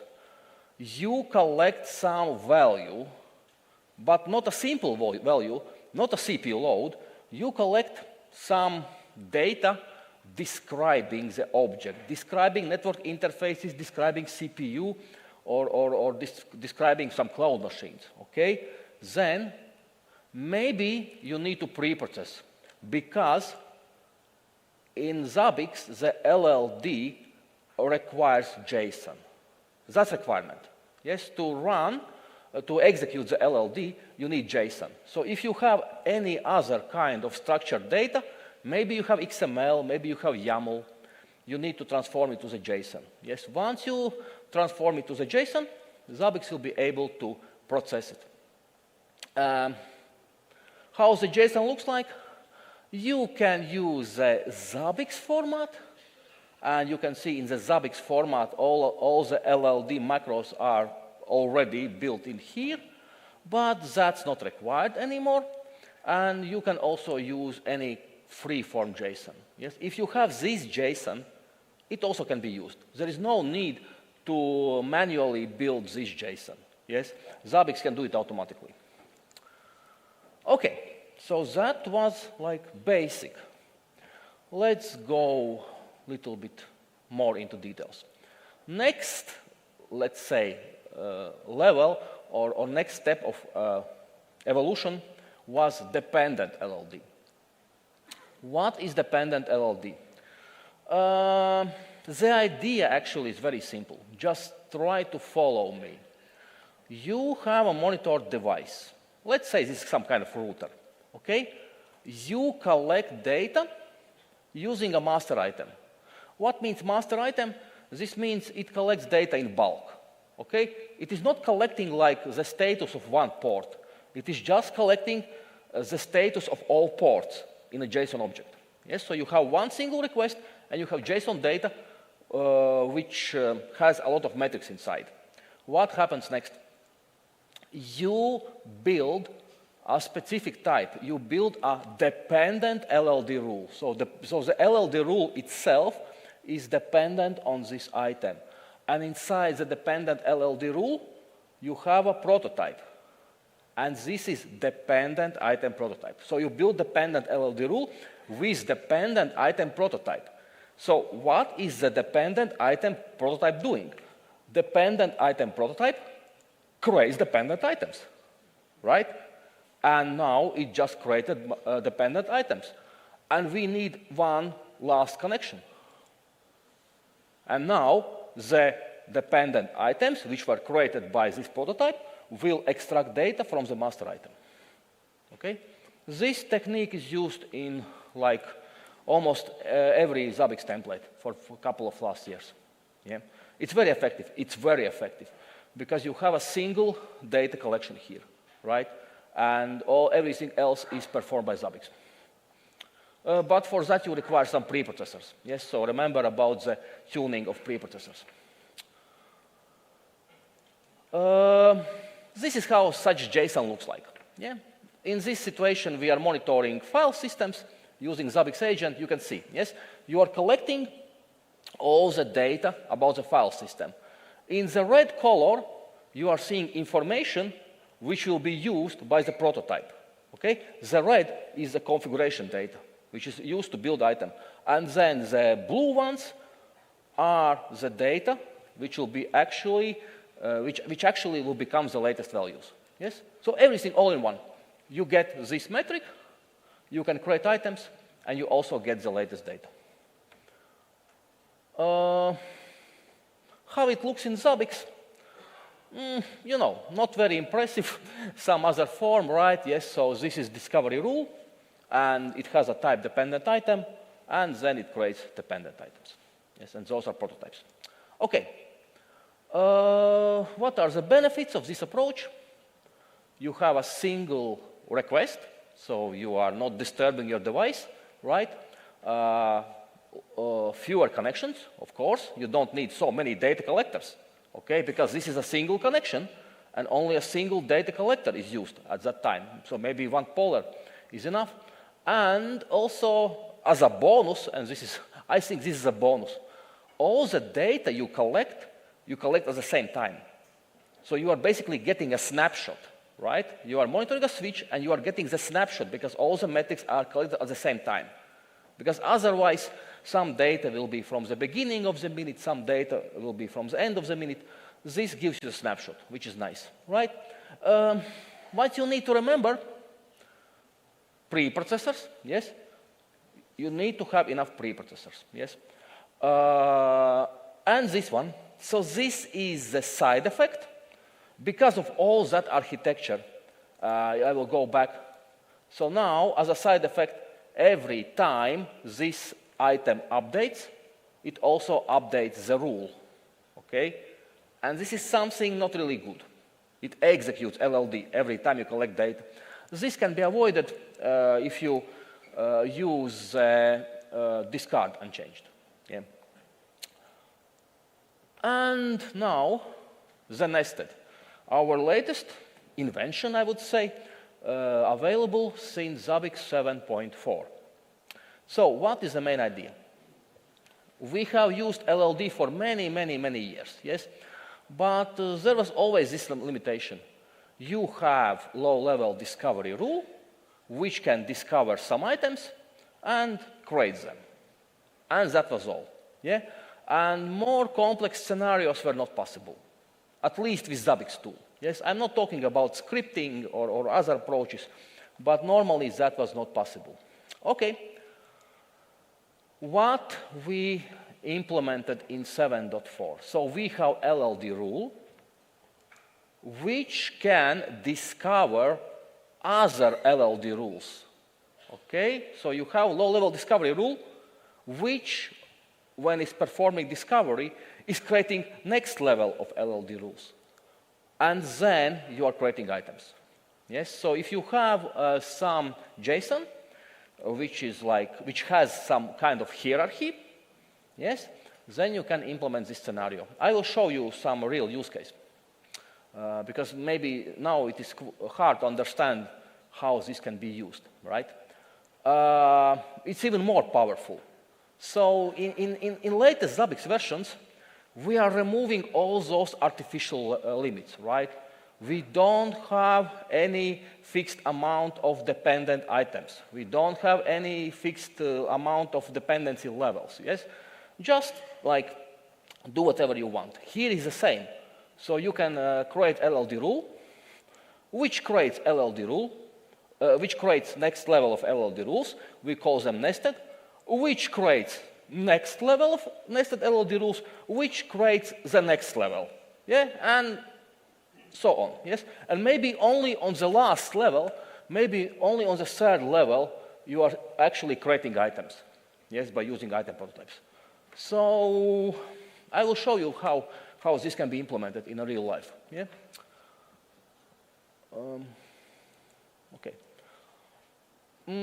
Technically, also performance-wise, if you go here, the JSON, it is collected here, okay? And the JSON is split into like smaller JSONs and even smaller JSONs and even smaller JSONs, yes? So the process is very well optimized, yes? And you need to use a new type which is called nested, yeah? So nested, it is not available as item type, but for discovery rule type, you can use this new type nested, and then you can build this chain of discovery rules. And some very simple scenario. Well, I didn't want to be too technical here, okay? We can talk about storages, about network storages, we can talk about some routers, but something I think every person can understand. This is a warehouse, okay? This is a warehouse. So what we have? We have 3 racks, yes? Each of them has 4 shelves. And on every shelf, we have some boxes, some storage boxes, yes? And of course, this is a smart warehouse monitored by Zabbix. So maybe we want to monitor like very simple things. Is the box full or empty? Right? Which boxes are full, which are empty, how much storage we have. Yes, so I think it's pretty easy to understand. And you can clearly see a hierarchy here, right? You have a warehouse, you have racks, and then you have shelves per rack, and then you have box per shelves, right? Okay. How it looks from like Zabbix perspective. You have a warehouse, first level, right? Then we have LLD level 1, which discovers all the racks, okay? We have LLD level 2, which now discovers the shelves and gives them like proper numbers. Yes, because this rule was discovered by rack. So you can see the numbers, 1, 1, 1, 2, 1, 3, 1, 4, 2, 1, 2, 2, 2, 3, 2, 4, and so on. Yeah? And then we implement the third level. And the third level discovers our boxes. Yes? And then we monitor the contents, which box is full and which box is empty. Yeah? So this is just an example, maybe not like a real-life scenario, but it explains pretty well how this hierarchy works. Yes? On 3 levels. Okay. This is how the JSON looks like. Yeah? So here is the JSON hierarchy. It's pretty easy to understand. Yeah? Warehouse, top-level racks, some array with shelves, some array with boxes. Yes? So if you have this kind of hierarchical JSON, you can do it. Yes, you can do it. You can build your own hierarchy. Yes, level 1 racks, level 2 shelves, level 3 boxes. Okay. Dynamically, more discovery rules for boxes. Okay. So all this didn't exist. Only this racks discovery existed initially, right? And here you maybe can see discovery prototype 1, and here you can see more discovery prototypes. So it just like enrolled. And this is the result. Yeah, very simple screenshot, latest data, nothing interesting. But of course, you can use some widgets, you can use honeycomb to display the data, and so on. Yeah, this just displays that it works, yes? And every rack, every shelf is properly numbered. Okay, that was like hypothetical example. If we are getting back closer to the real life, I can announce that we have first official Zabbix template developed with this, yes? So Proxmox by HTTP is using nested LLD, yeah? But if you will open your current Zabbix and look at the Proxmox, you will be a little bit disappointed. You will not find any nested LLDs there, yeah? Because it will be available only with Zabbix 8. Okay, so the template is developed, but it will be included with the release of Zabbix 8. Anyway, here is the link to the template. We are open source company, right? So you can still find the template, and technically, if you play a little bit with the header of the template and change version, maybe you can test it on your current instance. Yeah. Okay, and yeah, that's all. So tomorrow we will provide another workshop. This will be not provided by me, but by one of my colleagues. Yes, so you are very welcome. And for simplicity, we will implement the same scenario. Yes, so we have prepared the JSON, and we will have that same simple, easy to understand scenario. We will have warehouse, racks, shelves, and storage boxes.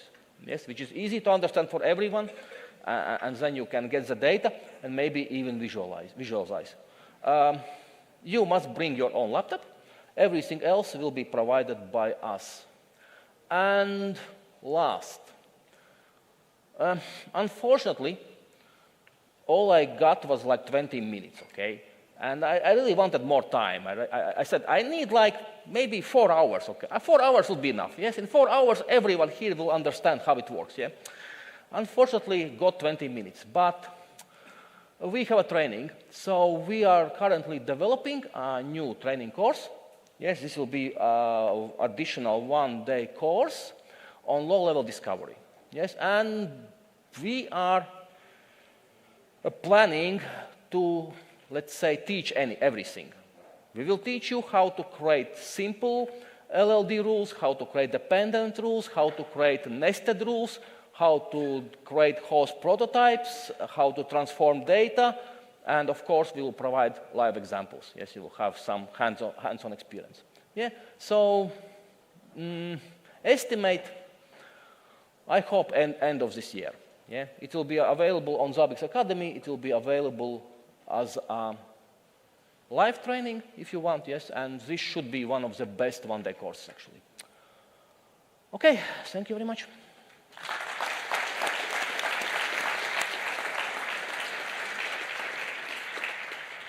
Kaspars, you're not off the hook yet. We have a couple of questions. First off, how can we include LLD items in dashboards? So I guess items discovered by low-level discovery. There are multiple dashboard widgets which support them, okay? First, you can use Honeycomb. It works really nicely. And Honeycomb really scales with LLD. Yes, the more items you have, the more cells you will have in Honeycomb. Then we have Item Navigator, which can like show all the items. So there are ways, yes? Well, we can use item patterns. Yeah, I was about to say with pattern matching, you can use, right? okay. Let's just, simple answer is use item patterns. And I just mentioned compatible widgets, yeah.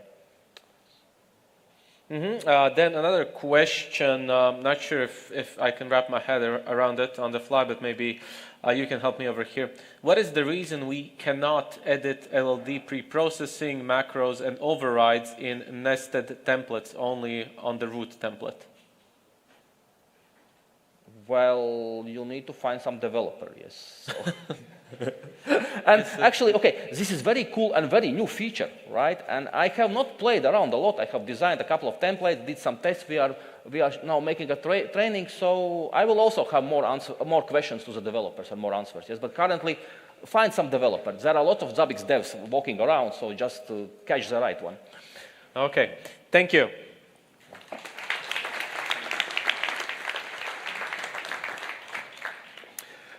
All right, guys, before we take our next lunch break, just a couple of reminders. So, as Kaspars said, if you want to catch our developers, we have our Zabbix booth right out there. Support team, developers, whatever questions you have, we'll get the person that you need to talk to get your questions answered at the Zabbix booth. Don't forget, we have our merge booth, and also we have the testimonials booth where you can share your Zabbix story with us, your use case, your environment, however you're using Zabbix, be it in enterprises or home labs. We also have the photo wall where you can take photos either with your friends, with community members, with Zabbix team members, and share it on our social networks. Merchandise, a lot of it is still available. Some nice jackets, as I told you before, are still out there. Really love them. Very, very good look. And regarding the main event, the main networking event that we have today, so here you can see the information with the QR code. It'll start at 7 p.m. local time at a place called Angars at Tallinnas Kvartāls. So scan the QR code for a map. And for some additional information, so we have our bus departures. They will depart at over here 6:30, 6:45, 7, 7:15, and then return trips at 10:15, 10:30, 10:45, and 11 p.m. The place isn't that far off, by the way, so don't be scared about like missing the bus or being lost. Yeah, not really that far off. All right, guys. Let's take a coffee break. Let's prepare for our next set of speeches, and I'll see you in approximately 30 minutes. We're a bit off schedule, but let's take a 30-minute break, and I'll see you then. Thank you.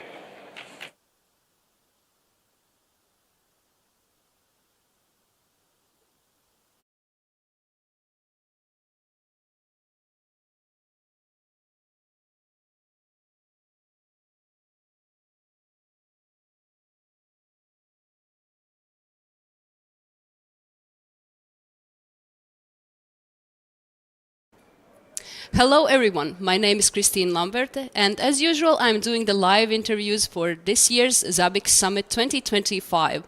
And the first speaker today, and the first person that I will interview is I would say even a colleague at this point, because a trainer from Czech Republic, Tomas Hermanek from initMAX, our diamond sponsors. Hello, Tomas. Hello, Christine. So, what inspired your topic today that you brought to the stage? What was the inspiration behind it? It's community. It's definitely community, because we are trying to find something what is easy to achieve and what is fun as a Zabbix, because Zabbix is really nice product and we are really enjoying to work with it. And we want to share this experience with everybody.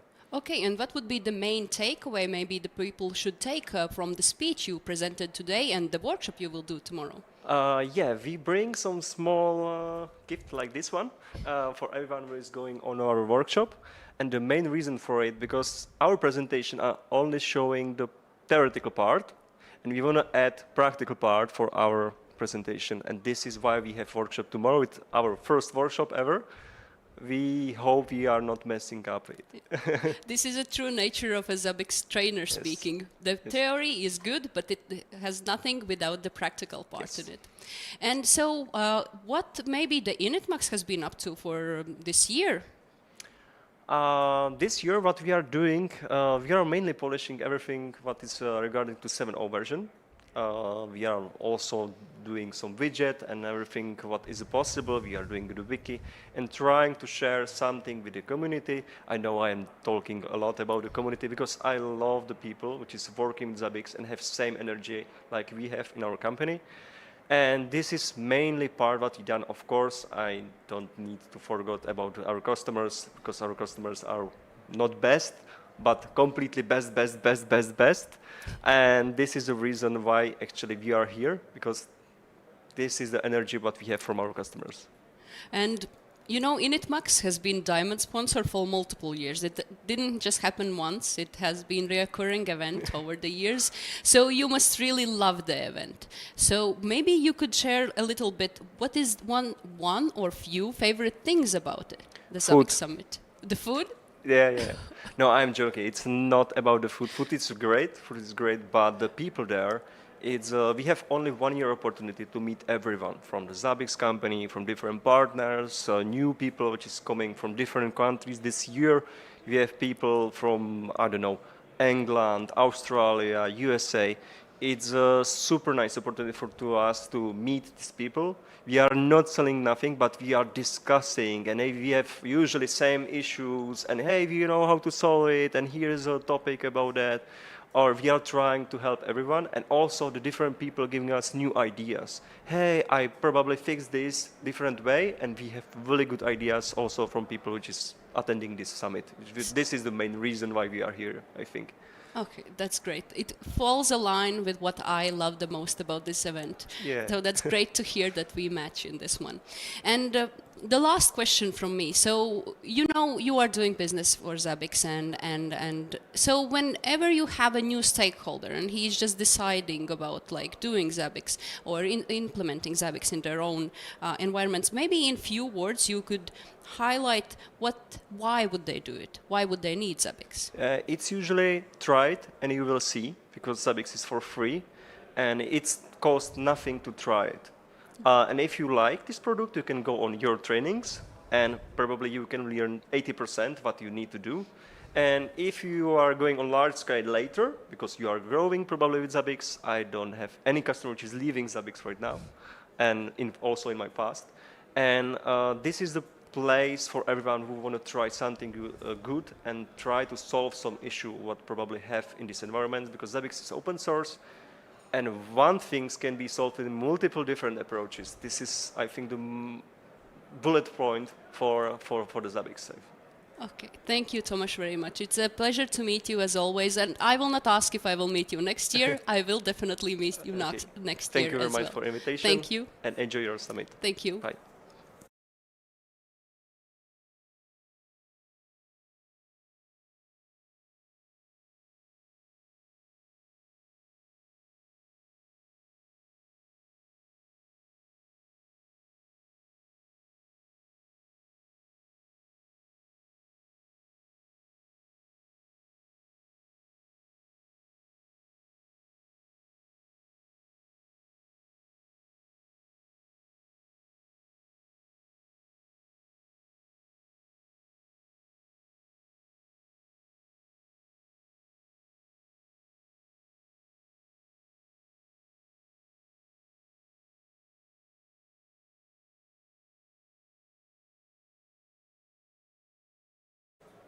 When we say Zabbix Summit is a global event, we definitely mean it. And this year we are pleased to welcome Clint Bosen from Avantgarde Technologies all the way from Australia. So Clint, please do tell me, how did you end up here? Yeah, thank you for having me. It was a long flight, long 3 flights. Relationships in business are built between people. I actually spent 8 years of my career as a Microsoft MVP. So I actually traveled to Seattle on a yearly basis. And throughout that process, I got to meet the product managers, the developers, the people behind Microsoft Exchange. Zabbix is a technology we've implemented at Avantgarde. We use it so extensively. I wanted to meet the people behind Zabbix. Your CEO, Alexei, I met him. I've met lots of the staff. I haven't met any of the devs yet. I'd love to meet some of the devs behind Zabbix. But we wanted to come and further build that relationship in person. With regards to what I want to bring back to our team, so we've obviously been using Zabbix for quite a few years now, but in this summit, people are monitoring things I've never thought of. And people are doing things with Zabbix that is really blowing my mind. So it's giving us lots of new ideas of how we can implement Zabbix back in Perth and get better use out of the product.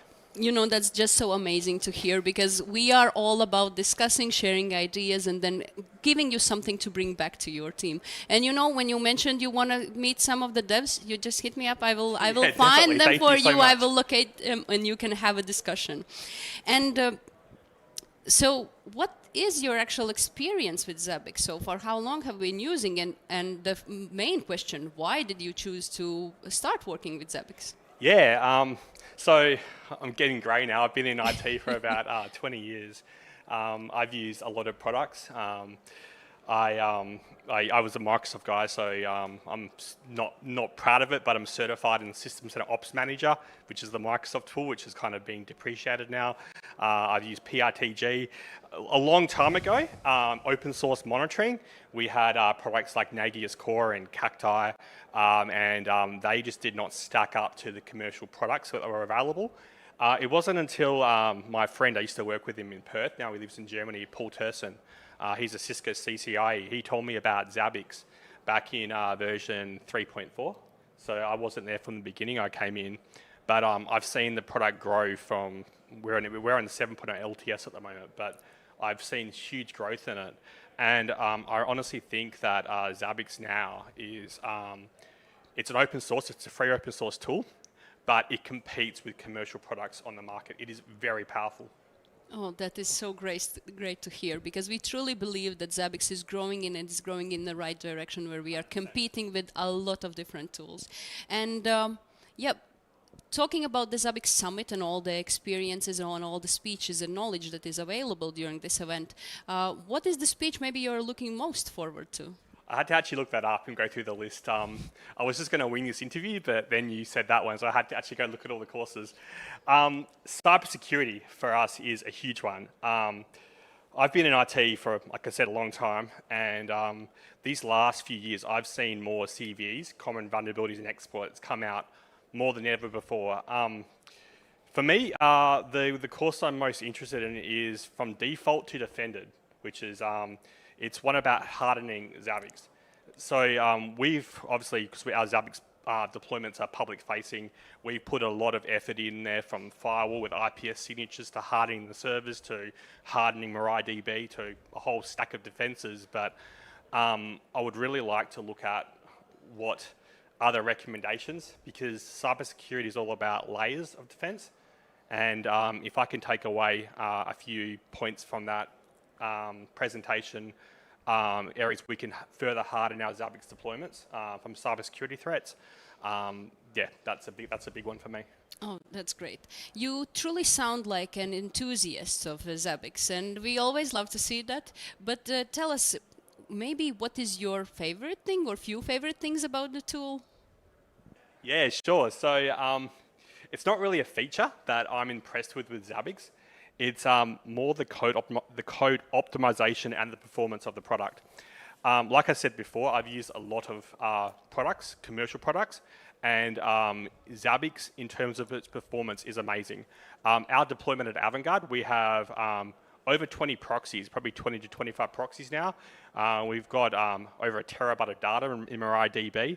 And the server, I believe, has only got 2 cores and 8 gig of memory. It is a fast product. The product is super responsive. The other products on the market are, I don't want to mention any names, but sluggish. Zabbix is a very optimized tool. It is very powerful. And yeah, the performance of it blows me away. That is so good to hear, because we have been doing Zabbix, like you know, the tool is almost over 20 years old. The company is 20 years old. So to hear that our work has an actual impact and people enjoy it, that is like a honey to our ears. So thank you very much, Clint. Thank you so much for having me, guys. I'm really enjoying the event. Thank you. Appreciate it. Cheers. Okay.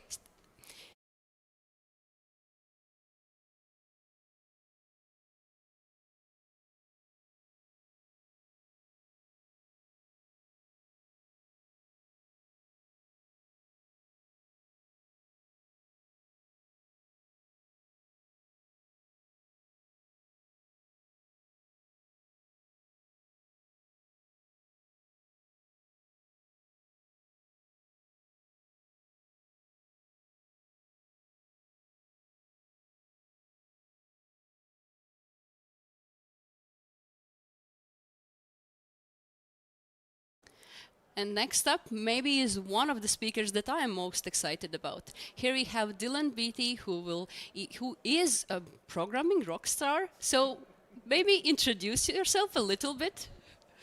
Hello. Yeah, so I'm Dylan Beatty.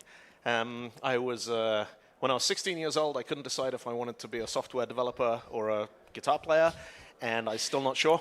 So I kind of bash the two together as much as I can and see what comes out. And sometimes that's music, and sometimes it's programming. And yeah, I mix those things up in all sorts of ways. This is so amazing to hear, because I mean, why choose if you don't have to? This is amazing. Apparently, if you pick one of them, you can make money out of it. So. Oh, that's also good. And you seem like a guy who knows a thing or two about open source software. And maybe what are the most common misconceptions that you have heard, and what are your counter arguments against it? So open source has been a thing for as long as I've been developing professionally. You know, I remember when I was a student at university, that was about the time people started using the phrase open source instead of free software. And the thing that sort of precipitated that, one of the things I'll be talking about tomorrow, was companies like Red Hat and Slackware Linux and Netscape were publishing their source code, but this was when Netscape was still a browser you had to pay for. It was a commercial product. And, you know, there was this appetite to, how do we explain to people that they get freedom, but it doesn't mean it doesn't cost money? That they have the control of the source code, they can review it, they can extend it. One of the significant, you know, to me, advantages of open source is that your organization, if you need to, you can have a copy of all the code that you rely on, and then even if you know, imagine GitHub disappears tomorrow and it's just gone. And all these people are like, oh, we use open source. It's like, yeah, but you get it from GitHub every time. You don't actually own the supply chain. And with a lot of, you know, if your stuff's in the cloud, you can't own the supply chain. It's somebody else's service. But with open source, you can, if you really want to, download everything, build everything, run everything, and then no matter what anyone else does tomorrow, you can keep on delivering and keep on doing what you're doing. And I think that as a, you know, that degree of control over the future of your own code and organization. But yeah, the biggest misconception that we still see is that if it's open source, it's also free, and that if it's not open source, it's not free. And I know a couple of projects, one I just saw recently, there's a .NET project, AutoMapper, which has been very, very popular for a long time. And that recently announced a change to licensing. It's not going closed source, but if you're making a lot of money, you have to pay for a license. And somebody on Reddit the other day said, oh, we forked it so that it'll still be free because it's going closed. And it's like, it's not. It's not going closed. And it's interesting to me when that happens, because what's going to happen is all the people who are serious and they're prepared to support it, they're going to go with AutoMapper. And all the people who just want a free ride and they're not prepared, they're going to go with this new fork. And so they're going to split the user base into the good ones and the difficult ones. Oh. And, you know, we're still, but it's 20, 25 years since this phrase open source, and people still don't really understand what it means. So, yeah, I get that. We still got work to do. Yeah, I do myself. I go to technical schools and I talk about Zabbix, and I also talk about open source, and I try to explain to them what this means and what it is in this all software environment. You know, I actually did read your blog post before you arrived, and from the blog post I understood you had to do a little bit of homework when it comes to Zabbix. Yeah. So what did stood out the most for you? So, you know, events like this are interesting to me because I was just chatting with some of the folks outside. There are people here who do Zabbix, and that's their entire career. It's like they're not into computers, they're not in IT, they're not in infrastructure, they're not in open telemetry, they do Zabbix. Like, that's the niche, and there's a lot of them. And, you know, they're very excited to be here. And coming from outside that world, I'm like, oh, well, what is this thing? What does it do? What problem does it solve? And so what I do, I look at the website, but then I'm like, what are people saying on Reddit? And then if it's open source, what's happening in the code base? So I had a look on the Reddit forums, saw people like it, they got some questions, that's always interesting. And then looked through the Git repository on Zabbix's own site, and like, what are people committing? How active is this? How many people are contributing? Where's that stuff coming from? And I liked most of what I saw. It's you know, it's not the sort of thing that you can just download and play around with in a VM for half an hour and be like, okay, I get it now. Because unless you have some infrastructure that needs monitoring, you can't really see what it does. So I'm reliant on secondary sources and what people are saying and sharing about it. But it's far from the only you know, project or event that's like that. That's a sort of, you know, very focused solution. And so for somebody like me coming from outside, it's like, all right, let's see what people have to say about this thing.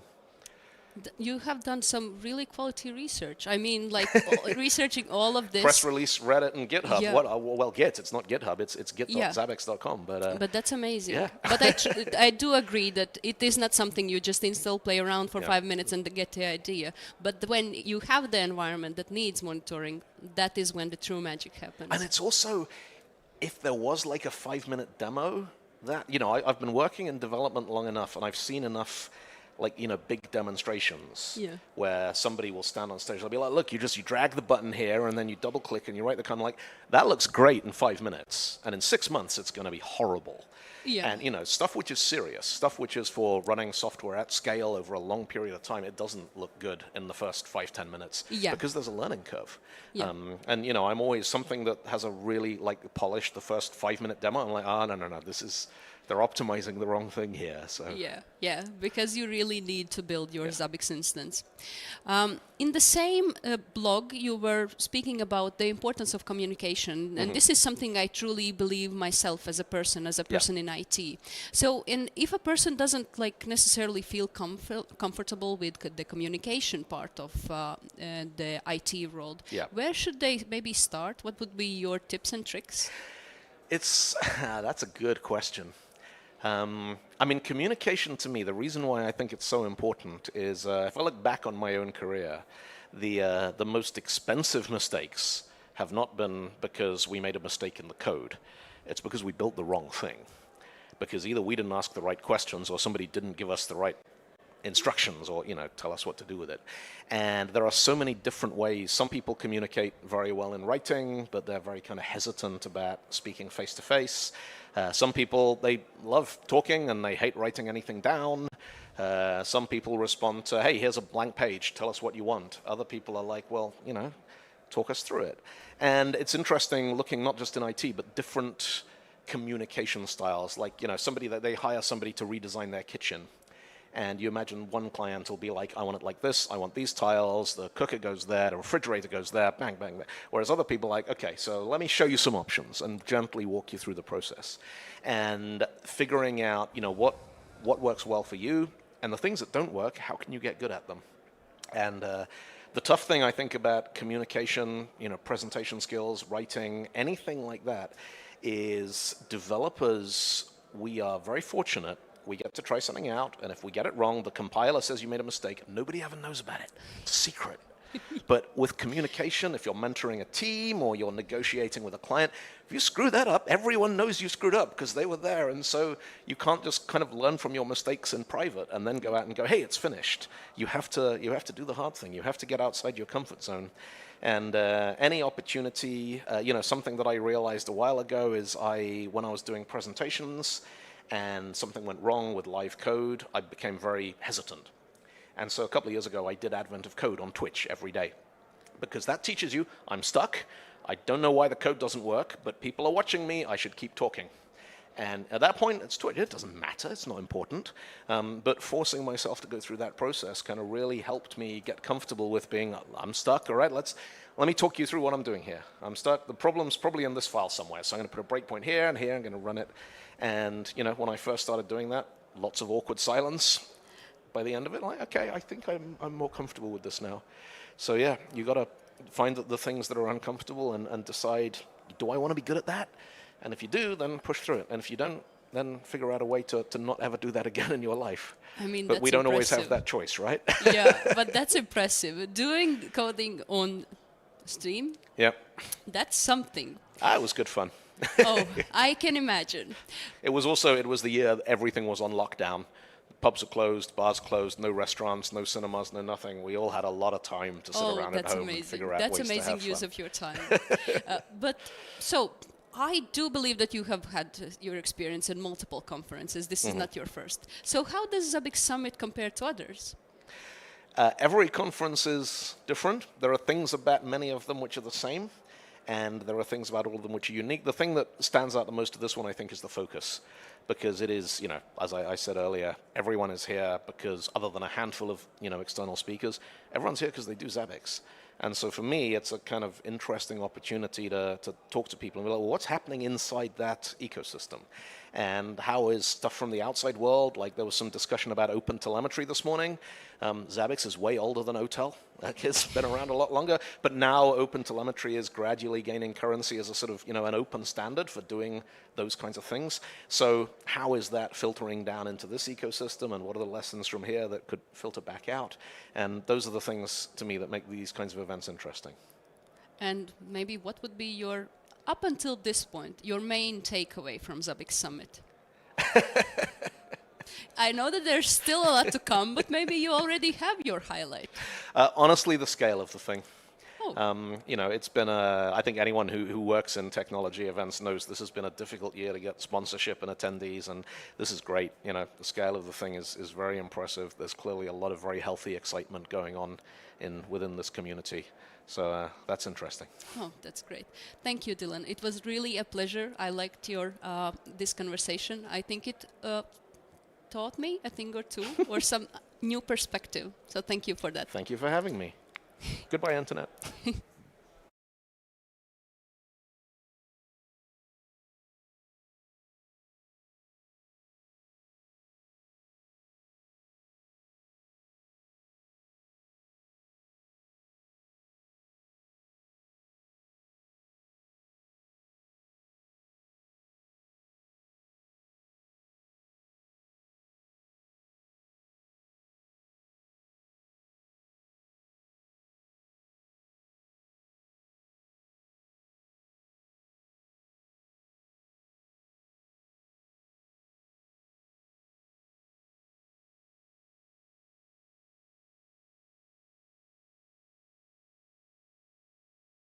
And now we have Stefan Stack from rconfig from Ireland. Is it true? So maybe introduce yourself and tell me a bit about yourself and how long have been you working with Zabbix? Yeah, thanks a lot, Christine. Thanks for having me. So yeah, you're right, Stephen Stack. You're correct. It's rconfig. Thank you for that. We're a network configuration management company based out of Ireland for the last 15 years. I've been working with Zabbix for about 10 years, on and off, different projects here and there. But 2 years ago, we built an integration with Zabbix, and we share a lot of mutual customers with Zabbix. I think our company's values are very similar, and so we're delighted to be here at the conference. I'm really looking forward to the speech that you're going to have tomorrow. And it talks about the IT tools, if we use them in a passive mode, that they don't bring us that much of a value. So maybe you could tell what inspired this speech. Well, it's a long story, so come see the speech tomorrow. But for sure, if you, and I won't give away too much, but if you use tools in a passive way, you're really not doing your business that you're serving much justice. So the basic premise of the speech is to monitor configuration and monitor state and monitor observability, but make sure your observability aligns to your configuration. And that sounds technically complicated, but at a simple level, it just means monitor what you're intending the outcome is. That's really important. The anti-pattern or the opposite to that is just monitoring something because you need to monitor it. And your users might not end up having a good experience. And if you monitor something in isolation, that means you're not going to catch problems early. And so my talk tomorrow really covers that topic. And it's based on experience from my years in corporate America. Oh, because this aligns really with what I like to tell students when I talk about Zabbix, and I mean students from technical schools. So they are just starting before they even have a career anywhere, that the limit of what you can do with the monitoring tool is your imagination. Correct. And you should use it in all aspects, and that will bring your monitoring game and save you so much time. And so I'm really looking forward to, as I said. Yeah, and it's interesting the way you frame it that way. Zabbix is quite limitless, and I mentioned that specifically in my talk tomorrow. If you build an IT career around a specific discipline, often we're taught to configure something, install it, configure it, monitor it individually, and your job is done. However, there's so much more that you can monitor all the way up to the business level that the IT infrastructure, whatever it is that you're putting in, can have one, real business outcomes, but two, is not a drag on the business. So monitoring not just the thing that you're implementing, but monitoring everything that you need to implement from a business monitoring what matters, right? I love that. Monitoring what matters. Thank you. That is so amazing. But now I do want to hear a little bit about rconfig. So what are you doing? What do you have in store for your clients, maybe? Well, rconfig is potentially quite simple, but we've made it really innovative. So, I mean, at a simple level, it's a network configuration management tool. It backs up network equipment. So if your network device fails, that you can restore your configuration, get your network back up and running really quickly. Layer on top of that, compliance. Is my configuration how it's supposed to be configured? Is it compliant to regulatory requirements and so on? But we've layered in some really interesting capabilities, particularly around the IoT and IoT space. So rconfig is the only network vendor that can back up any network company in the world, including any OT and IoT vendor. Today, and I'm sorry I didn't prep you for this before we came in, but we are announcing our new AI features. So we're the first network configuration manager with generative AI embedded in the application, so network engineers can have a conversation with their AI model in respect to their configurations, real time, and also our MCP server, which allows more advanced developer type engineers to bring new capabilities and extend the rconfig platform, similar to the Zabbix platform. We share a lot of customers, so our business is founded on an open source ethos. We hold open source values near and dear to our heart. Our customers appreciate it, working with companies like Zabbix and rconfig together. And we're Irish.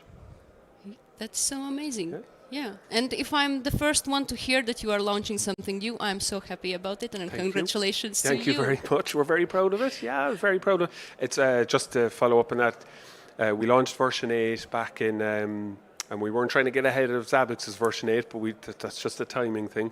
We launched version 8 back in September. Version 8 really is the foundation for us to deliver a lot of really new, cool capabilities in the future. This was our first new one, so we're really excited. Thank you. Oh, and if you are talking about the future, maybe you could tell, in your opinion, what would be the biggest shift in the observability in the future, in the close future, and maybe how you would prepare for it?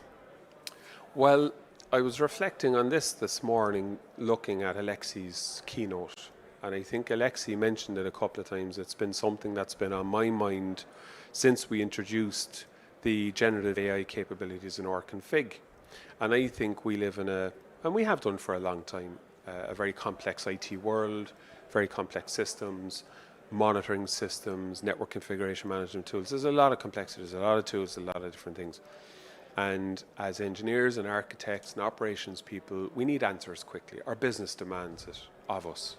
And I think generative AI is going to really open a whole new area in observability, just at least in terms of natural language, what's the word, communication with the tools, right? Because you just need an answer to something. So you can go fix a problem or reduce an issue or reduce risk. And sometimes the tools are so complex that we can spend hours digging deep into complex data before we find a solution, where AI can do that for us in moments. So I think, kind of to summarize that one, I think the big shift is what Zabbix is doing with AI, what we've done with AI, is bring natural language to the tooling to help our customers really fix, resolve, get compliant, and enhance their businesses' IT systems very, very quickly. Yeah, and it would also align with the fact that we are always lacking people in IT, right? 100% correct. Yeah, I mean, what better way to reduce your stress, your personal stress and workload, than get information quickly, your sense of reward, your business's sense of my IT teams are doing really good work, and then exactly to your point, keep that cost, that excessive IT workload or perception of excessive IT, under control as well. Because sometimes I think it's a perception. There's real work to be done, but managing it is key.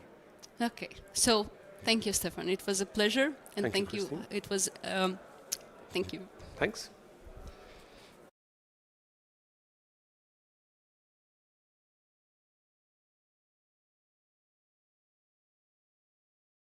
appreciate the energy because the energy gives me energy, so I'm better at this, right? So today, obviously, as I'm from sales, I'll be talking about our professional services. And as you know, the professional services that we offer regarding Zabbix, most of you, I guess you have seen our website, pretty much they boil down to these 9 services. But I don't want to make this boring speech where I would emphasize only myself talking about the services that we do and why we do it. Today, I want to focus on one particular service, which is the technical support. Why? Because it is our main revenue generator and the main service that we do provide for our customers. And instead of me talking about it, I will have a guest in a short moment. And the technical support, who is obviously the customer of our technical support services. And here you can see all the tiers that we currently offer as for our customers. And there's a red mark on top above the enterprise technical support, which says best value. So is it the best value for whom and why? This is why I would like to welcome on the stage Laszlo Resce from Afidea.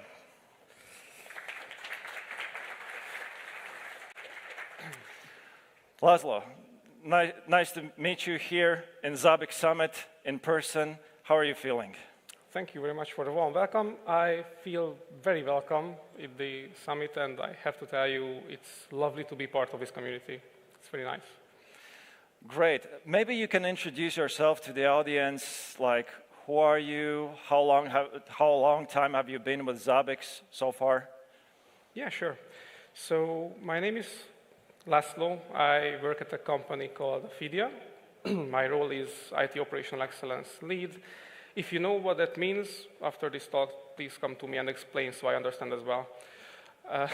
Jokes aside, my role is to provide Zabbix as a platform for our company where engineers can integrate into their field and have their operational excellence checked, right? The KPIs, the SLOs, SLAs, etc.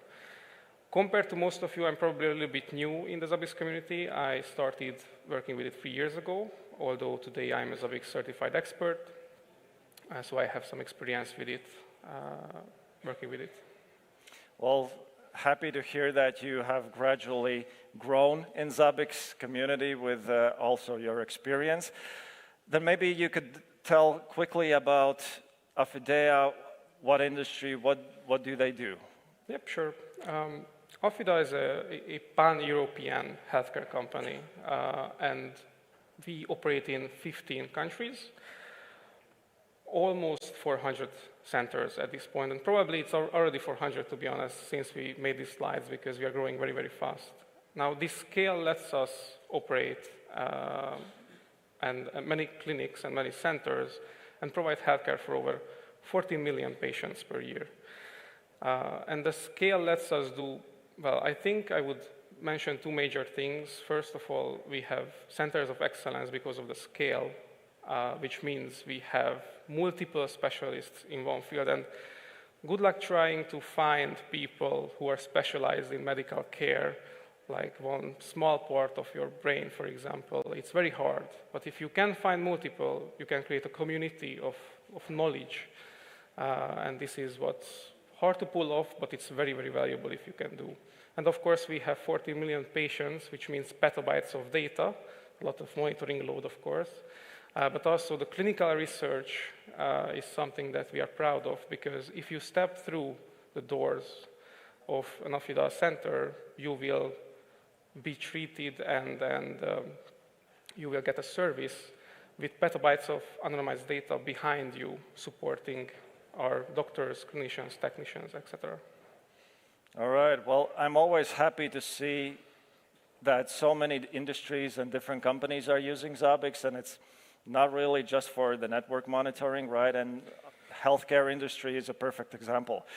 And so many centers around the world and different countries. So how big team is taking care of Zabbix for Afidea? Well, this is better now. When we started, before our work together with Zabbix, we were only me, basically, managing our Zabbix instance for entire Afidea. Applause for the brain behind it. I mean, it thanks to the tool and not my expertise, to be honest, because Zabbix is very nice to use and easy to deploy and scale.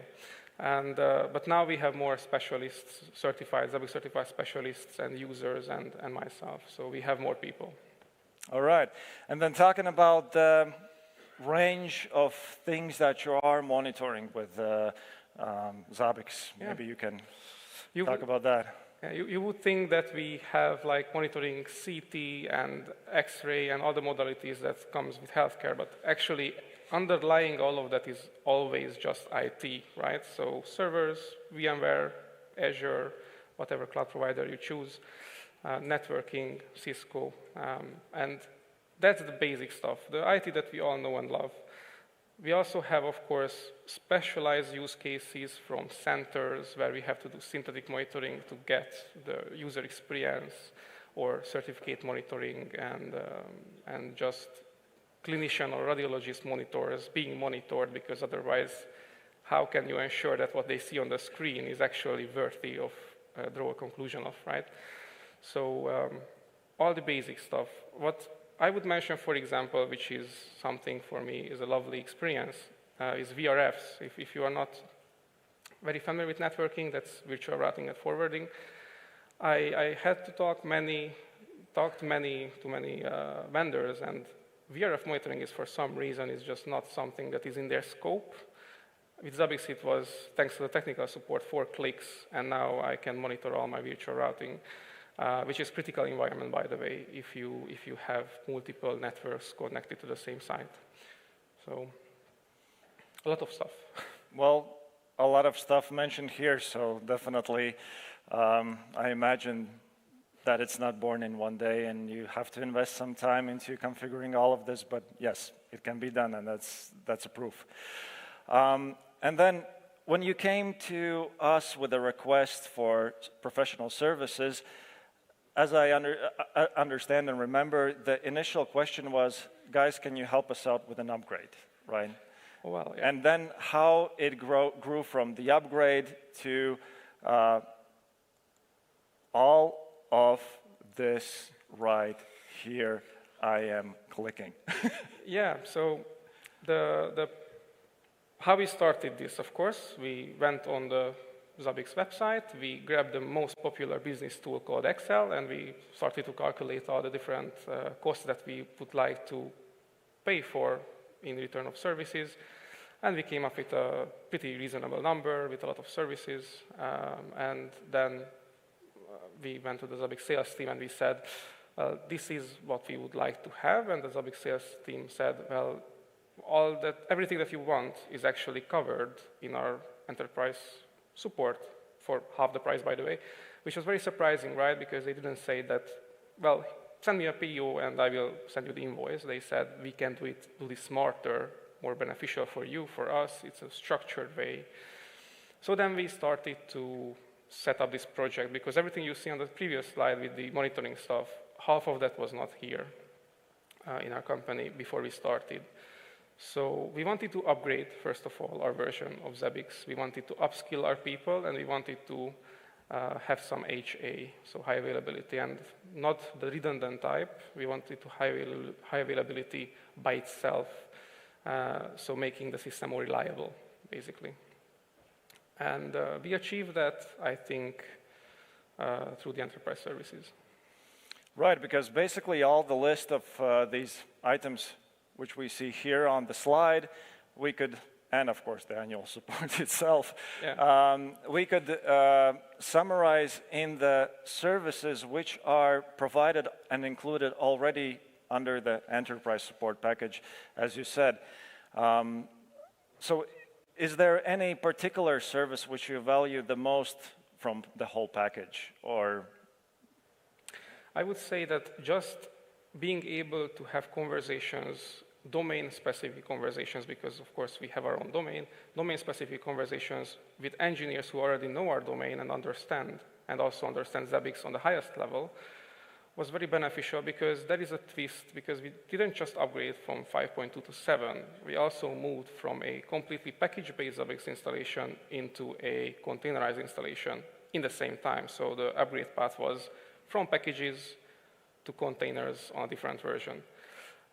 And this is not a default upgrade path that you would take. It's not documented clearly step by step. So we went to the engineers, we said, this is what we would like to do, help us create a plan. We created a plan, and the plan was so well thought out that the execution was successful at the first try. This is something that made us even bigger believers in Zabbix, because we also had a problem with database, because we were so much behind in version in Postgres that we were on version 13 with some timescale 1 point something. As you can imagine, the matrix of upgrading all of that without error on the first try is very, very hard. Well, not very hard, but if you go into containers as well, it becomes to be tricky. And just the open conversations that we can have with Zabbix is something that we value the most.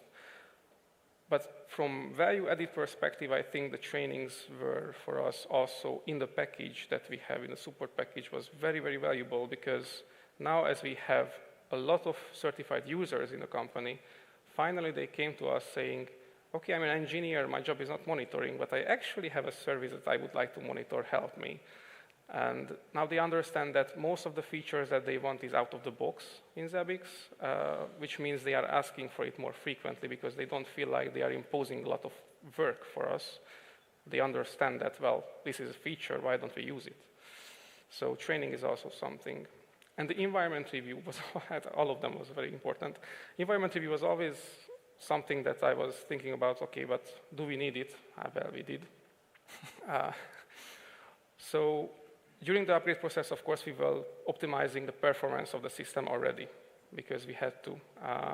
But the environment review also pointed out a few critical issues, which after we solved, we are going for 6 months now without any kind of alerts inside of the Zabbix internals, so no alerts at all. Well, this is something that, of course, maintenances are still in place, and if your site goes down for maintenance, that also Zabbix will go down on that side, but that's expected. And the journey of going from around 3,000 new values per second to 6,500 new values per second, and going from 3,000 hosts approximately to 4,500 enabled hosts, you would think that we would increase our TCO, right? So bigger environment, bigger cost. Well, that was not the case. Of course, prompts to the engineers for optimizing Zabbix, so 5.2 and 7 is so much more performance optimized that we didn't have to increase at all our Zabbix environment. So it's still running on the same machines, double the size, which is amazing. And of course, you would think, of course, if you have like 12 cores of CPU under proxy to begin with, we have very minimal machines running our proxies and our servers. So amazing. Yeah. Amazing. So basically, to summarize this, you have saved not only money on the resources, technical resources to run the Zabbix environment and monitoring and everything, but also you got all required services in one bundle for a cheaper price than it would be buying all it separately. And training for 48 people right away costs a bit. That's exactly what happened. And I think also one point that makes my vote next to the support contract is that you don't have to employ a Zabbix expert, and I know I'm talking about against myself here, but you don't have to employ people who are like 10 years of experience with Zabbix. I have junior colleagues who last week was able to upgrade all of our VMware templates with the help of one of the Zabbix support engineers, and it's kind of a complicated process for us because we have a lot of vCenters and and different link templates. But they were able to do it without any kind of downtime, any kind of errors. And the person is Zabbix certified specialist for a week. So not that experienced. Well, thank you, Laszlo. Thank you so much for your time, your presentation. And yeah, the final question, I guess, do you plan to enjoy the enterprise support in future as well? We think so, yes. Happy to hear. Thank you. Thank you very much. And yeah.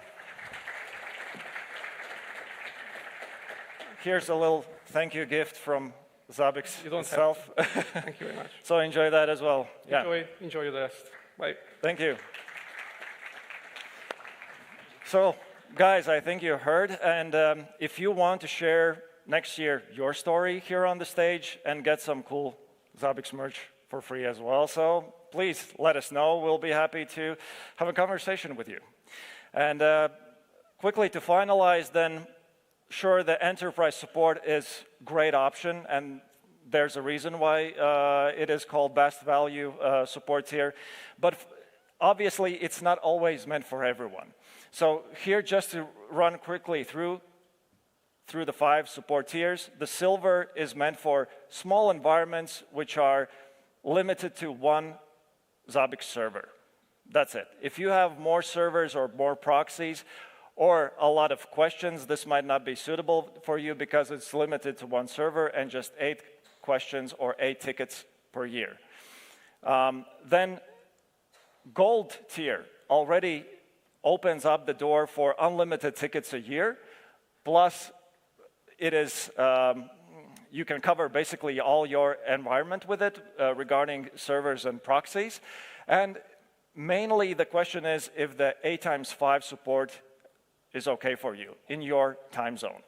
If yes, this could be a very good option, but if you need the 24/7 support, then the platinum support tier kicks in. And here also with every support tier, you can see that the contacts, support contacts, how many people from your company get access to it, grows as well.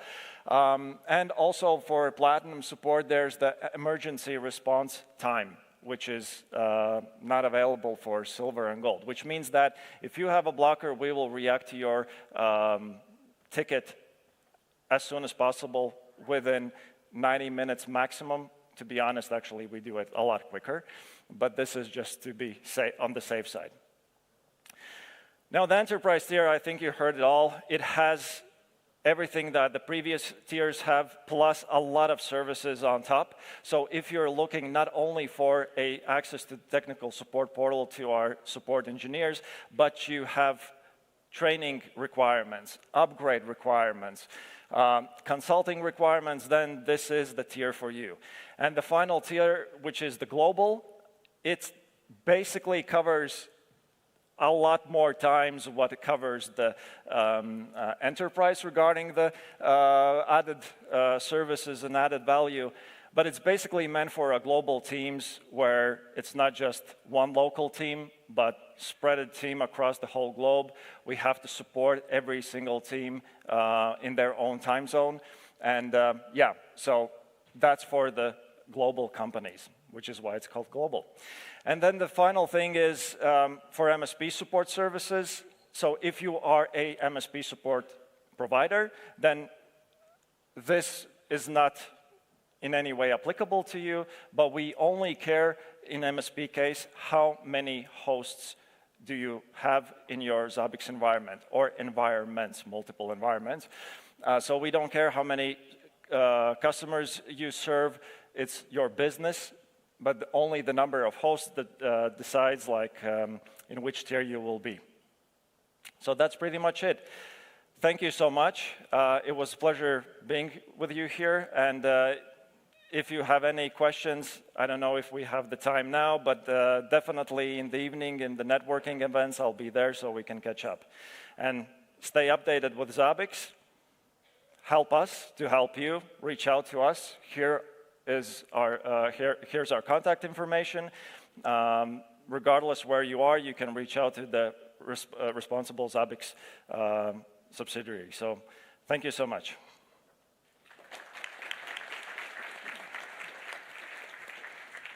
And we do have a couple of questions indeed. So first one, and this is what I think we hear often. Can potential customers request to customize the available support offerings to their needs? Yes. Well, I mean, with the small tiers like silver, gold, platinum, there's nothing really much to customize. They are quite already pre-fixed. But when it comes to enterprise and global tiers, definitely we can do that. If you like the enterprise tier, but you don't need a specific service inside of it, we can remove it. Potentially also the price might decrease. Then we have another kind of vague, I guess, question, very generalized, but in your opinion, what is the most important part of having Zabbix technical support? I guess what would be the most beneficial or most important to customers? Well, I mean, the capability to have the whole Zabbix support team at your laptop, basically, any time of the day when you need, I think that is the most valuable thing, and that's the core of the technical support. And obviously, if you need more, you can always be sure that we will be able to support all your requirements based on the additional services provided in the tiers. Thank you. Thank you again.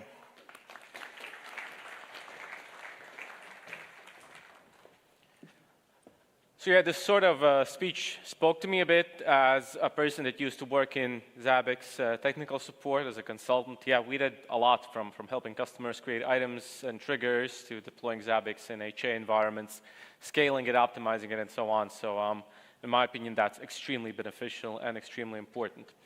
Next up, I will welcome another colleague of mine, Samir Javadov, and Samir will talk about your path to becoming a Zabbix partner. Welcome, Samir.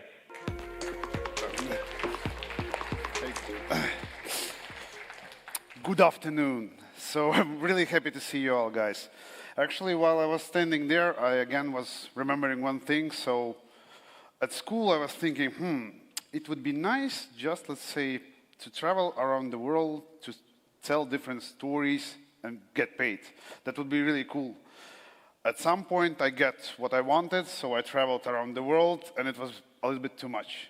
But now I'm here, now I'm in Riga, and I think for the first time, actually probably in 2 years, I will be speaking about something which is super close to me. And this is basically our partnership program. Because usually, you know, I go around the world, I promote Zabbix, I talk with partners, I promote our services, yeah. But I always like, yeah, if you want, you can be our partner. And that's it, yeah. So it's never the focus. So right now, I want to maybe point out that be a Zabbix partner is a good thing. So this, I think, topic name was actually generated by AI. I was thinking how to call how good it is to be a Zabbix partner, make it different. So I think this was the result. The reason behind this is simple, just to show you that if you are interested, it's pretty simple to start doing some impact, yeah? So, and today, let's maybe continue. So, firstly, who is already Zabbix partner? So, I think few people left already, few are still here, so you know that I'm not telling total lies. So, there are companies who are already succeeding with us, and for them, as always, really thank you. I really appreciate you guys. And our journey only starts. I sometimes heard like, will Zabbix stop working with partners? Yeah, what's your plan? Whatever. No, we are not stopping working with partners. We appreciate partners. We are growing our partner network. We're expanding globally. We want to work in new countries for us, yeah, not only in Europe and US. So only ahead. So again, thank you guys. We are going ahead. And the goal of today's presentation is very simple.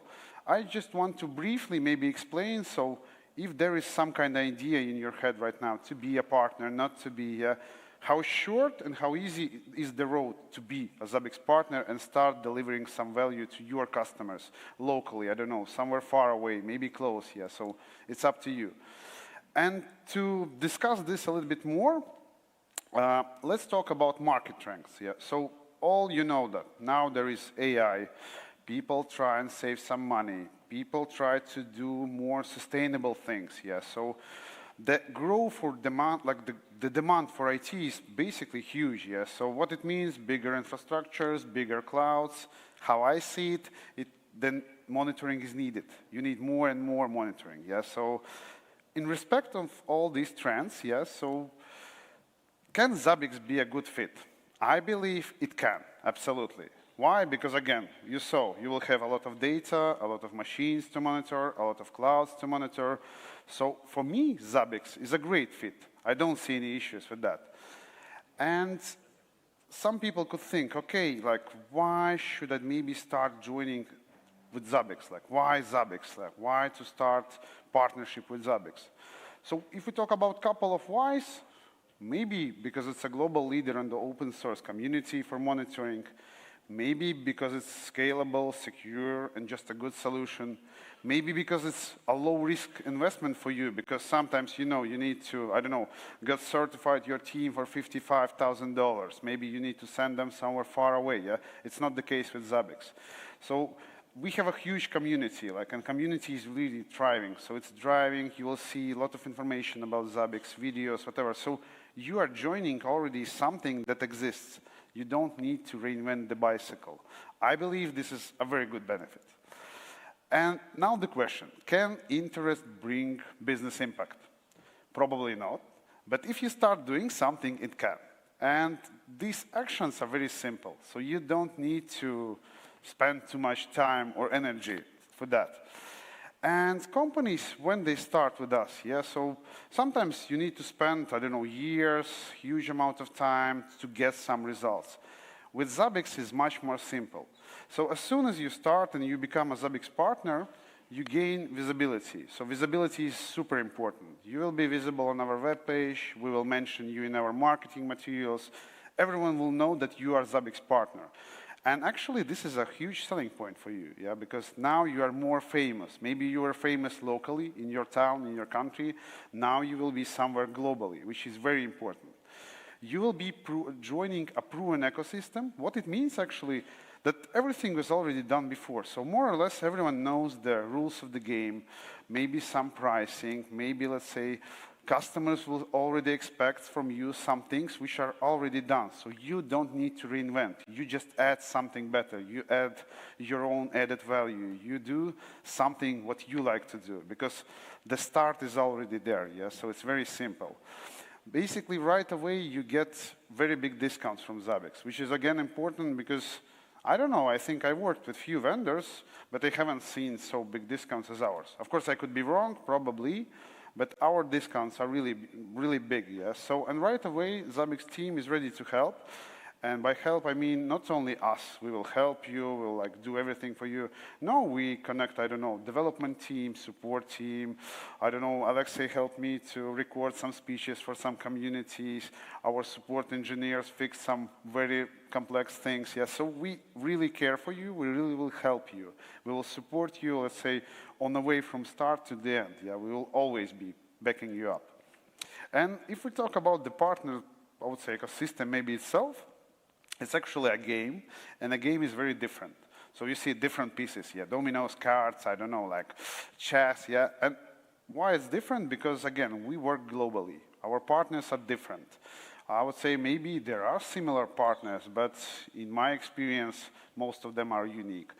We have unique expertise. We work with different industries. Some work with government. Some work with retail.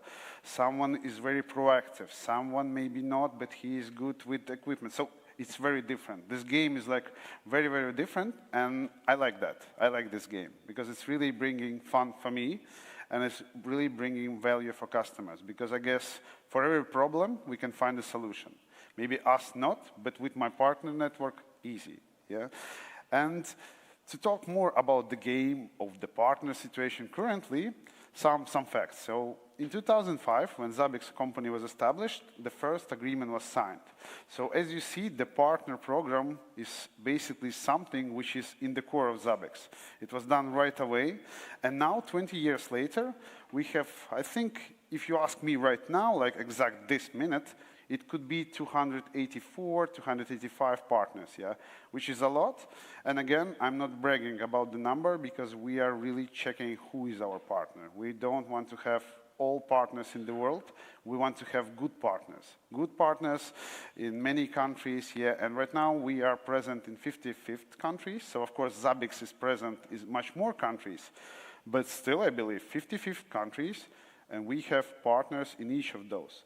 And I checked, we're actually on all continents, only outside like Antarctica, which is probably reasonable, right? And we have absolutely no plan to stop. This year, we really revised our partnership program. We updated our terms and conditions. We added many new things. So now we are ready to scale. We have enough capacity to spend time with each partner.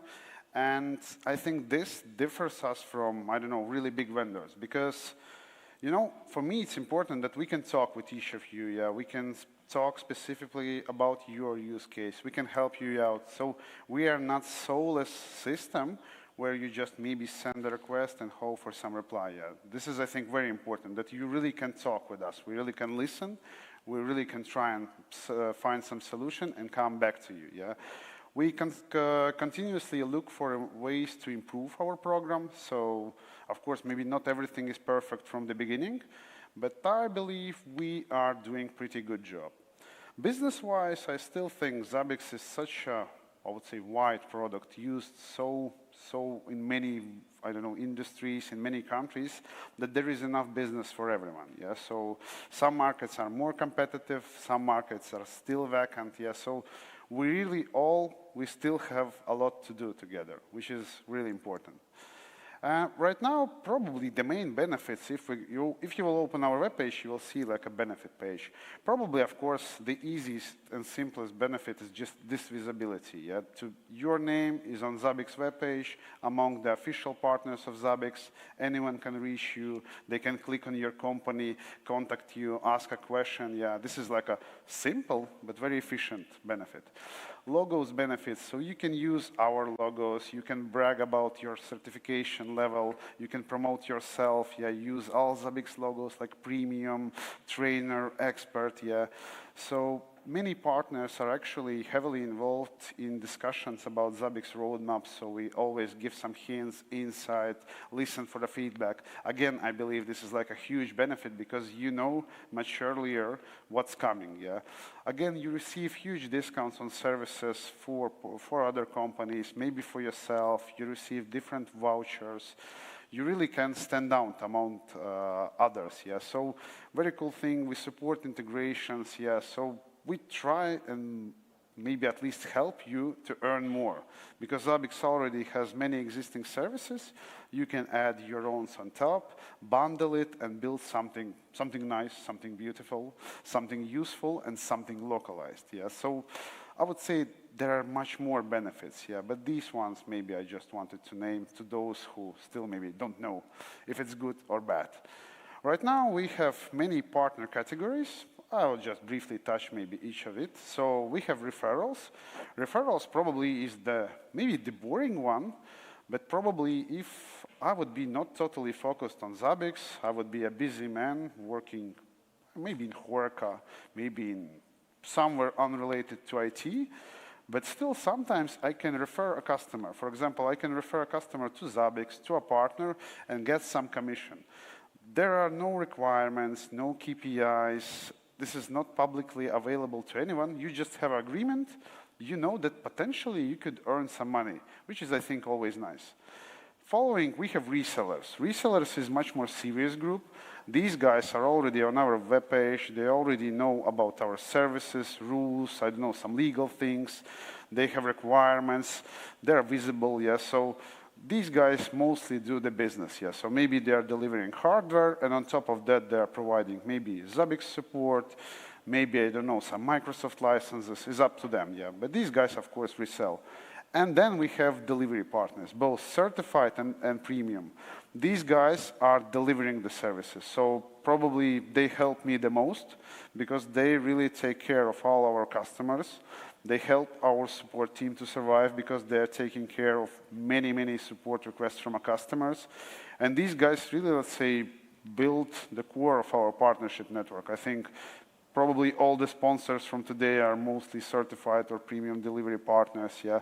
These guys are really delivering the services, and they know the language, they know the product, they know some specifics, some legal things. They're really helping us out, yeah, so I'm super appreciating them. As well, maybe less fancy categories, again, training partners. So this is something you can easily get right now, because now you can be a reseller plus a training partner, yeah. But mostly, again, training partners are the ones who have the highest certificates. They sell the trainings, they can do custom trainings, yeah. So these guys help our training teams. Distributors, I would say right now we have only one distributor in China, but again, this is huge. China is a huge market. It's a very complex market. And right now, Grandage is doing a great job working with partners locally, with different marketing activities. And of course, the smaller group maybe, right now we call them integration partner, but actually these companies are maybe not related directly with us business-wise, but their solution works with us, yes. So they can publish their solutions on our webpage, we can exchange ideas, build better connections between us, yeah. So these 6 categories probably are right now ongoing. Probably, if you ask me, the most popular would be still certified delivery, reseller, and then now, hopefully, I will get more and more premium delivery partners. And to maybe prove that I'm not just telling something, I have a funny slide. So this is me, a Photoshop sport car, yeah, and I want to show you some real success stories, yeah, some 3 different and random success stories, yeah.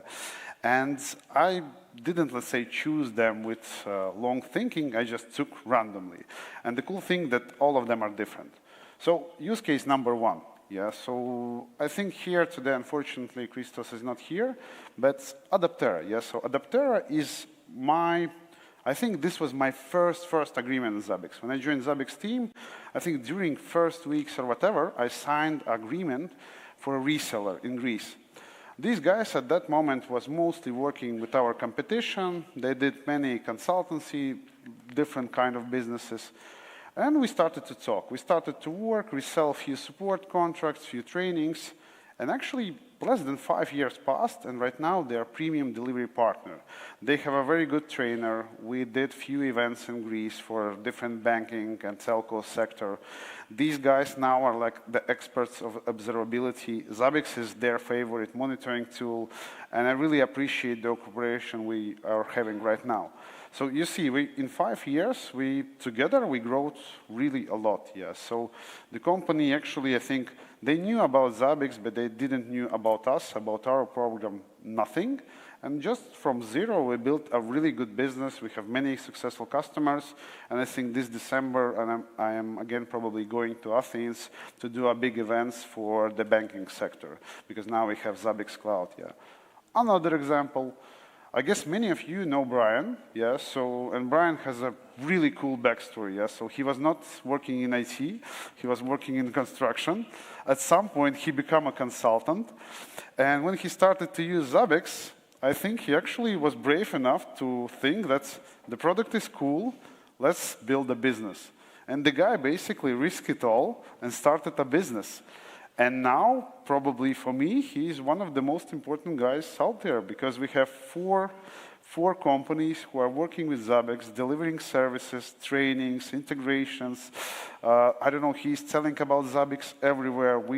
We're thinking to do many more meetings, yeah. So just simple as that. Using one product, focusing fully on Zabbix, he built 4 companies, all sustainable, all profitable. I would really like applaud to Brian about that, yeah. So, and with these 2 use cases, I hadn't thought that both of use cases, smart people, many engineers, certified, maybe you'll think like, okay, I need to be like very, very smart, I need to have certifications. And then I realized that let's talk about resellers. Germany. I have one company who is totally not focused on Zabbix. Their main business is absolutely different things, but at some way we had a use case when we found out that Zabbix is a good fit for one local telco. We started to talk, think what we can do together, and actually we got lucky. We sold one very big enterprise support contract. Customer is now already our customer, And then we started to chat, like from time to time, like, hey, what about the training? Can you do the MSP support? And these guys, I know like basically 2 salespeople from that team. Realistically, they have a great business built. Why? Because they call me as a passive income guy, because they are not doing everything. Our team is doing everything, yeah. So we have a call, on average, I would say once in a year before all the renewals, and we always succeed because, what? They are good sales, yeah. They are not technical people, they are not certified, but still it's more than enough to cover, I don't know, partnership fees. It's more than enough to cover, I would say, many expenses. So you see, like, some guys need to be fully focused on Zabbix, but it's not the case, yeah. So again, if your business is not Zabbix, sometimes your business could be Zabbix, yeah. So don't be, let's say, worried if you are not focused on Zabbix. Anything can happen. And it's very simple. So many partnerships starts very simple. So there is some kind of need, some customer, he don't know what he needs, Zabbix, I don't know, PRTG, Nagios, monitoring, observability, they don't know nothing. The customer, let's say, really also cannot explain himself. Nothing is clear initially. And what we do, we start to talk, connect the needed people. Yeah, we start to help this new, fresh partner to establish a good relationship with the customer. And it's very important because customers also appreciate that we really care, that this new company is also trying their best to find the best need, yet to cover, I would say, all the issues. This is really appreciated by people, yeah? So this is, I think, just a personal relationship. And as soon as, let's say, you see this opportunity, there is some kind of interest, it's simple. You just open our webpage, you go on the partner segment, there is one nice button, become a partner, yeah? If you will press it, nothing will happen, yeah? So you will get a form, no one will invoice you, it's all fine. You will basically join a process, a very simple one. You will submit applications, so me, I don't know, Samir, blah, blah, blah, company this, my registration number, very simple form. You will choose what tier you want. You want to resell, you want to deliver, you want to train. You will sign the agreement, which is very simple. We are not, I would say, financial scary company. Our agreements are simple, logical, and not, let's say, scary at all. And right away, you will get access to all the knowledge. We will help you from the first day. You can start selling and delivering services from the first day. You don't need to wait, which is very important. And I really encourage you to let's make an impact together. Firstly, I would say many of our partners who are here were already doing some great things with different customers, different use cases, yeah. So I really believe with partners, we can cover more and more geography. We can really be fast with our responses. We can really be fast with our, I don't know, delivering the widgets, delivering the support, delivering the special customized training in, I don't know, Polish, Czech language, Swedish. So it's very good that with partners, we can really do everything. And if any one of you is interested, I think my guys are walking around probably maybe somewhere around sales booth. Feel free to catch me or them to talk, to know more. And I really encourage you to, let's do something nice together. I think we all are good people, so I really hope you maybe consider to do something more than you are doing right now. So thank you, guys.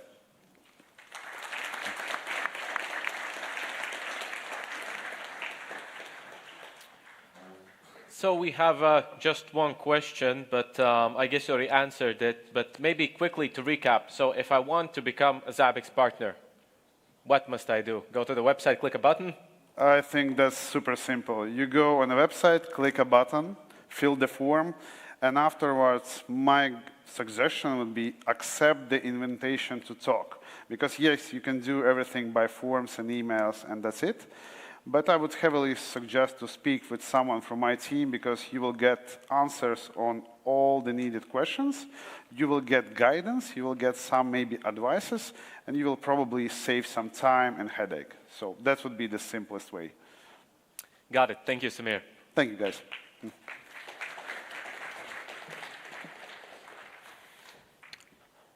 All right, guys. Next up, we have something completely different. Let's have a technical deep dive into Zabbix triggers.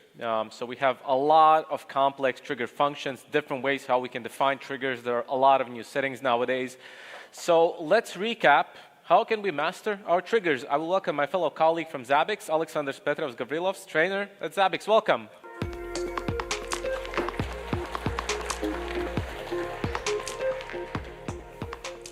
Hello, everyone. Nice to see you here. So I'll try to fit everything that I possibly can in 20 minutes about trigger, which basically means I will just throw out information at you, and I hope you will remember something. So trigger mastery in Zabbix, some tips and deep insights. So first, of course, we need to talk about the main problem or problems that we encounter when we talk about the triggers whatsoever. And that's, of course, the huge amount of problems which the incorrect configuration can bring, right? When you open the monitoring problems page and you see that, well, you probably will have two kind of reactions, right? You either will, you or again, your colleagues will be in panic, right? So you will just like, oh no, there's so many problems. What do I do? Who do I call, right? You call everyone, maybe in the middle of the night, everyone is up.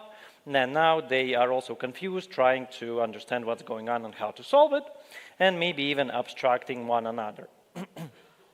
Or you maybe seen this picture too many times, right? And you just look at it and you think like, oh, another day, another problem, I will just get a coffee and that's it. And this, of course, becomes a time bomb, right? Eventually, all those problems will affect you and affect your environment.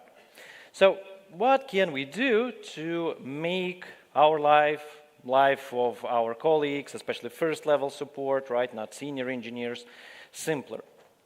Well, first of all, we need to understand that to reduce, right, the time to resolve the problems, or the MTTR, as it is also called, we can do what? We can continuously improve the configuration of our triggers.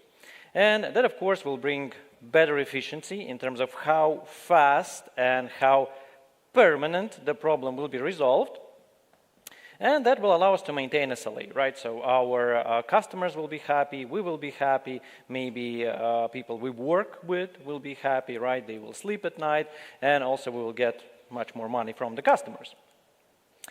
So the main cause of that issue, which you saw, this huge list of problems, is, of course, the common trigger configuration, right? There are a lot of fields available in the trigger configuration form, right? There's a huge amount. And most of them, for some reason, probably constant lack of time for every one of us, they are a bit ignored.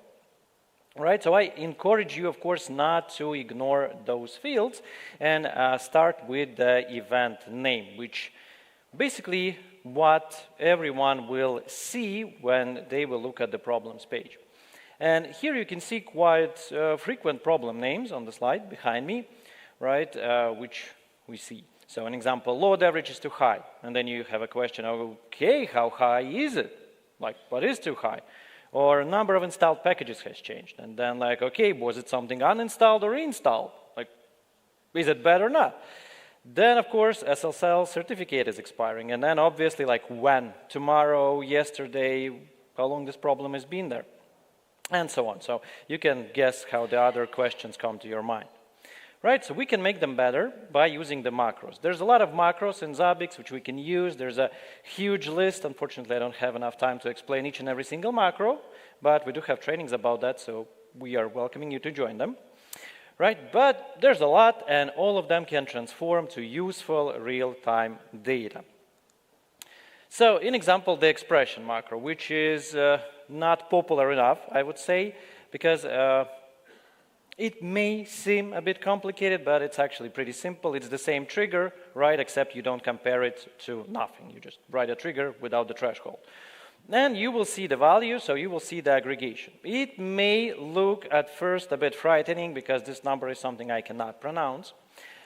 But we can use other macro functions, right? We have extra macro functions which can make it pronounceable, right? And easier to understand, as you can see below. A short, easy to read number. So you just add a bit and everyone can understand what is the CPU load, right? What is too high at the moment. Okay, let's say the problem is date related, right? Maybe you monitor the certificates and you don't want to see the problem, which is certificate is expiring, right? You want to understand when it is expiring. And then you have options, right? You can either make it just a precise date, which is good, but can be a bit slower to read, right? So you can transform it to words, not just show raw numbers, but actual words, and then anyone can read, okay, it expires on October 11th. Or, okay, right, maybe you want to signify what amount of time has left, right? And then you can specify in how many days it will expire, right, by using the functions related to the date formatting.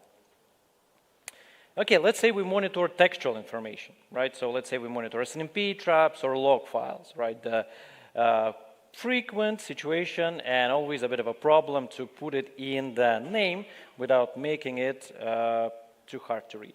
We can use the regsub macro, which will allow us to extract the value, something that matches a specific pattern, and make it readable. So instead of seeing something like that, right, so when we go to the monitoring problems page and we see this wall of text, which is impossible to understand, it was I who highlighted it in the red, right? It would be in the black and you probably wouldn't understand what's going on.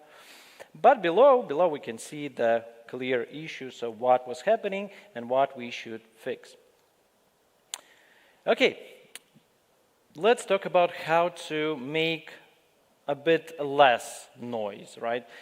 So we should always take a double look at our trigger expressions, right? We always need to try and understand what we are doing, what we are building. Do we need a quick solution to just constantly detect problems, or do we need to make it permanent? And the most common misstep is, of course, using the easiest functions, which is okay in some cases, but not in all of them, right? Because if you use something like last, change, no data without thinking twice, you will have flopping triggers, right? Which go to okay, problem, and so on.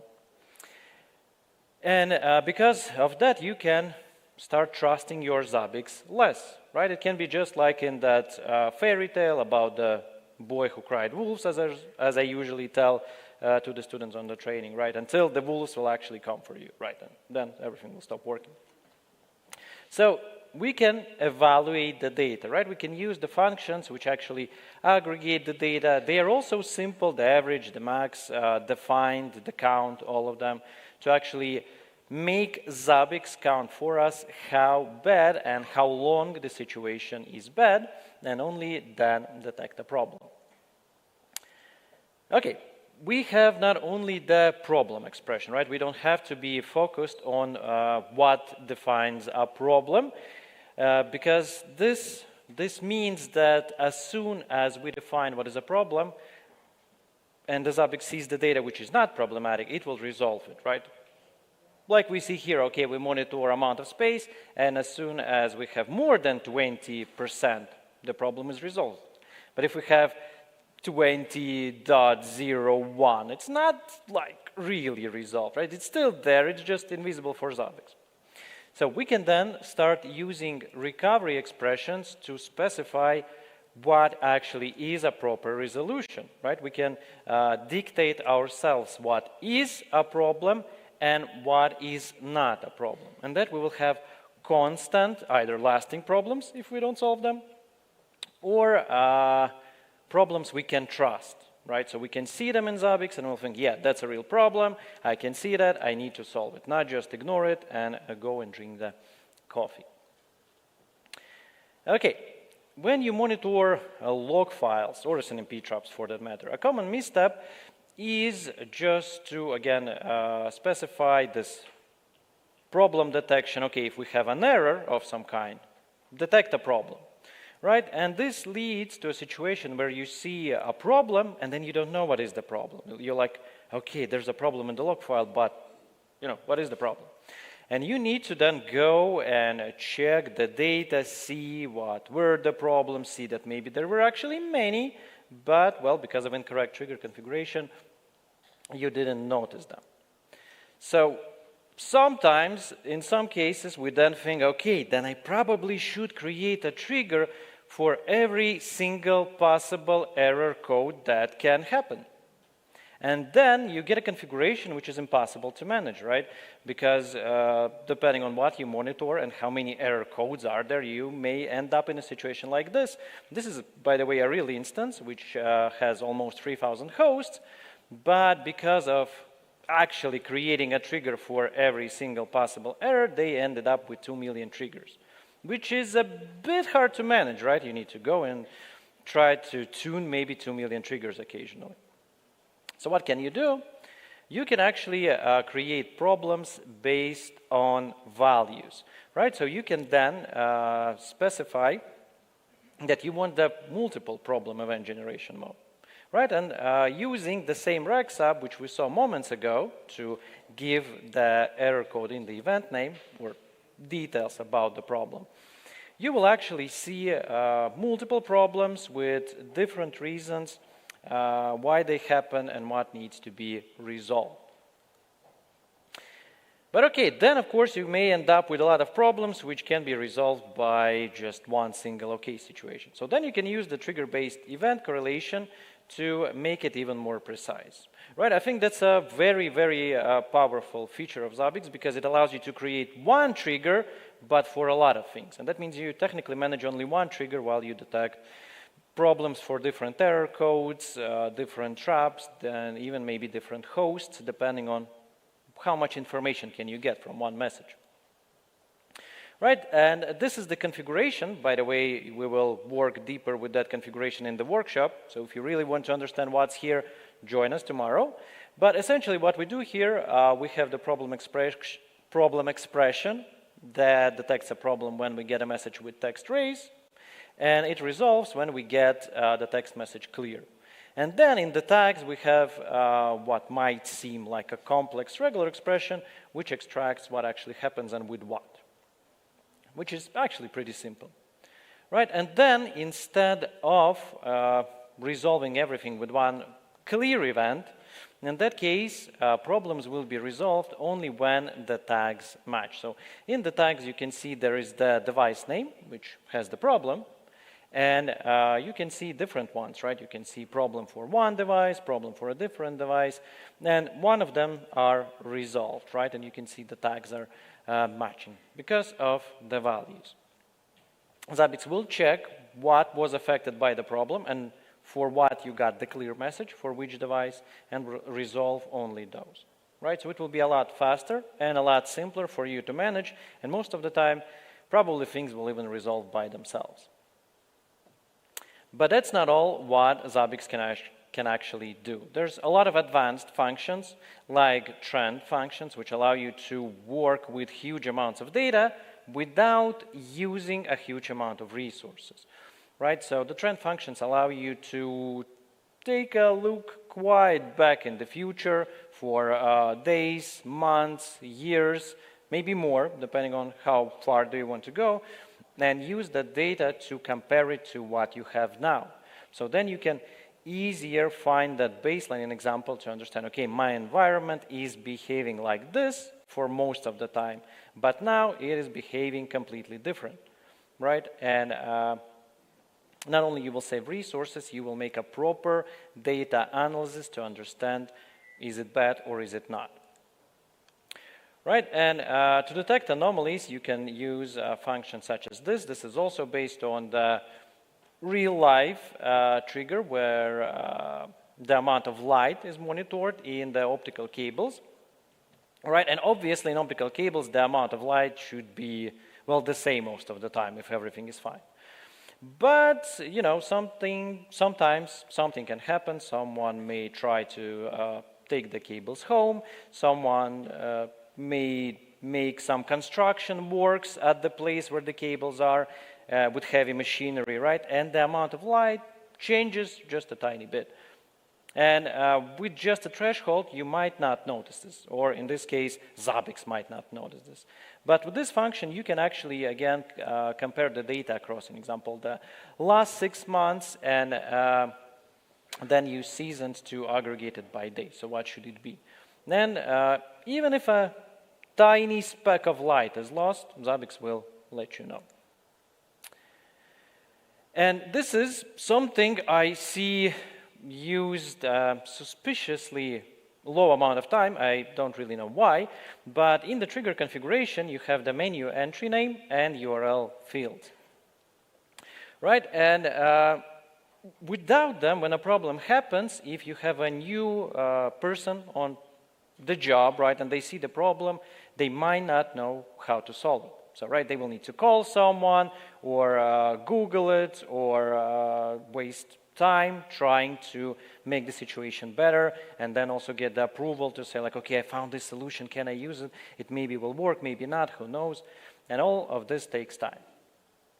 All right, but if you will just add this URL to the Confluence, to the documentation, to the solution you already know exists, you will save a lot of time to everyone, right? To the customer who will be affected by the problem, to the engineer who will try to solve the problem, and maybe to yourself, so they will not need to ask you because they will have the answer right in Zabbix by just making a click to the link. And there are some extra hints, right? So if you think that the function you're trying to build is too complicated, right? If you think that when someone will look at this trigger, they will probably be puzzled for the rest of the day or week, use the calculated items. Just create a calculated item and see the result of the calculated item. And then use the key, or in simpler words, use the calculated item in the trigger. It will be a lot simpler to create, plus you can visualize what Zabbix is thinking. It will be a lot simpler for everyone.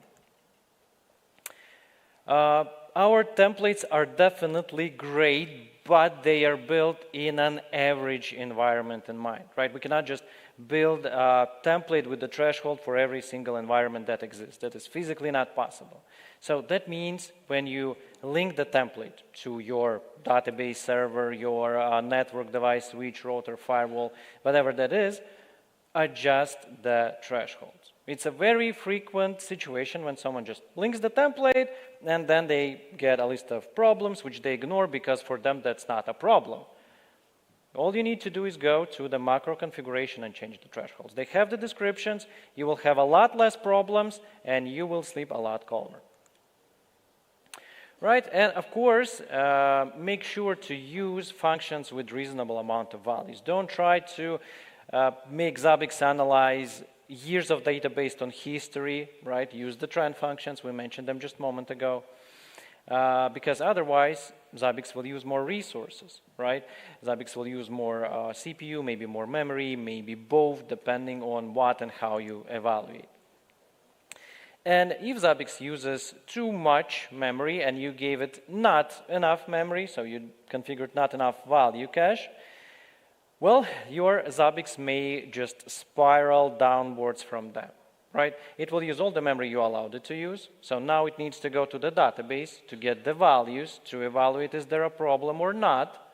And that means it starts making a lot of queries. And maybe you have a lot of triggers. So it makes even more queries. And then, well, database performance slows down, Zabbix slows down, everything slows down, and maybe even crashes. Right, and we don't want that, so make sure to tune the value caches, but also to use proper trigger functions.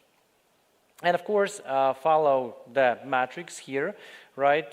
Think about what you are building, double check what it reflects. Think, is the threshold okay? Is it a proper threshold? Check the history of the values before actually making something a threshold. Right? And don't just make a single threshold, maybe an aggregated threshold. Then take a look how the problems are detected. Don't ignore them just like, okay, the problems are detected, trigger works, probably will work fine. No, take a look, pay attention to it, and see does it behave fine over time, not just in the last 5 minutes. And if it doesn't, then maybe introduce a recovery expression to make it more precise. And then you can go even further, add some tags, use some macros, and add some documentation on how to resolve a problem and add it as a link. And that's about it, but before I will say goodbyes, there's also a workshop tomorrow, right, about the triggers where all that you see, well, 90% about, we will do actually in practical form, right, so we'll build some triggers, some correlation, as much as we can in 1 hour. And now I can say thank you.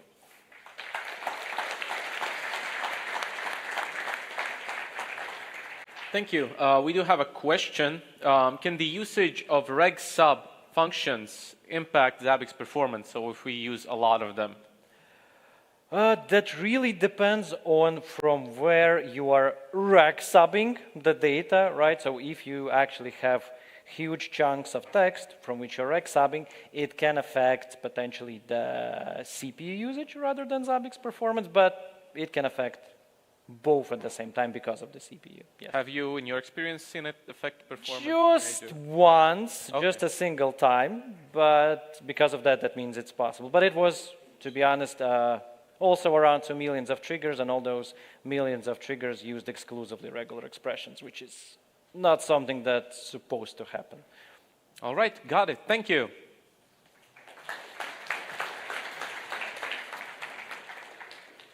Before we proceed with the next sort of section, I'd like to mention a couple of things. So first off, we have a large attendance for workshops tomorrow. So there are 2 ways how you can sign up to workshops if you haven't done so yet. Either today at the registration table right outside, and this is actually the preferred method. So if you manage to sign up today, you're guaranteed a workshop spot. If you don't sign up today, you will be able to sign up tomorrow at the door. I think it was the Alpha Hall where the workshop's happening. But if all spots are taken already today, then you'll have to find a different workshop to attend to. So if you want to have a guaranteed spot at the workshops tomorrow, sign up at the registration table today. And another thing, we have actually seen a large amount of, well, relatively large amount of people wanting a sort of extra open doors day. So if you wish to visit Zabbix offices, if you're staying here in Riga for an extended time period, we are also hosting an additional open doors day on Monday at 11 a.m. So 11 in the morning on Monday. So feel free to pay us a visit. We will be waiting for you guys. All right. Next up, we'd like to reward some of our most loyal attendees, so those who have attended 10 and more Zabbix Summits. So imagine those guys are really loyal. They've been contributing to the community over here. Those of you who have attended multiple Zabbix Summits probably already recognize them by their faces and their names. So I'd like to invite Alexei Vladishev on the stage to congratulate these loyal Zabbix Summit attendees. Alexei?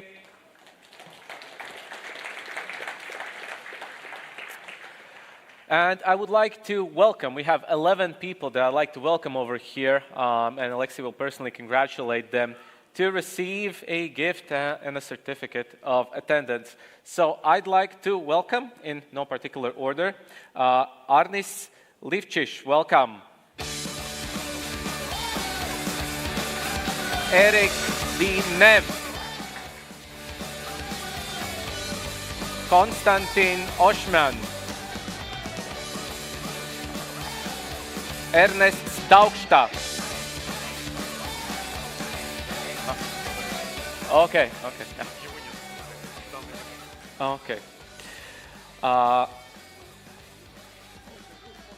We'll make stay on the stage, guys. I'll keep calling you out. Stay on the stage. We'll make a group photo together with Alexei.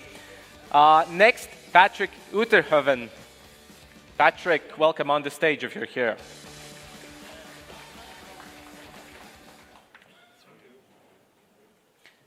Ingus Vilnis, welcome.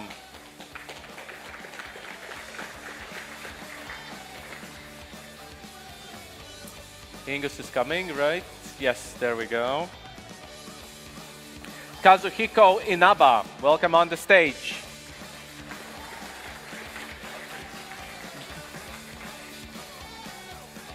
Peter Vader, welcome on the stage. Peter, if you're here somewhere.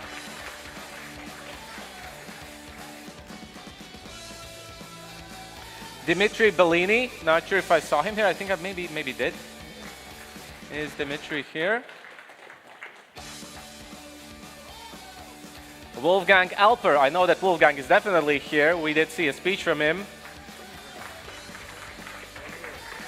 10 years, guys, 10 years, yes. And we also have one person that has attended 12 Zabbix Summits. That's an insane amount. Andrew Nelson, welcome on the stage. 12 Zabbix Summit R&D.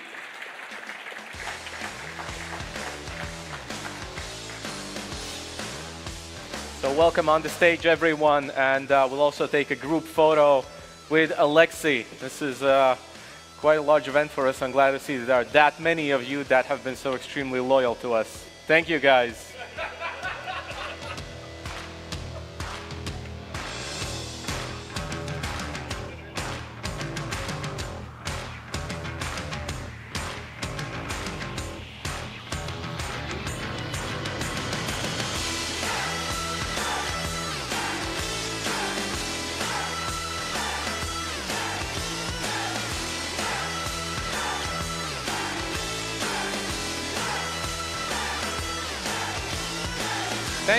Thank you, guys. Let's have a round of applause for our loyal attendees. Thank you.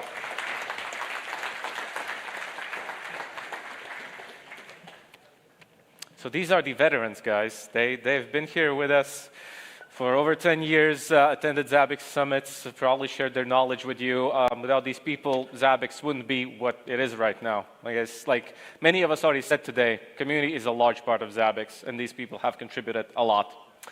All right, before I let you on the final coffee break, a reminder about the main event over here. So the departures are going to happen at 6:30 p.m., 6:45 p.m., 7 p.m., and 7:15 p.m. Over here you can see the departure and return trips at 10:15 p.m., 10:30 p.m., 10:45 p.m., and 11 p.m. So that's for our main networking event. Let's have a coffee break, and afterwards we're going to have a round of shorter speeches covering a variety of topics. So sort of snappy, quick speeches. Let's have our final coffee break before we finish up. Let's be back, let's see, in 30 or so minutes. So I'll let you know 10 minutes before we start. So half an hour break.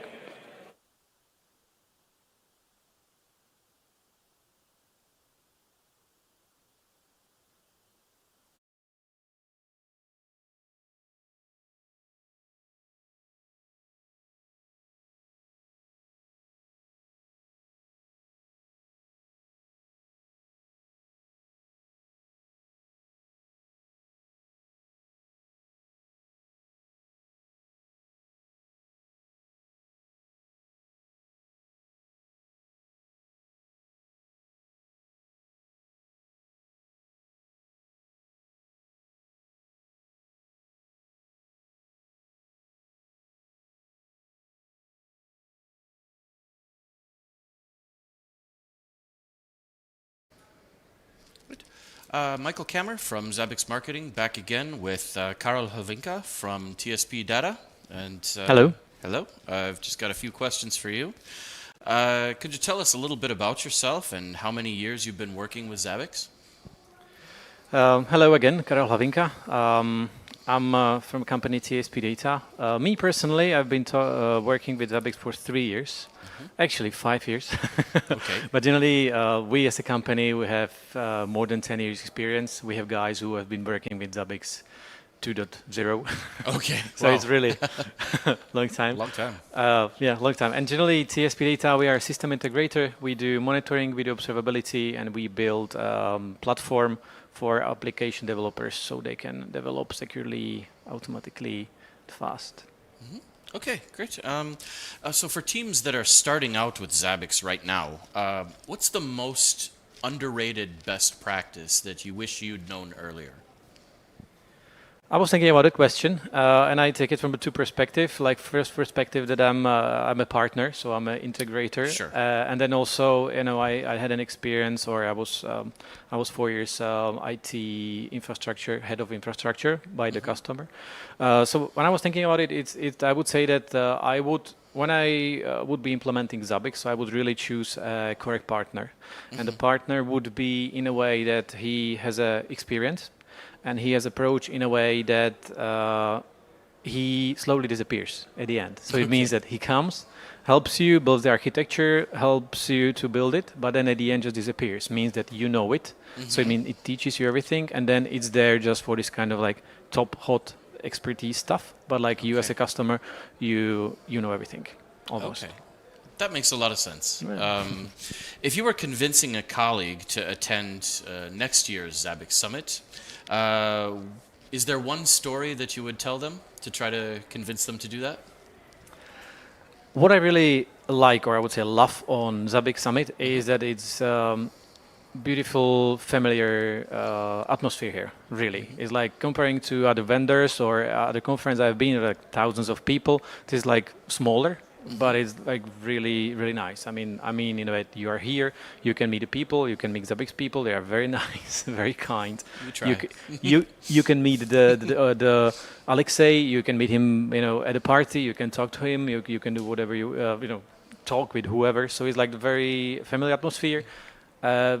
But still, it's a global company, it's open source community. So it's this, because of that kind of feeling and this kind of talks, I would really recommend to come. Okay. Yep. We pride ourselves on being approachable, so that's very nice to hear. You are. Thank you. My final question, I guess. Could you name one thing that you'll take away from this year's summit that you plan to implement in your daily tasks?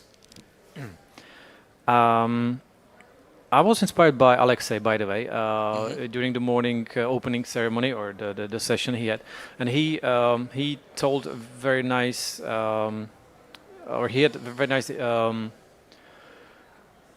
thought about what is the really value Zabbix brings to the world, and I really like the slogan that that it runs. That's great. So I was like really like thinking, well, maybe I should rethink, maybe think again about like our value proposition of our company, right. And then again also about like the Zabbix value, and if we really know the value, we can name the value, we can communicate the value, and most importantly, do it. Okay. Thank you so much for your time, and it was great to see you, and enjoy the summit. Thank you. You're welcome.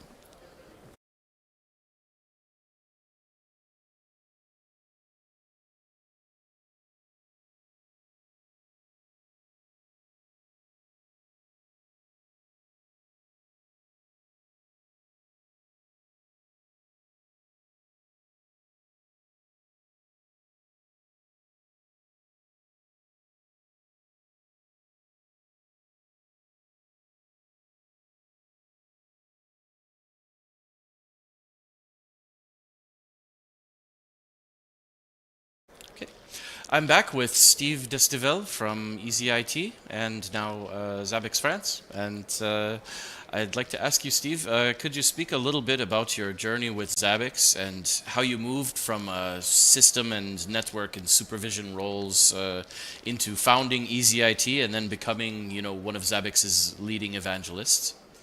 As I mentioned you some time ago earlier, my journey started 16 years ago exactly. Wow. With Zabbix, and I was previously, I did I think all the job regarding IT, like technical support, engineer, administrator, and for everyone, every position I've got, you need to have a monitoring tool. So I discovered Zabbix and saw that this product, the software, have many capabilities. So I really fell in love with Zabbix, and then now I saw that people need these tools, this software, to be sure that everything is working, and that's why now I feel like an evangelist and found EasyIT, and now the step after Zabbix France. Sure. Yep. Great. It's nice to hear. And you also organize the Zabbix Francophone user group and meetups, and you're very involved in the French-speaking Zabbix community. And so what have been your biggest takeaways from the Francophone community events in terms of what our users need or want?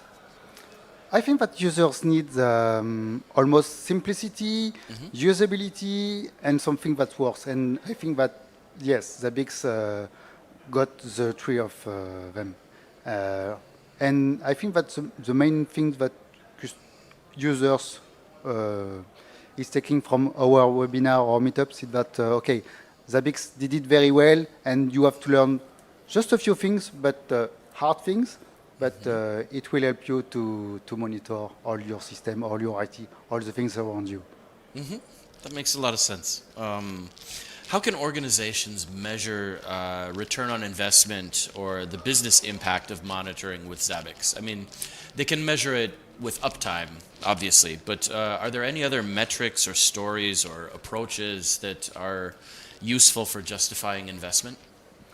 I think that the most justification that you have is that you don't spend a lot of money for Zabbix, but the things that you earn, it's not that you spend, because you earn of knowledge. You spend less time to deploy Zabbix regarding automation, the things you can have, and you will have a return of what you give to Zabbix. I think that this is not something that you could touch, but it's something that changes your mind, changes how you see, how you measure things in your IT. In terms of deployment, in terms of solution, efficiency, I think that this is the most part, that people are interested to invest in Zabbix. Okay, that's very well said. And I've got one last question for you. So your talk is going to be about syncing Zabbix with CMDB. And are there any problems that users should look for when they set up their sync workflows? I think, like everyone in Zabbix Summit, if you manage not very well your CMDB, it is a complete mess, and you cannot rely on the information inside the CMDB. So you need first, of course, be sure that every kind of information is true. Otherwise, Zabbix will not be able to give you the mirror of what's inside your CMDB. I think after that, you need to be sure that automation that you make will be okay without any problems, because if you leave automation do all the things, maybe you will have some bad news. Right. So I think that human should be there to accept the change, to be sure that everything is working well. So I think this is the most part. Okay, great. Steve, thank you so much for your time. Thank you, Mike, as always. Congratulations on the big news, and have a great rest of Zabbix Summit 2025. Thank you. You're welcome.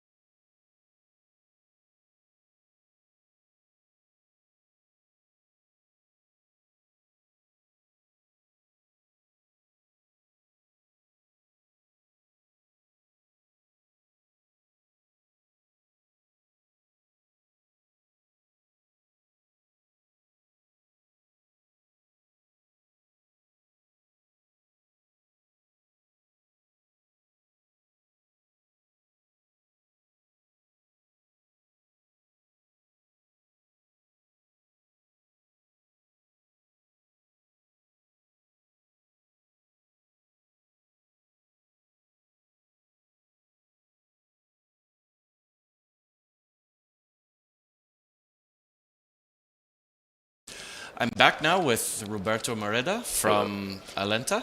And Roberto, it's great having you here.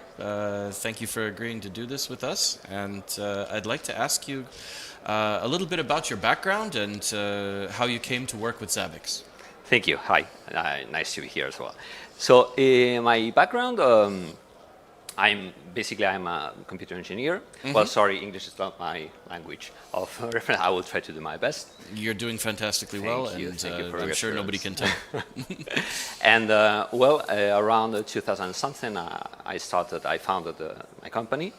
Now, thanks God, I have a really good team that helped me in all things, and so I can do some technical things as well. That's what I really like. And I came to Zabbix because our first, what we did in the beginning in Alenta was system administration of Linux, the heroic times of Linux. Well, now Linux incorporated environment, who would have said by that time? And in some cases, well, most of cases, we needed a monitoring system for our own purpose of knowing what was going on with the systems of the customer. And at some point, some important customers, they asked us if we were able to do monitoring on things that we didn't manage directly. So that was the beginning of our partnership with Zabbix. We're talking about the first versions 2. something. That's a long time ago. Sure. And now it's one of our most important areas of growth in Alenta. Okay, great. You spoke about your team at Alenta, and so how do you and your team approach scaling Zabbix for very large environments when you have a lot of hosts and proxies and high frequency metrics? What are the problems that you find that you have to watch out for? I love that question. Well, thank you. So the thing is that we had the fortune to work with some big companies from the very beginning of Alenta. And precisely, we are currently managing one of the biggest by numbers Zabbix deployments all over. We're talking about basically almost 500,000 of hosts monitored in a single system. It's all over the world. The thing is, starting from the basis, I mean, really good hardware, really good practices in all levels. Not going too technical here, but yes, I mean, database, state of the art. I mean, cluster performance. That's the main part. A lot of proxies, several front ends, and again, not going too technical, but applying best practices in each and one of these steps till you deliver the full solution, and a lot of monitoring on the monitoring solution. Okay, great. That's very meta, but it's the way. That's well, it works. So yeah. You're a very important member of the Zabbix community, obviously, and a very important part of what we do. And thank you. We try. Well, we all know that. And how important is the community in Zabbix's development? And what do you think are some ways that our users and partners can engage or contribute meaningfully?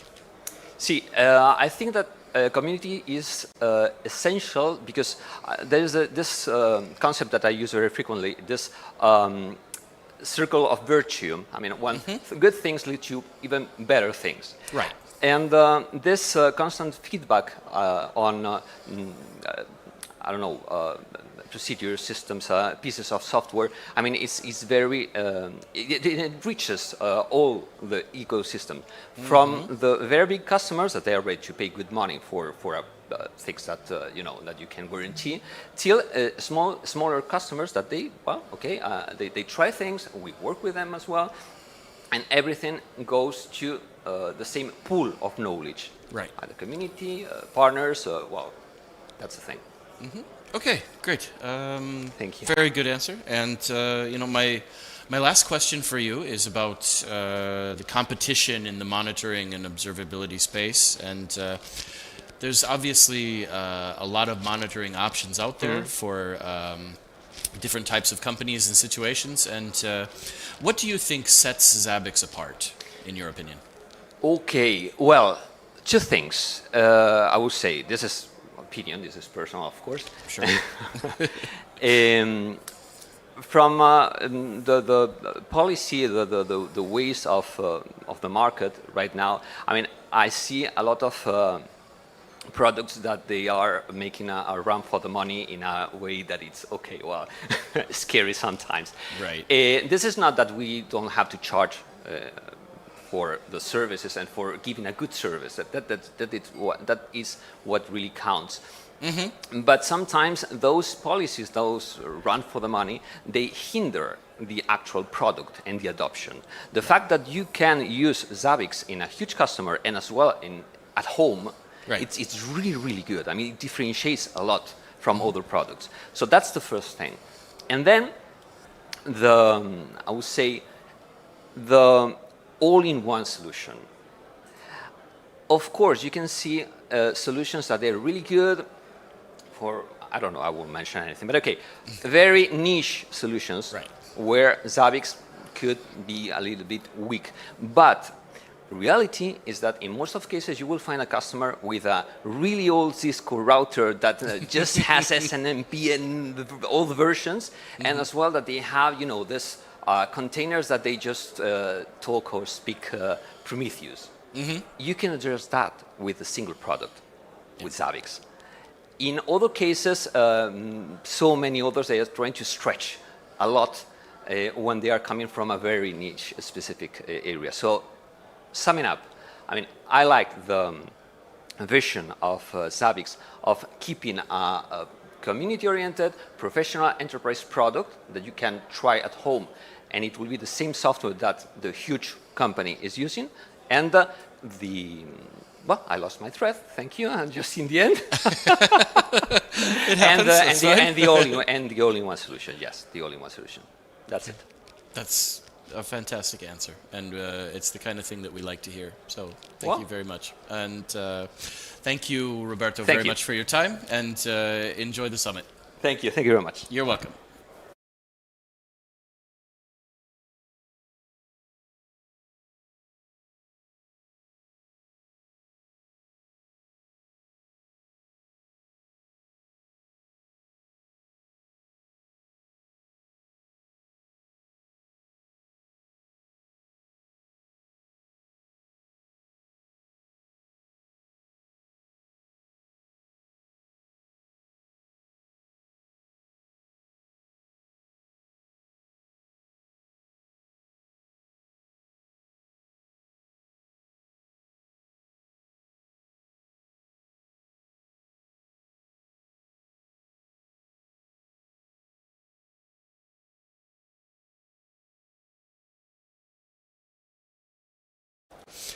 I'm back with Samir Javidov, a man who makes the Zabbix community possible in a lot of ways, and he's our head of partnerships at Zabbix. And I'd like to ask you, Samir, you know, the Zabbix partnership network, as we've seen, is always growing. And what do you think is the key to this, the key or the keys to this success? I would say there are many keys for that success. Probably the one and most important that we value people. So of course we look at the numbers, at the certificates, but first of all, people come. So we really try and spend some time with each partner to discuss all the problems, future plans. Yeah, so it's really like a personal connection, you know, like, so it's not like we just exchange emails. Yeah, so we really sit together, think together, do something together. So it's more like probably people relationship, yeah.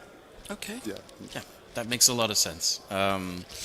You've just been on stage, you know, talking about the partnership program in front of 500 people, but and you probably covered a lot. But is there any news that you'd like to share in this interview about the Zabbix partnership program? I would say probably one big news that I would like to maybe share with everyone is that now we are freshly renewed, and by that I mean we have the new office, we have new partnership rules.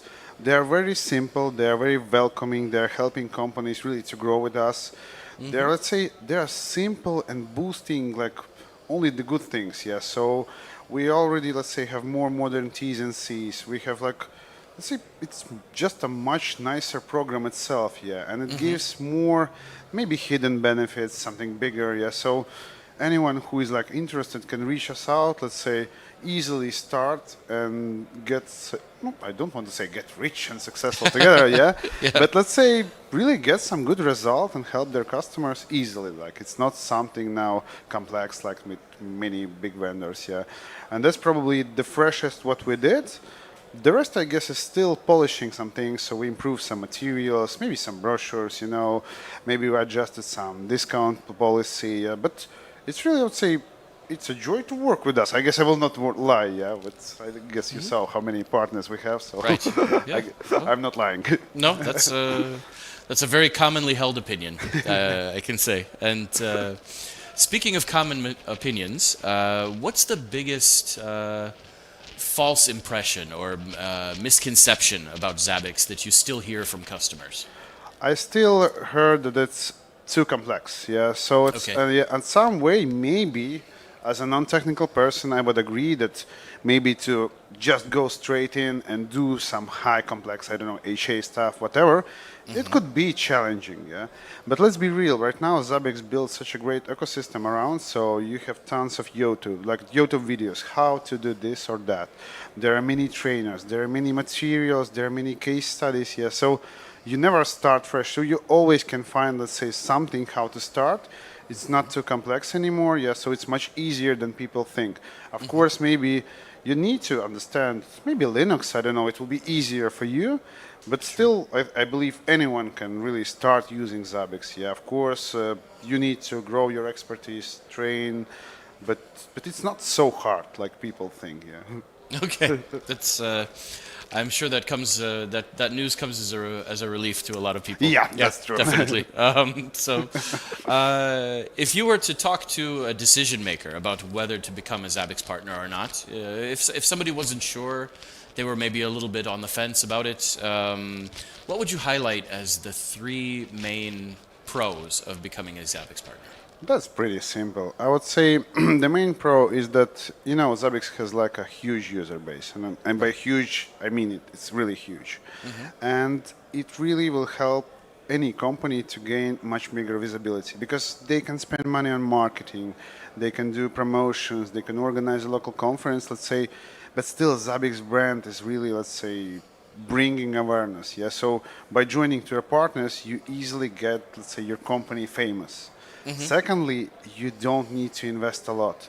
With many tools, you really need to pass a very expensive certifications. You need to buy some maybe specific equipment. With Zabbix, it's such a minimal investment of time and resources. Like you invest small, you get famous, and at the end, we will guide you by hand. So let's say it's not like you sign up and you just sit and you don't know what to do. It's not like that. My team will help you. They will guide you, let's say, which industry to target, with whom to talk.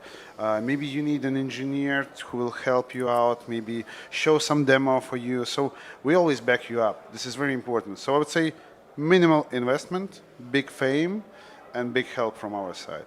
Okay, it's pretty hard to argue with that. Yep. So, all right. Samir, thank you so much for your time. Thanks for agreeing to do this, and we'll see you around the summit. Thanks, Michael. Thanks. See you around. You're welcome. See you. Thank you.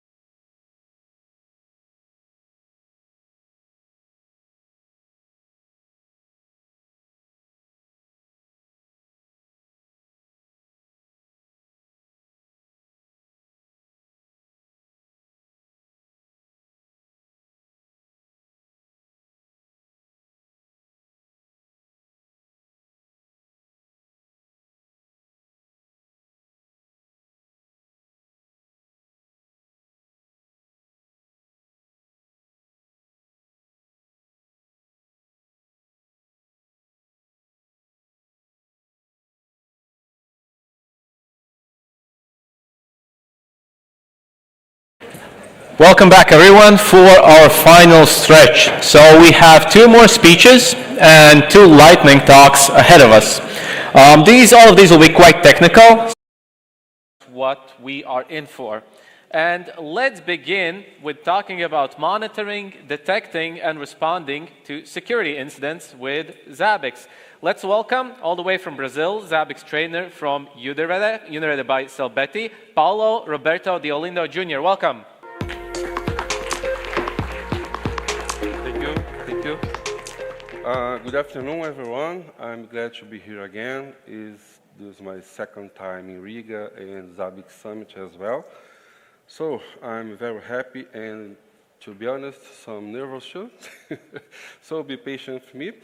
Today I will talk to you about monitoring, detect, actually analyze, responding, finding, learning with incidents, security incidents by using Zabbix and cool integrations such as Suricata and MISP.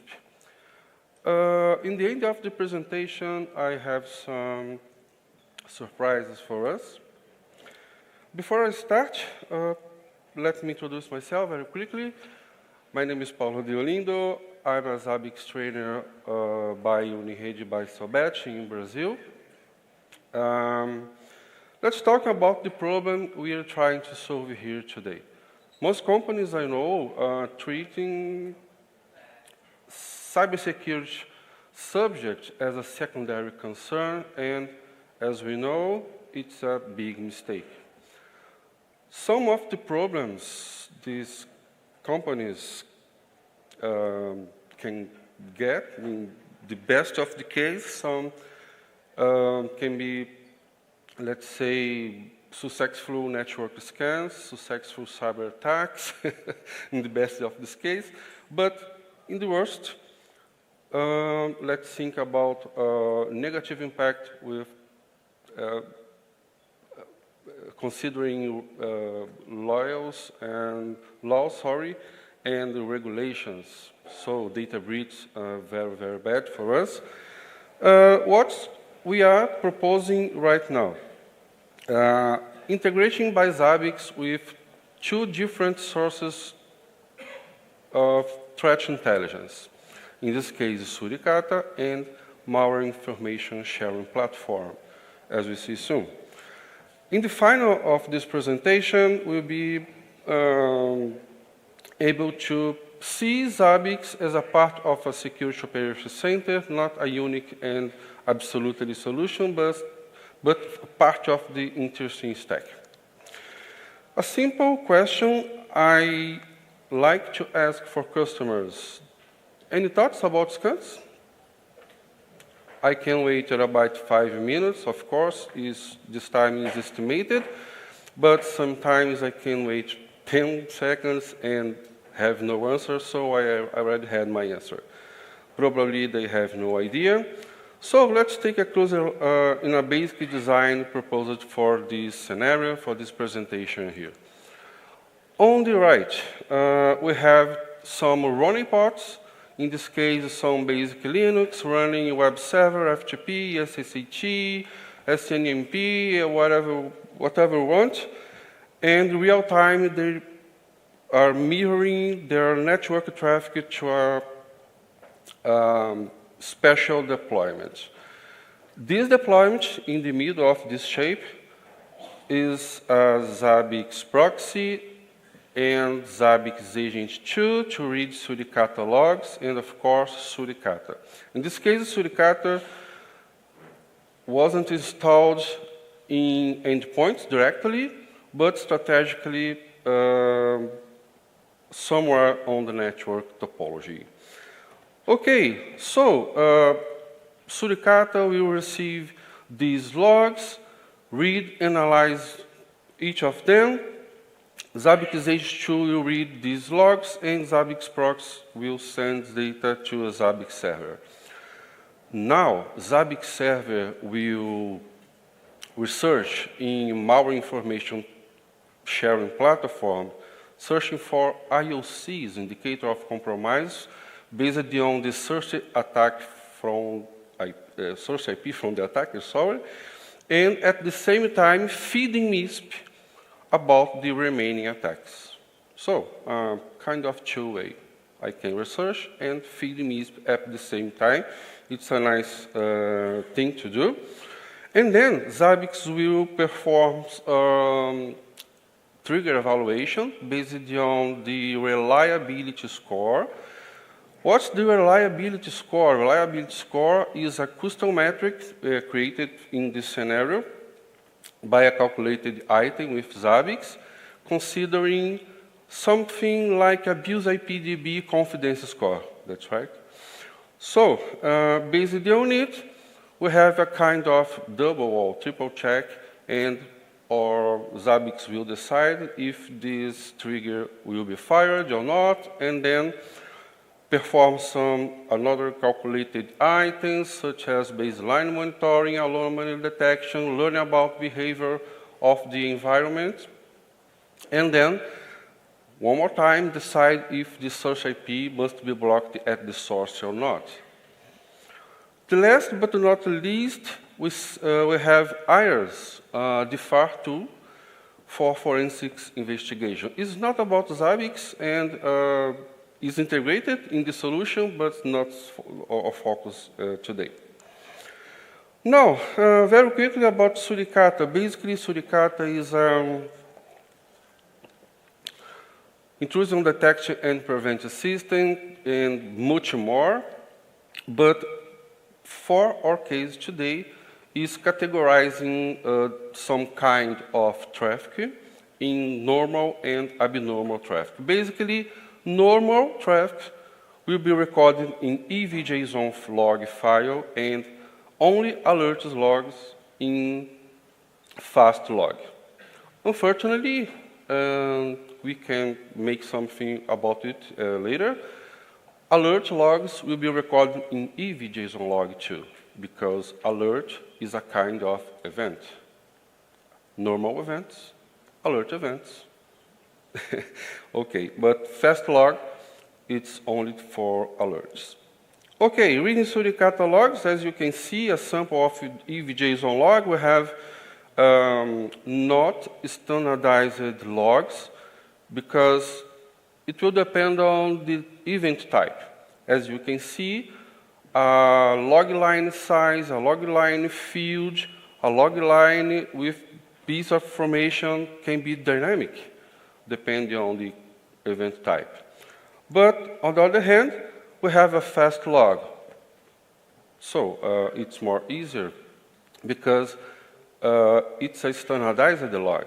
So I can apply some regular expressions and retrieving, extracting data from these logs, such as timestamp and so on.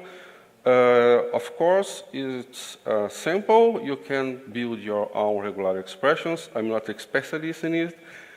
And finally, we have our first result.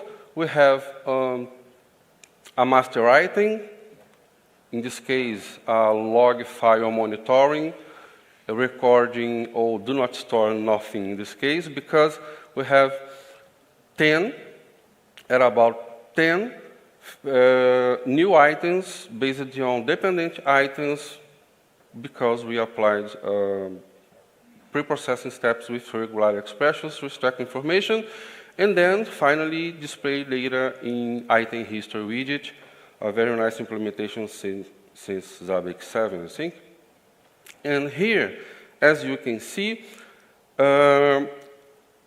we can count the number of alerts considering a minute, an hour, and so on, and displaying the same data considering time shift, going back to the time, a day, a week, a month, whatever you want.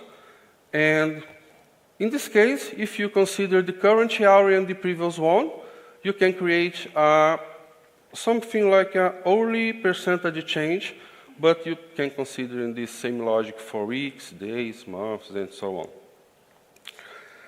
And about normal events, because if I'm monitoring only alerts, everything I will see are problems, that's right?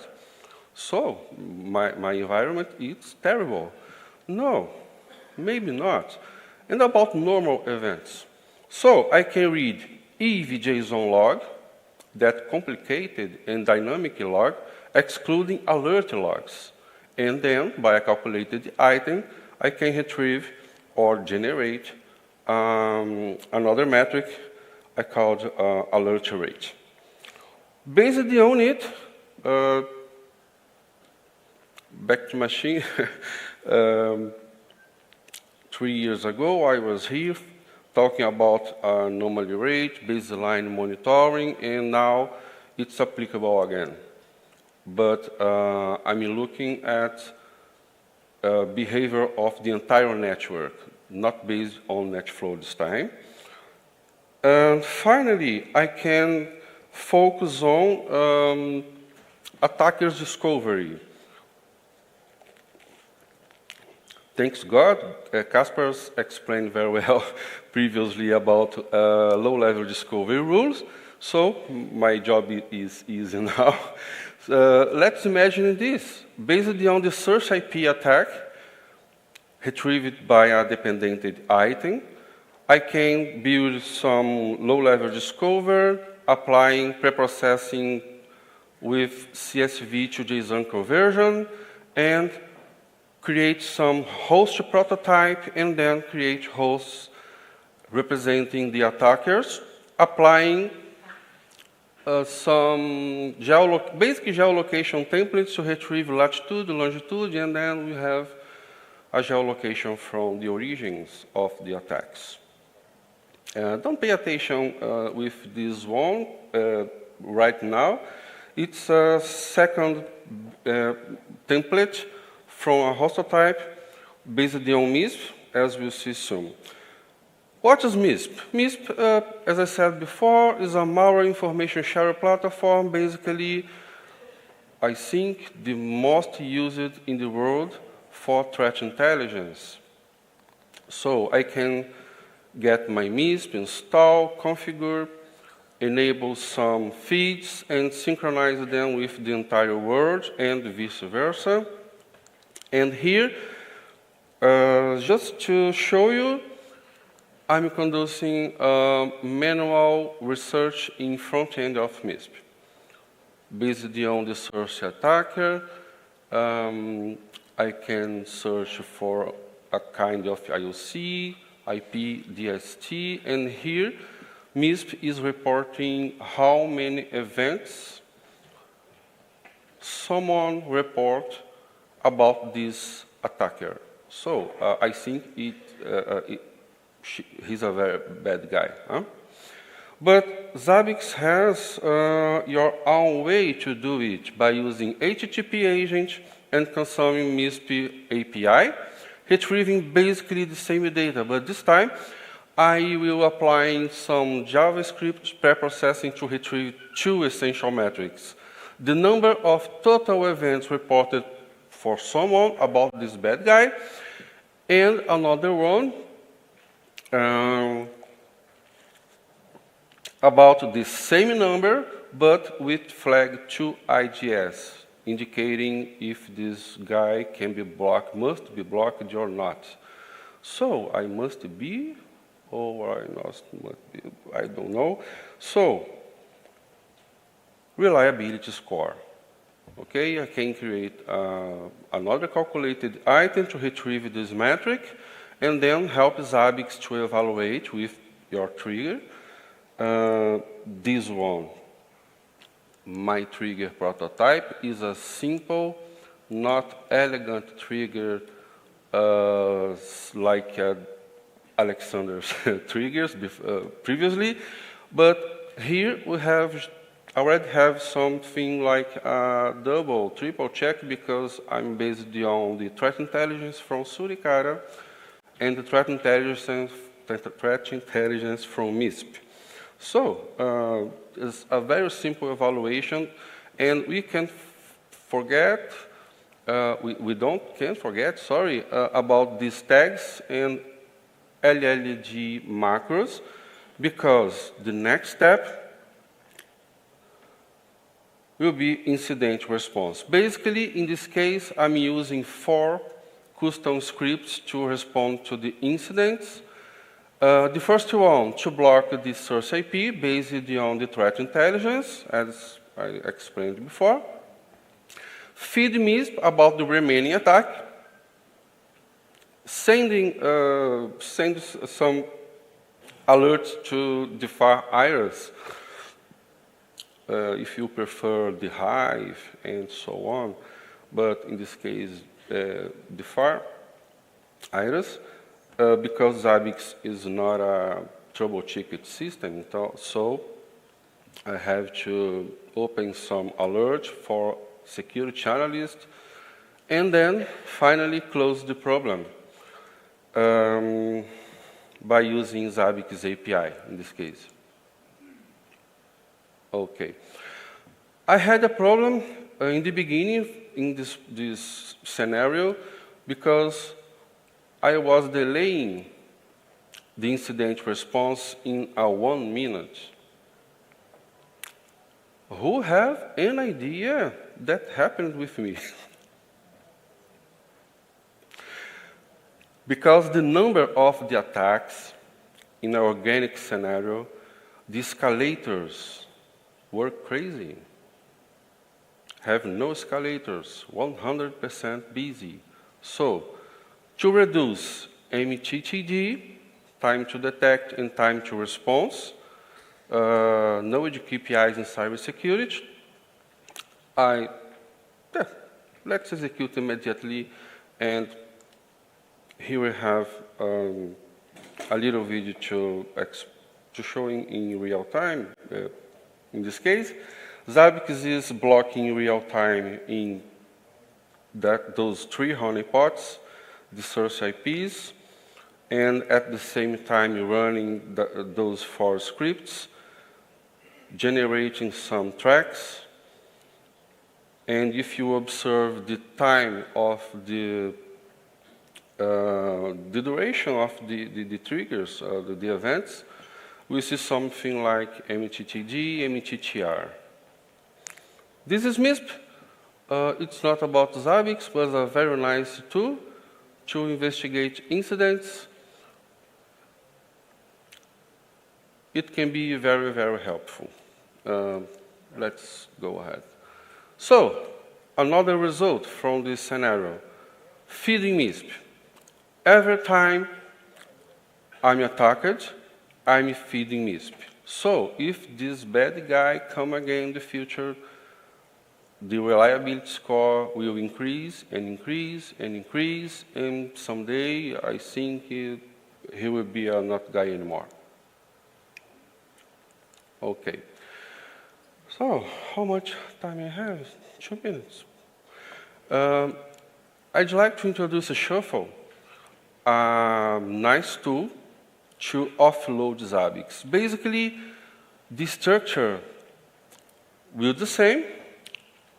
be the same, but now shuffle will perform blocks and feeding MISP and open alerts on iris and in about Zabbix. Zabbix will focus on specialized Zabbix features, baseline monitoring, data analysis, anomaly detection, and amazing features since Zabbix 6 for data analysis. Here we are. The same flow, but making Zabbix a part of the SOC stack and not an entire tool for do everything. That's right. So, track of the executions, offloading Zabbix, and now Zabbix will can focus on the specific scenarios. Okay, to conclude, Zabbix can perform incident response. Be careful with Zabbix resources. Like I said before, escalators can be crazy if you delay and have some too much triggers to close and analyze. Oh, sorry. Extend Zabbix with threat intelligence. Shuffle can offload Zabbix. Zabbix can focus on machine learning, for example, and focus on analysis, as I said before. Sorry, I'm quite nervous. So, this is it. Thank you so much.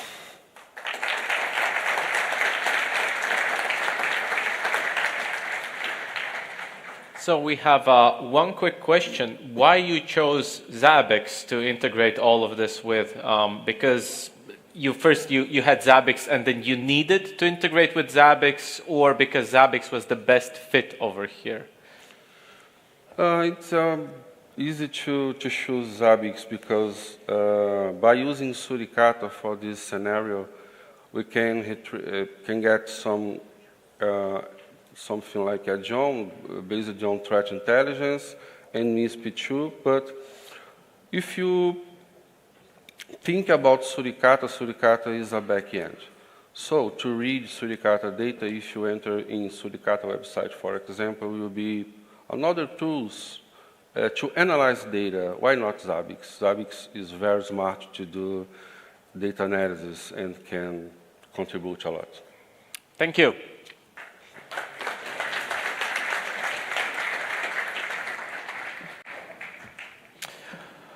Next up, another technical speech that we will have. This time we'll focus on Zabbix custom modules, how we can maybe extend the capabilities of Zabbix in situations where it's not feasible to just individually create items, triggers, and we need something more custom. In this particular speech, we'll talk about extending Zabbix with custom modules for network monitoring applications. Let's welcome Lionel Barrere, CTO at H5 Network France.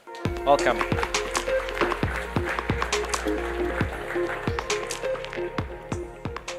Thank you. So I'll try to explain the work that we have done with Zabbix custom modules to allow Zabbix to enhance the network monitoring application. Okay. So first, I will present our company, what we are doing on network monitoring. Also, this work is based on NetFlow. So I will explain what is NetFlow and what are the benefits of NetFlow.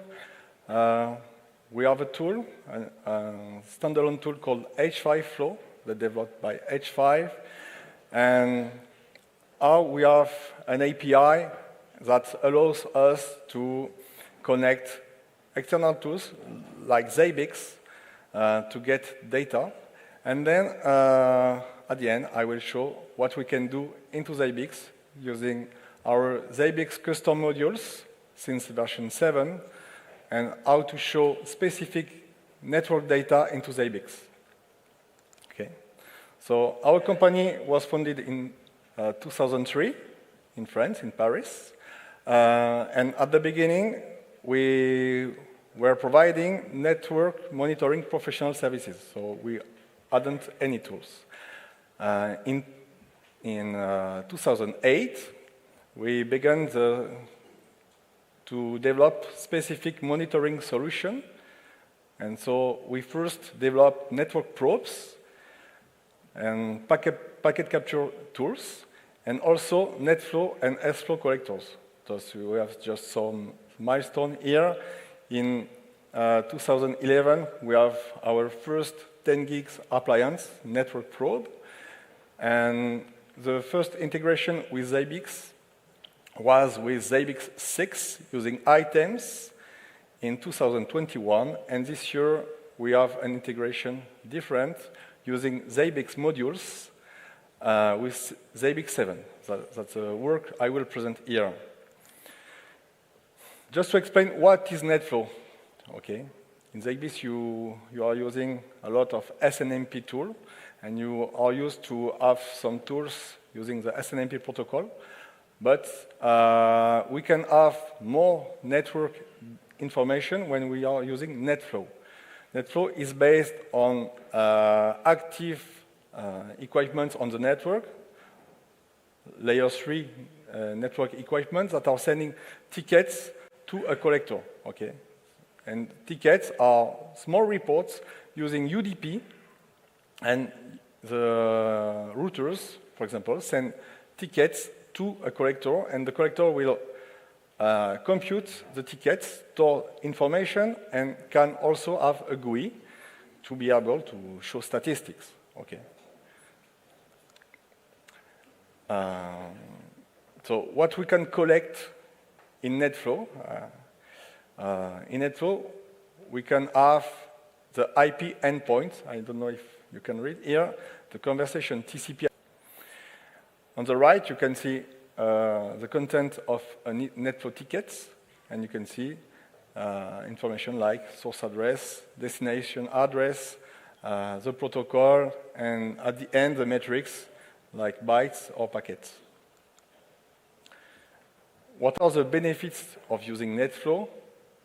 In NetFlow, you have real-time visibility to track who is communicating, okay, over which protocol.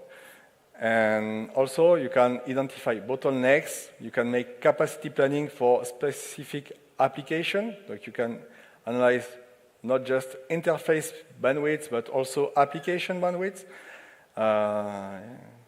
You can also optimize some quality of service, and you can also check if the QoS have the good implementation all over the network.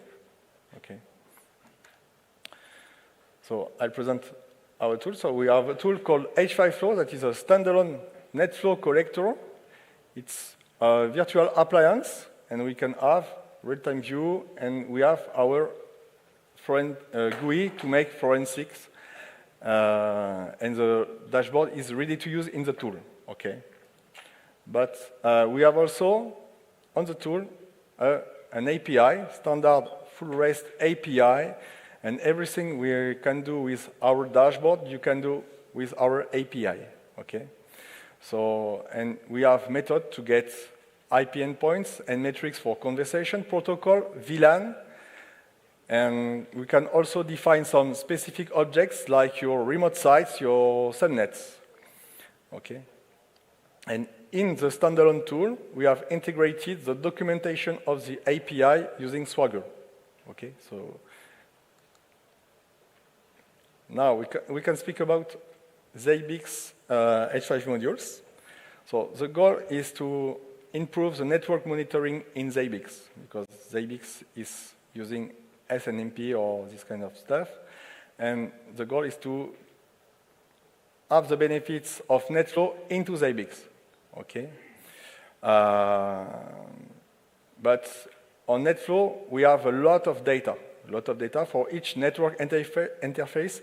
We can have maybe several thousands like items.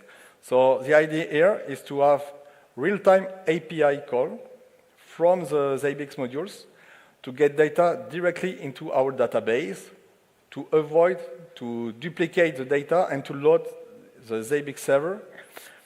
And it also allows to get historical top. For example, if you want the top talkers, the top application over a period, it's possible with these modules, okay?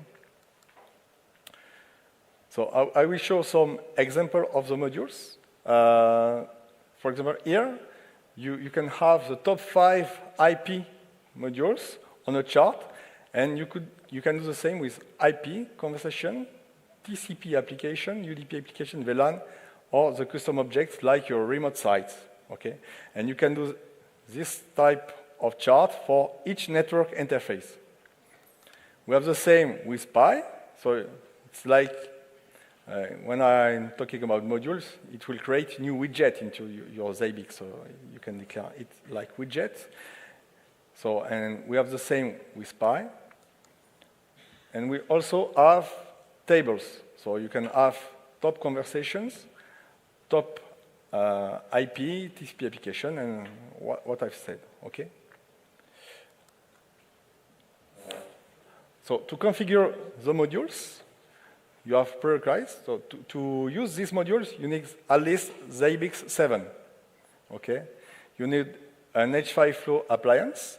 You need to install or to copy the modules into the modules directory of Zabbix.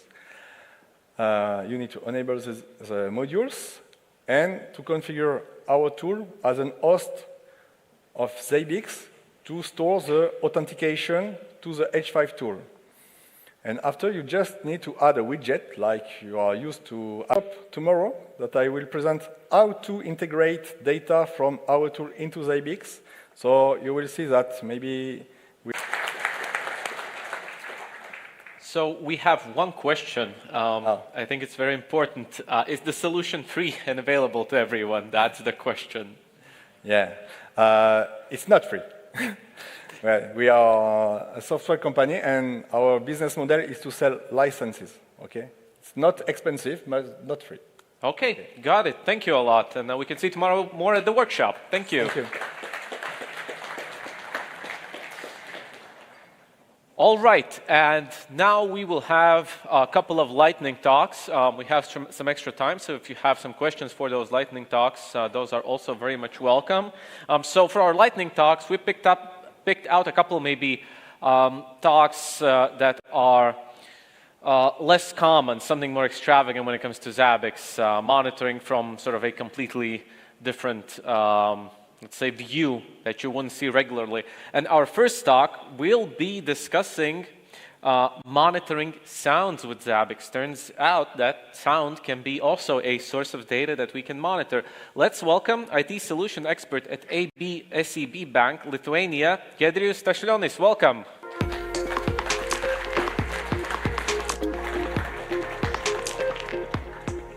Hello, hello. Nice to be here once again. And this year, I will present a kind of untypical data source for monitoring, which is sounds. So let's start with this. I have a little USB fan, and it has a single purpose of rotating. Problem here is that in my environment, it must be rotating all the time, like constantly, non-stop, 24/7. And I have a very strong reason why it has to do so, because my cat likes it this way. So in order to not disappoint my cat, I have to do something about it, yes? If it stops rotating, I need to know the fact. So what do? Of course, we monitor it. And now, how do we monitor it? So basically, maybe with Zabbix agent directly somehow? Well, not really. It's just not possible. Maybe we have some API to call and retrieve some metrics? Also no. SNMP at least? Well, also no go. So only bad news, yeah? But fortunately, we also have some good news here. While rotating, this USB fan produces some constant, stable sound. So let's monitor that sound. And this is exactly how it will look like. So basically, this green section here is when the fan is rotating. And then the drop is obviously when it stops rotating. And we can see here that I have a trigger on top, which is a disaster level trigger, and which states that I have to go and fix it as soon as possible. Yep, so the whole setup is such that in first place I have a microphone, which is attached to audio interface, which in turn is attached to computer, which runs this open source framework FFmpeg. And we can feed the data which we get into Zabbix agent and finally into Zabbix server. So first part is a very short code snippet. It's a PowerShell syntax to run the FFmpeg with needed parameters and basically feed the output into Zabbix via Zabbix agent. So yeah, it's not a full output, it's much more, but basically we run this little code, we get this whole output, and then is the Zabbix server part. So here we employ two brilliant features of Zabbix, first of which is that this whole output is a single master item. And then on top we have a bunch of dependent items, which employ second brilliant feature of Zabbix, which is preprocessing. So basically we preprocess, we extract with the help of regular expressions, with the help of capturing groups, we extract needed metrics out of this whole big output. And then this is the result, basically. Sorry, Vladimir, it's scrollable, so not the best dashboard, yeah, but I have a bunch of metrics to display, so that's why. And basically, this is how we can monitor the sound and various different qualities of the sound. Now, thing to note here is that we don't need any perfect environment or perfect equipment, so to say, to apply such approach, because, well, we are not recording songs, we are not recording music here. We are basically seeking to catch some patterns in the sound and make some decisions about this, about those patterns. So basically, any microphone, any setup would work, because we just capture sound characteristics in a way to evaluate them later. And yeah, we can also think about the opposite use case, when we expect silence to be somewhere all the time, and we suddenly see the spikes. So basically, such type of thing, yeah. And then we would also maybe have a trigger on top, just go and check what is happening there. Now coming to the real world, where could this be applied? So imagine this little USB fan is not a little USB fan, but it is a huge one in some factory. And this cat is not a cat anymore, but it's a factory boss who is equally unhappy if this fan stops working, yeah? So, and imagine this whole fan, for example, doesn't even have any other ways to be monitored, no IoT capabilities, nothing. Well, you could try this approach. This opposite approach of expecting silence and having some spikes could be applied in a physical security area. Maybe you have some dead spots where visual surveillance is not available. You could maybe then also apply the sound-based approach to complement your existing security setup. And maybe even healthcare section, you know, patient falling out of the bed or some unusual sounds coming from the room. So maybe you could also apply it there, who knows? Because it's like a non-invasive way of monitoring something. You don't actually record any audio. You don't film anything. You just see patterns in the sound. So yeah, this little code snippet is provided here, as well as the whole template. Feel free to check it if you wish. Otherwise, enjoy the rest of the summit. Stay curious, and thanks.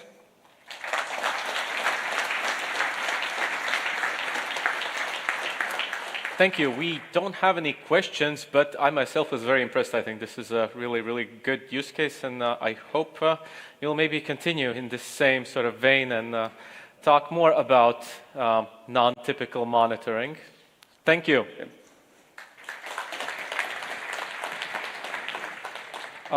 So next up, Gedrius, by the way, is also a person that you probably haven't seen for the first time. We've had a couple of other speeches and presentations with Gedrius.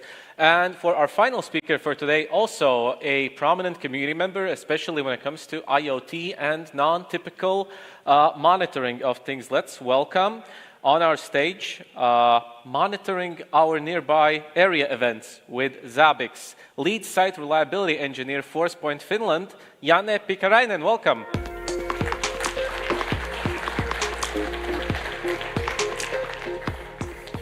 Okay, good afternoon, Zabbix Summit. So, I've been on this stage multiple times already, but still my default question, how many of you read my blog and recognize me? Raise your hand. Quite a few. Good. Oh, okay. So today I'm going to tell you how I can save a little bit of my time and money with Zabbix.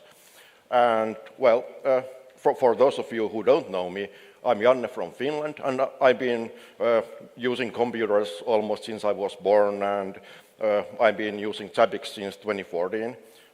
Coincidentally, I went to ForcePoint at that time. And for several years now, I have been our lead SRE.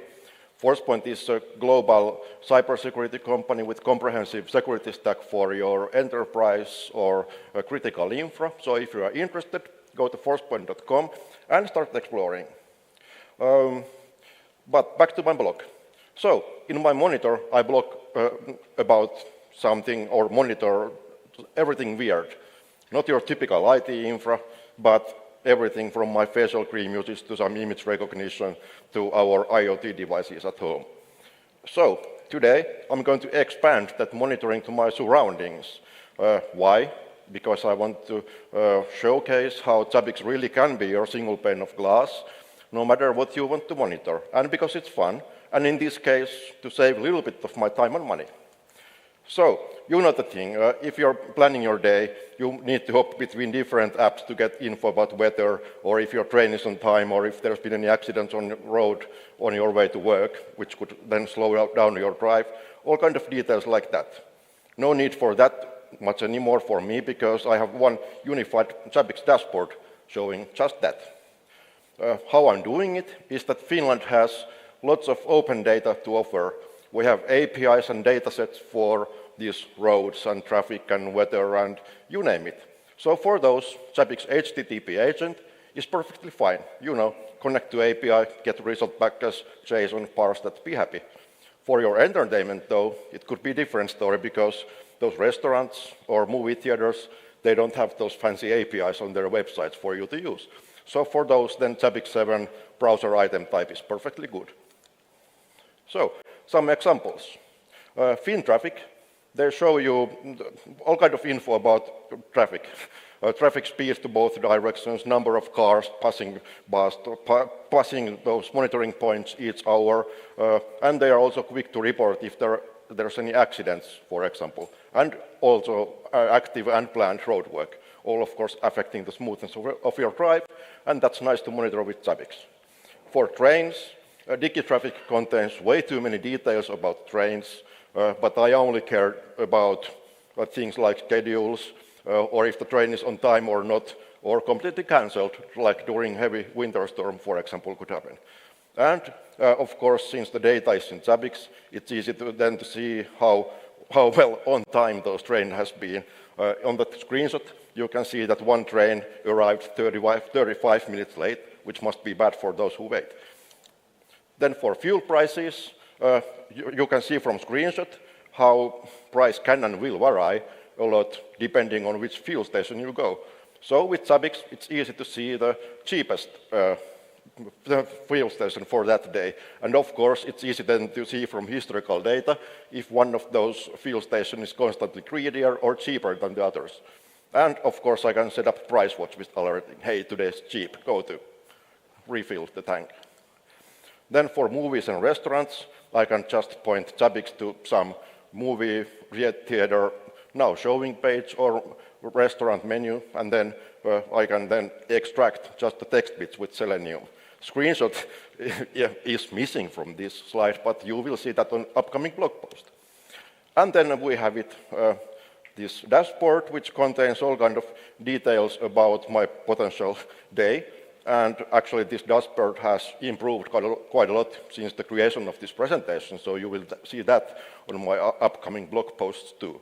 So, I have already created all kind of blog posts, and those will be released automatically or published starting next Friday, not tomorrow, because we are all here at the summit and you wouldn't read it here anyway, but starting next week. So, if you're interested, go to my blog, connect with me on LinkedIn, email me, or if you're here at the summit floors, please approach me here or during any of the evening parties we have, which will happen soon because I'm the last speaker for today. Thank you.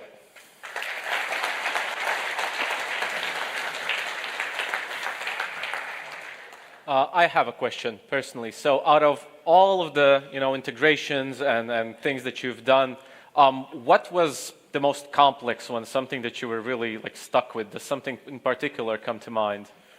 No, not really. Everything's easy. not everything is easy, but well, maybe when I started to monitor flight gear with my position of my virtual airplane whenever I fly with that. So starting with that was. But then I did figure out that, hey, it has the API which returns everything. So, yeah. API solve a lot of issues, yeah. Right? Yeah. Thank you. Thank you.